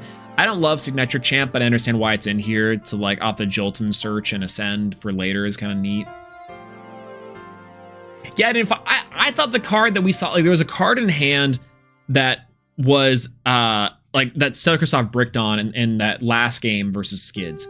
And I thought it was Sonicore, because that's like Stella Kristoff's main card. I thought that was going to be it.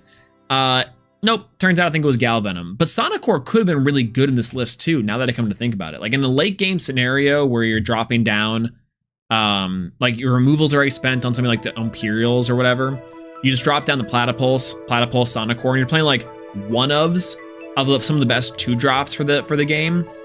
I think is kind of good. I like that. I do. Honestly, I think there's something to cook there as far as like, yeah, his top deck game was 2 was good. That's true. That game 3 was the one that was rough. But yeah, absolutely.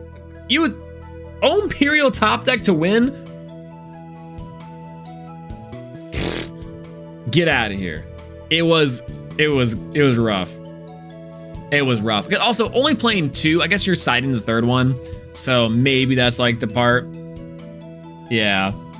Like, I don't know. That was unreal. Unreal. So, okay. Big standouts here, of course. I think I would probably play a little more dudes. I like Dice. I like Shield. Like, it's either Dice or Zeus. It's one of the two. You're playing one or the other, honestly. But I think both are valid here in this scenario. Just Zeus loses a little bit less to... I mean, it loses to Pigus the same way, I guess, but overall. Galvenom, I love. I would love to see Galvenom in the main. Even Sonicore, play Thunder Beater with Platypulse as your main conduit to cast out the game's most broken 2-drops of all time. I definitely think that's very very solid overall. As we get into the next cards in the list, and doop, next deck's around, Spicy Sausage. Coming in here hot with Moth. This is our I think highest placing Moth list. I'd have to, I'm not sure what Ari was on yet, but yeah, 1 Winjin, 1 Cock, 2 Nemesail, 3 P-Gust, which is the correct ratios. I also think the 1 Syracune, I got him back and forth on Syracune, but it's like probably fine. 3 Bug, Triple Bag of Winds is solid. Double Monsoon in the main. No Mistrals of Boreas in this one compared to Spicy's last, or at least the San Diego list. And the Hermes side deck, which I think, oh, isn't the side deck for Mistrals of Boreas. Lol. I also think the Findus in the side with the Hermes in here too. I think this is very solid. I like the idea of Hermes in the side deck for Moth. It just like enabling you to get into Findus off the Moth, to grab Hermes, to grab Carry Off as extra removal is really solid. Yeah, swapping the Djinns for Findus was the big change, honestly. And I like it a lot. I think it makes the difference. Honestly. I haven't kept up with the meta. How is Aphrodite and how does Aphrodite and Fish match up? Okay, funny enough that you say that. Because while like Fish and Aphrodite are kind of a... Fish and Aphrodite definitely are a little underpowered now compared to some of the other decks in the meta. I think once they hit a ban list, they are going to be a lot better for sure. But a couple people top 16'd with just Fish. Like they played Fish, Locagon, they played like the Fish deck. Some people played Starbit. A lot of really cool stuff you can do with it. So unfortunately, what I would have said was Fish is like not, like it was like very experimental, like not amazing. But yeah, I think that it's actually pretty good, oddly enough.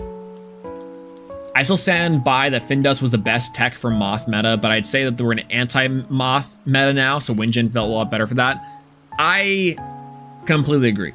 I think that Winjin helps fix bad hands in Moth and lets you play a little more risky, which kind of is counterintuitive to what I was saying previously about what Moth might want to do going forward, which is that you want to play a little more low to the ground. But I think Winjin allows you to fix bad Moth hands very easily.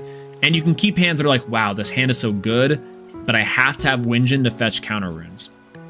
And in games that also you can't just auto Moth. Or I don't know if that's true, but like, I don't know. I do like Winjin Tornadin inside the Moth list quite a bit, but I also would have loved to see like with So Hard. Yeah, listen, that's the Winjin classic, baby. Winjin giveth, Winjin taketh away. But I like this a lot. The ratios are super solid. Sirikun, I haven't been the biggest fan of Sirikun, but I love how you use Sirikun specifically. Because in my hand, Sirikun is just okay. In your hand, Sirikun is a big beat stick and a way to get spirits on the board for extra push of damage and stuff. So I can appreciate that. Hermes side deck, Tornado on the side deck. Tornado I think is slowly becoming like a mainstay staple inside of Moth because it's like in element, it's good back removal decently to help clear your way for your Moth board. So pretty solid. Pretty solid overall. 6. 6, the OG innovator upon the Sloth deck list. 1 Catarant, 2 Brummelings in the main is interesting here. 1 Enfrostix is interesting as well. 2 Cholotl, 2 Ursical Champ. Searches for your Kione, I think makes sense. I think this really does make sense. A random question, but besides Majesty, what are the other any Pure Water 3 drops in the game currently? I don't think so. Let me think. The other Majesty, yeah. No, besides both Majesties. Yeah, I don't think so. I think we've got like Chronodile. And that's it. We don't even have a Fire Water 3 drop. That's interesting. Yeah, just the 1. We have a lot of really strong Water 2 drops though. That's the big thing that Water gets that a lot of other decks don't have. A lot of insane ones. So 6 rocking up here with the Ursical. Find Ursical, get the Paleoth loop started. I think is definitely the right way to go. Ursical is really solid inside of this list because it allows you to really get the Kione and the Sloth loop going as fast as possible, which is the deck's main bread and butter. Once you can stick that, it's just the way to go. I didn't even know what 6 was playing half the time because we only really saw Sloth come down. Brummelix is really cool though. And I like 2 Ice Age in the main too, getting out your Cholotl. So this deck has really efficiently been able to say to itself, get Cholotl and get your really powerful runes out, protect your Neandersloth line, swing face, and start controlling space. I think it's solid and has a really good matchup into the Ectopossum. So this is a very solid list. The 2 Altar in main is interesting. I think I may cut that for something else, but let's say it's in the side deck. 2 Blizzard, extra Blizzard in the side deck, 3 Pandoras in the side. I was talking about this previously. Pandora's in the side deck, I think it makes a lot of sense. I don't love Pandora's box ever. It's a necessary evil in some capacities, but man, I feel like some decks can just like be like, yeah, go ahead and search. Yeah, go ahead and cast. Like, I don't know. Some decks say like, I'm going to wait and break your board. Some decks say like, I'm going to say like no to your board. And this is like the weird dichotomy between this card is that do you say, I'm going to break this card, or I'm going to break your board, or I'm going to prevent your board. As long as you have Keel and Paleoth, you just win. Exactly. Is Sloth really that good into possums? Yeah, absolutely. Because what happens is like, so Paleoth into possums goes like this.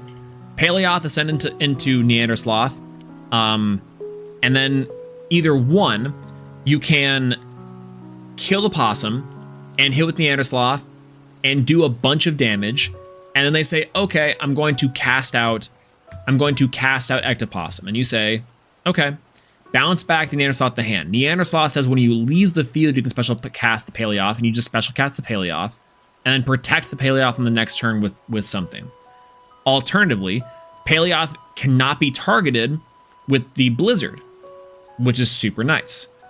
As well, If it's on their turn and they swing into your Paleoth, they take damage, bounce it back, you cast out the Paleoth, they can't clear the Paleoth, and then you do it again, you bring back the Neander Sloth. It's just like this really big loop that they're just burning themselves, like hitting over the Neander Sloth with their little deck. It's very cool. It's Spirit Efficient as well, which makes it a lot harder, because where I think Ectopossum really likes to live is that it says, I want to be able to jump scare you when you are at low spirits, because you've already expended a bunch of spirits and I can play off my underworld. Yeah, wouldn't Sloth be suppressed though? So the effect wouldn't work. Oh,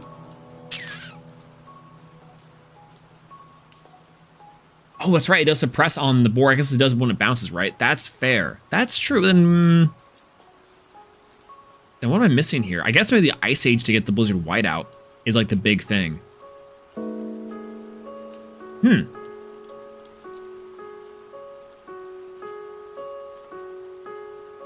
Yeah, I don't know. I think maybe what I'm thinking of is having the Blizzard Whiteout here set to protect the Neander Sloth from the targeting protection of the Ectopossum on their turn. Alternatively, too, like if they do remove it after suppressing the Neander Sloth and after taking some damage, what ends up happening is you can just like get this back with Kione and just do it again. And that's like, I think part of it is that you just kind of like, so to that end, yeah, strike what I said about the Neander Sloth loop. I forgot that it suppresses on the thing. I keep on forgetting that it suppresses in dazes. It's just it's suppress and daze, not just daze.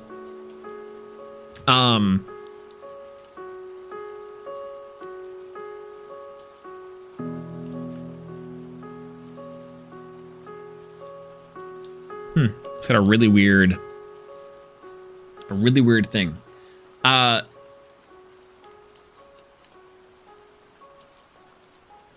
Anyways, so I think that's the case I would go to is say Paleoth into the Neander Sloth, and the Paleoth is such a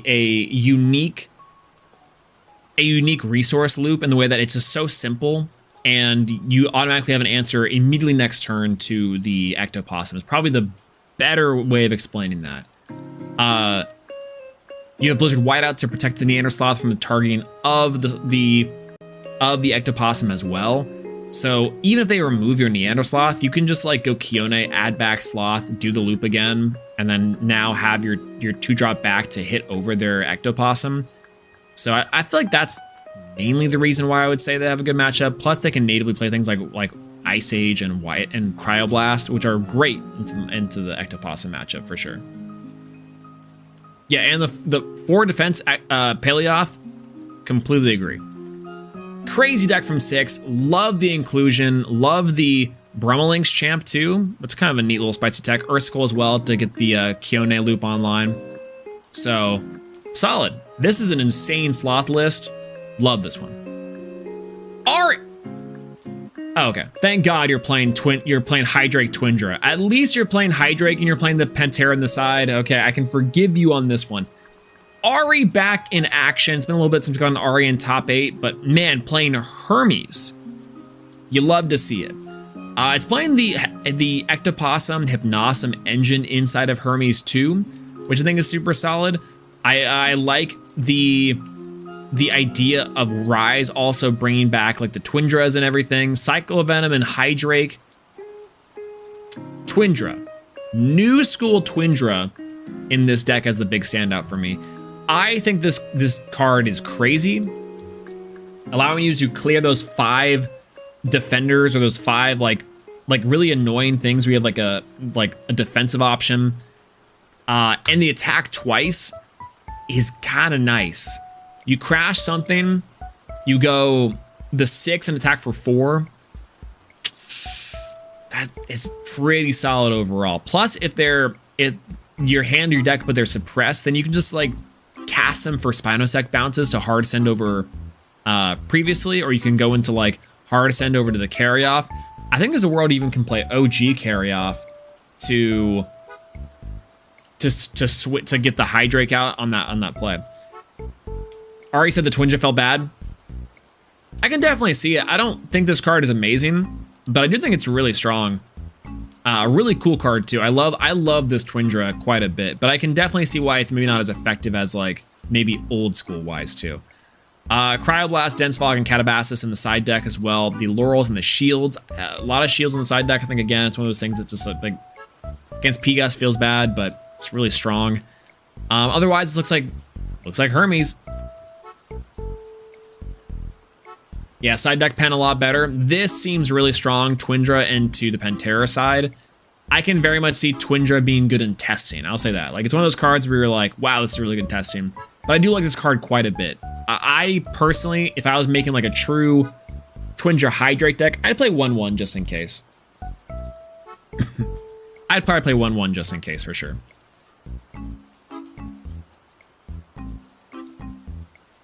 But curious to know how many times Ari had to mulligan. Also pretty true. Like, again, Aviolith Champ does make it a lot easier. I think that Hermes needs Aviolith down to 1. This card is still way too strong for the strategy. I don't know. Yeah, get 2 Twindras off OG Pent Swing for 8. See, that's killer. I think that's super killer right there. But yeah, congratulations to Ari on this one. And 2, Toxiswarm and the X of 10 Cyclovenom, Hermes Champion Cyclovenom and Hermes Champion Toxiswarm, I think could be super killer. And again, 2-1. You only need the 2-1. I gotta get those cards on my list. Skids. Skids rocked up with, I love this list. Leaning into the artifacts, going 2 hammer, 2 tongs. Super cool to see. You also have your triple OG Nekruff. Banger. Absolute banger. I can also appreciate it becomes a 7 with your Astrabbit too. Smoltuga reveal, Krakatuga. Yeah, that's self-explanatory. I don't know. I feel like just going this reveal, Gorgon's Gaze. Okay, out it. Okay, Smoltuga reveal. That's like game over in itself, right? That's what the whole deck wants to do, and it's a part of. Side deck wise, Corvusmith in the side. Corvusmith in the side is heads up too. I like the idea too that you're also saying I'm gonna burn for 2, burn for 3, do some incremental chip damage. Big fan. Nekruff, Hypnosum. Ignore the shenanigans and carry off send is funny. I love that too. Nekruff is such like it's one of these cards that it's so deceptively strong, especially because it's a fire Elestial for Tongs, meaning that you can go Nekruff, equip Tongs, or empower Tongs rather, and then say, I get to hit over everything, be Tsunami immune, and I can destroy cards. Yeah, a rumor has it that Skids and Win the Scent are empowering artifacts to this very day. Very, very funny. And true! Side once and all day, and it beat Ari. Hey, listen, against Hermes, that matters, because that, again, the healing back with the Aviolith is so annoying. Yeah, it definitely got risky. It might have been better to Natus and the Nekruff and more Corvusmith for defense. Man, this is so killer.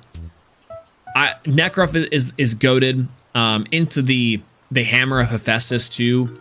I think this is super solid. I love that the Fire deck has become sort of this like meta, anti-meta strategy where it's just good on its own. It's low to the ground. It does what it needs to do, and it does what Artifact and Fartifact of the Fart deck has done for so long, which is just like play very quality guys with a really decent like resource loop, and then now has board breakers. Like Tongs as a board breaker is so crucial to this, and it makes sense why a lot of players are upping the Artifact Rune suite, because what it allows you to do is say Volcaries gets P-Box, Volcaries gets Gorgon's Gates. Okay, well now I'm gonna drop Tongs and you gotta deal with it.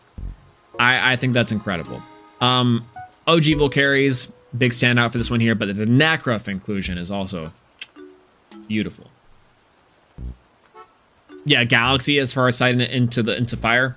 Classic case where we're back in Firestorm / Lifestream where Galaxy just like is really good into the matchup. I I think that's where maybe champions of Poseidon, the Cop Slop deck, or also the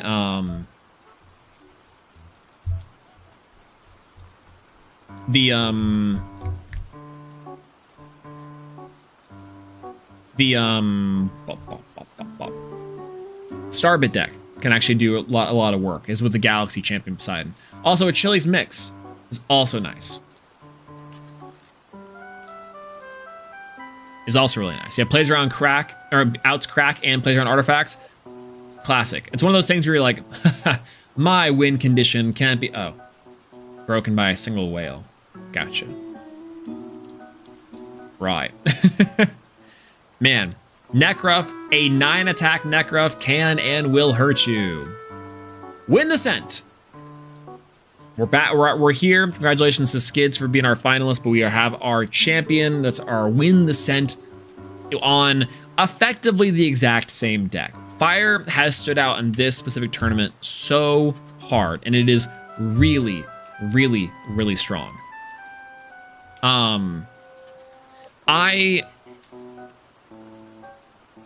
I think that,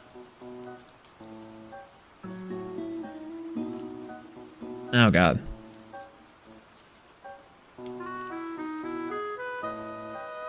Sorry, I just got a weird notification on my phone.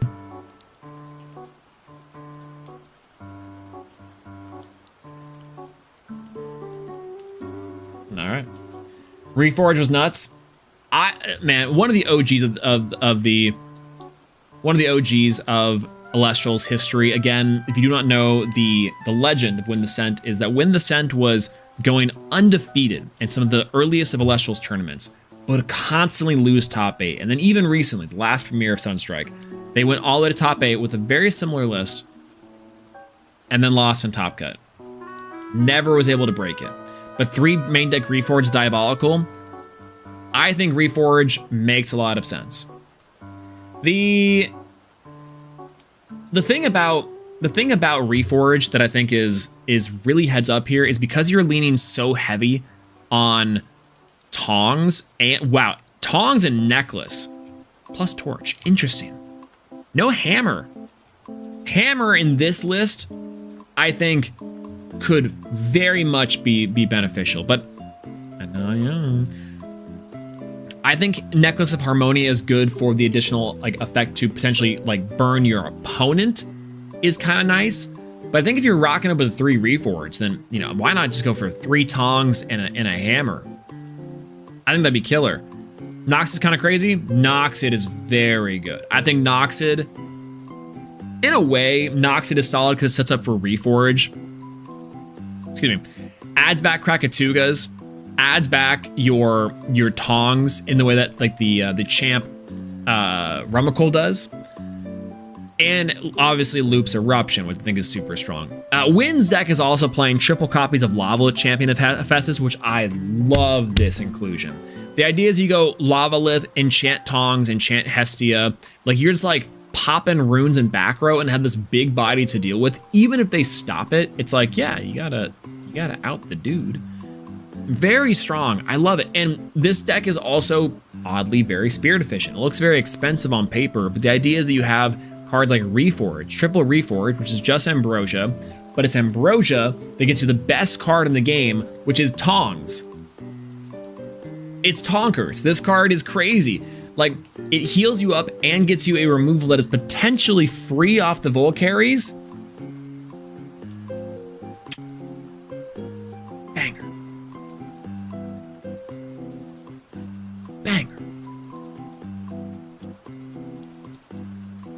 One Kinleo on the list in here too, makes a lot of sense.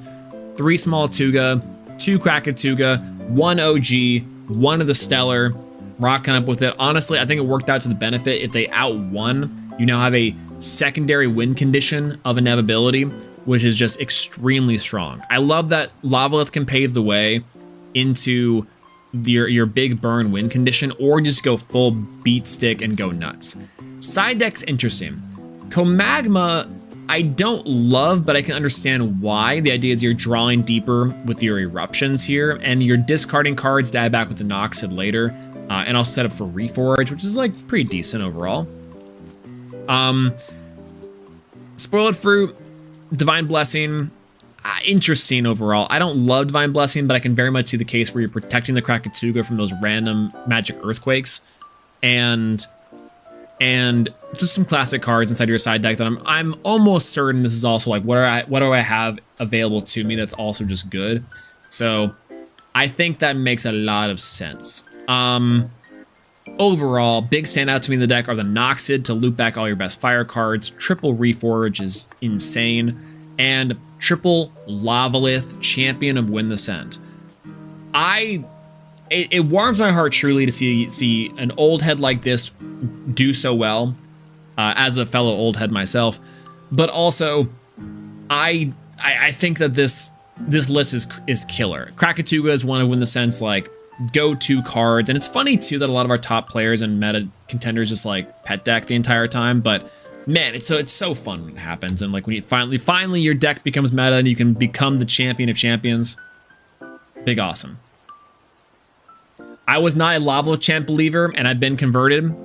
Skyhawk, first and foremost, welcome in. Secondly, I'm pretty sure I can also play this card with a Ornament of Ares Spear of Piercing.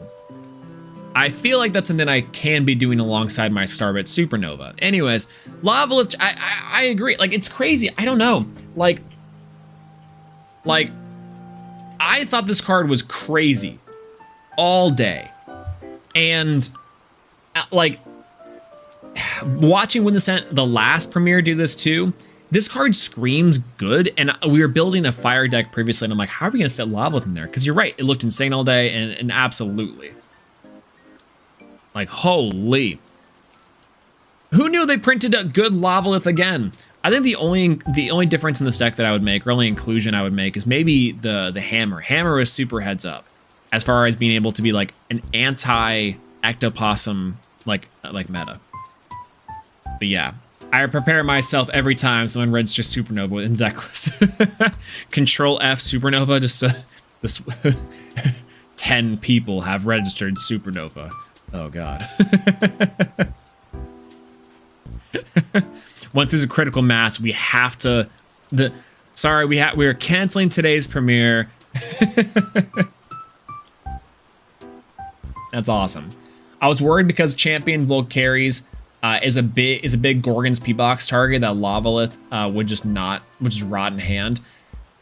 I think that's kind of the way to combat a deck like this, and potentially why it does take a little bit of like averaging out how often like they'll have it. Yeah, it's also part of it's like they always have Hef. They'll always have their secondary thing here, but it's like really funny that that's part of it, is that Volcaries being the magnet, you just will have this, and if they don't have it, cool, you got it already. Like, it's such a weird thing because you're like, what do I save the Gorgons for? Is it Krakatuga? Well, if I can't activate Krakatuga, then it just happens again. Do I save for Lavalith?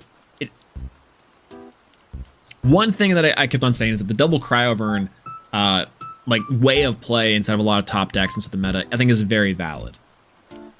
The other thing I think is very valid is, of course, playing cards that Gorgons feels bad to Gorgons. Volcaries and Kinleo, and sometimes Krakatuga, are like the only cards that Gorgons really feels good to play against inside of this deck. Now, I do feel like Gorgon's Gaze is like needs to go.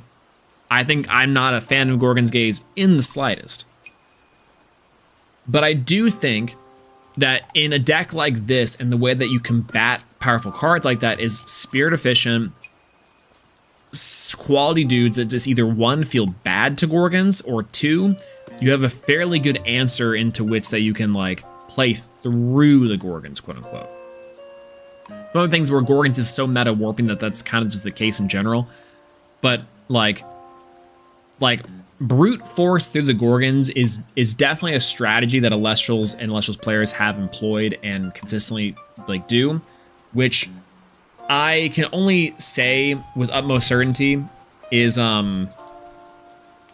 like I think where we are headed if Gorgons does not get got. But not to derail the conversation a little bit away from this deck, I think Lovelith was crazy all day. Love the Nox hit inside this strategy. Nekroth is probably the only thing I would put in here because Nekroth is kind of killer, but very similarly, like Hammer over the necklace. But man, congratulations to Win the Scent for winning this one. What a sick finals to watch. What a cool run to watch too. Being like a fan of Win the Scent for years now, watching them finally do it. It was 6 a.m. their time when the tournament finished. They were exhausted playing through. And if I had a nickel for every single time we had an overnight player win an event, I'd have 2 nickels, which is crazy, but it's weird to happen twice, right? So, I don't know. Right, seeing an OG take it. Spicy, you're up next. We got to get you on the win list for this year. You're up next for sure. You know, like when's I'm Gonna Quackle gonna come back? Legally, never. Anyways. Yeah, is Nekroth or OG Volcaries better? I think they're kind of just different, but personally, I think you could easily experiment with no Volcaries, but with Nekroth. The only thing is that Volcaries allows you to get over really high statted Elestrals, whereas Nekroth has a pretty small ceiling.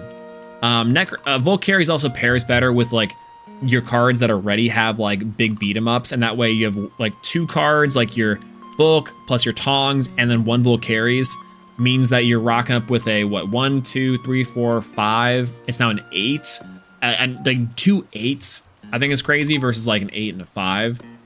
I think that can sometimes make the difference maker for sure. Yeah, and also that's true. Like the give and take is that suppression with the dense fogs or Gorgon's Gaze even does actually hurt quite a bit. So I like OG Volcaries, but OG Nekroth can also slot into this deck very, very well too. So I agree with that. 100% agree. But yeah, that's it. I mean, like, we got through all the top 32 of this tournament. I think the big takeaways here is 1, OG's the GOAT. Don't ever count out your old heads. I'm just saying. 2, I think that Moth was a better showcasing this tournament than the last one. But I'll be very curious to see what we do with Moth in the future for a couple of reasons. Number 1, the meta shifts that happened in this tournament with Burn and Fire being so prominent, and Neandersloth being a big standout, but then also the ban list. The ban list is looming, and so we do have to wonder to ourselves, what does our tournaments look like post this, which is now that the playing field is evened out. 89 casters in attendance, 10 Moth, 10 Hephaestus champs, and then 9 Hermes. And so we have like a pretty even spread across the board. But it's so interesting to me, because what does that really translate to? And what will that translate to in the future? I'm not quite sure. Eventually, we're gonna have to do a ban list prediction video and kind of a ban list discussion on what we think and why we think that. We might have to even do a cook session afterwards. We have upcoming the weekly casuals, which I'm super excited to play in, because I want to play either a burn list with Waspire, or I really want to try to rock up with the Champions of Ares. I think that deck is super cool, and I would love to see it perform really well. So, I don't know.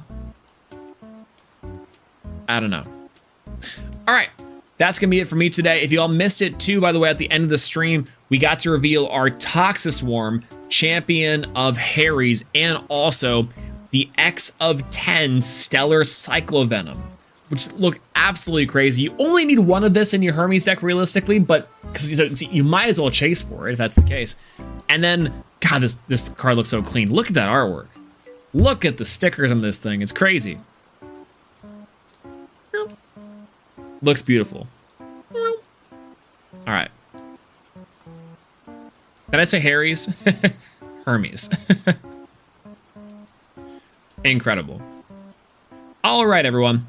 That's gonna be it for me today. We went over every single deck list on the top 32 here. We missed out on a couple of the decks that didn't quite top 32. Reason why is because I think it gives us a better snapshot into things that are going on inside the meta for a lot of the players nowadays. Super excited to see what we get inside the future and cannot wait to see casters cook. Oftentimes, I'm sad I don't get to play as much in these tournaments, but I really love and enjoy commentary and talking about the game, of course, and yapping to you guys, not just tonight, but also in our official capacity. So, that being said, though, thanks so much for being here. I really appreciate each and every one of you for sticking around and for chilling out with me in chat and just for hanging out. If you guys like the stream, make sure to leave it a like. If you want to see more, please subscribe, follow me on Twitter, all that good stuff, the algorithm, at Swolax, at Elestrals as well. More reveals and more things coming out soon. We have a lot of things on the pipeline to look forward to. But in the meantime, I'm going to get something to eat. Take care of yourself first and foremost. Get something good to eat. If you have not already, I probably will be getting some late night dinner after my post nap here in a little bit.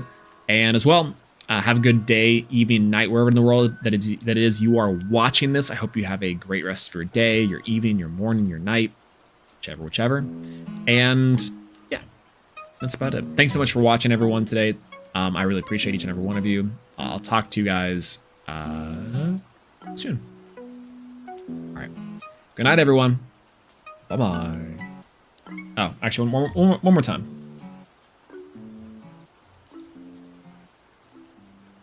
100% agree.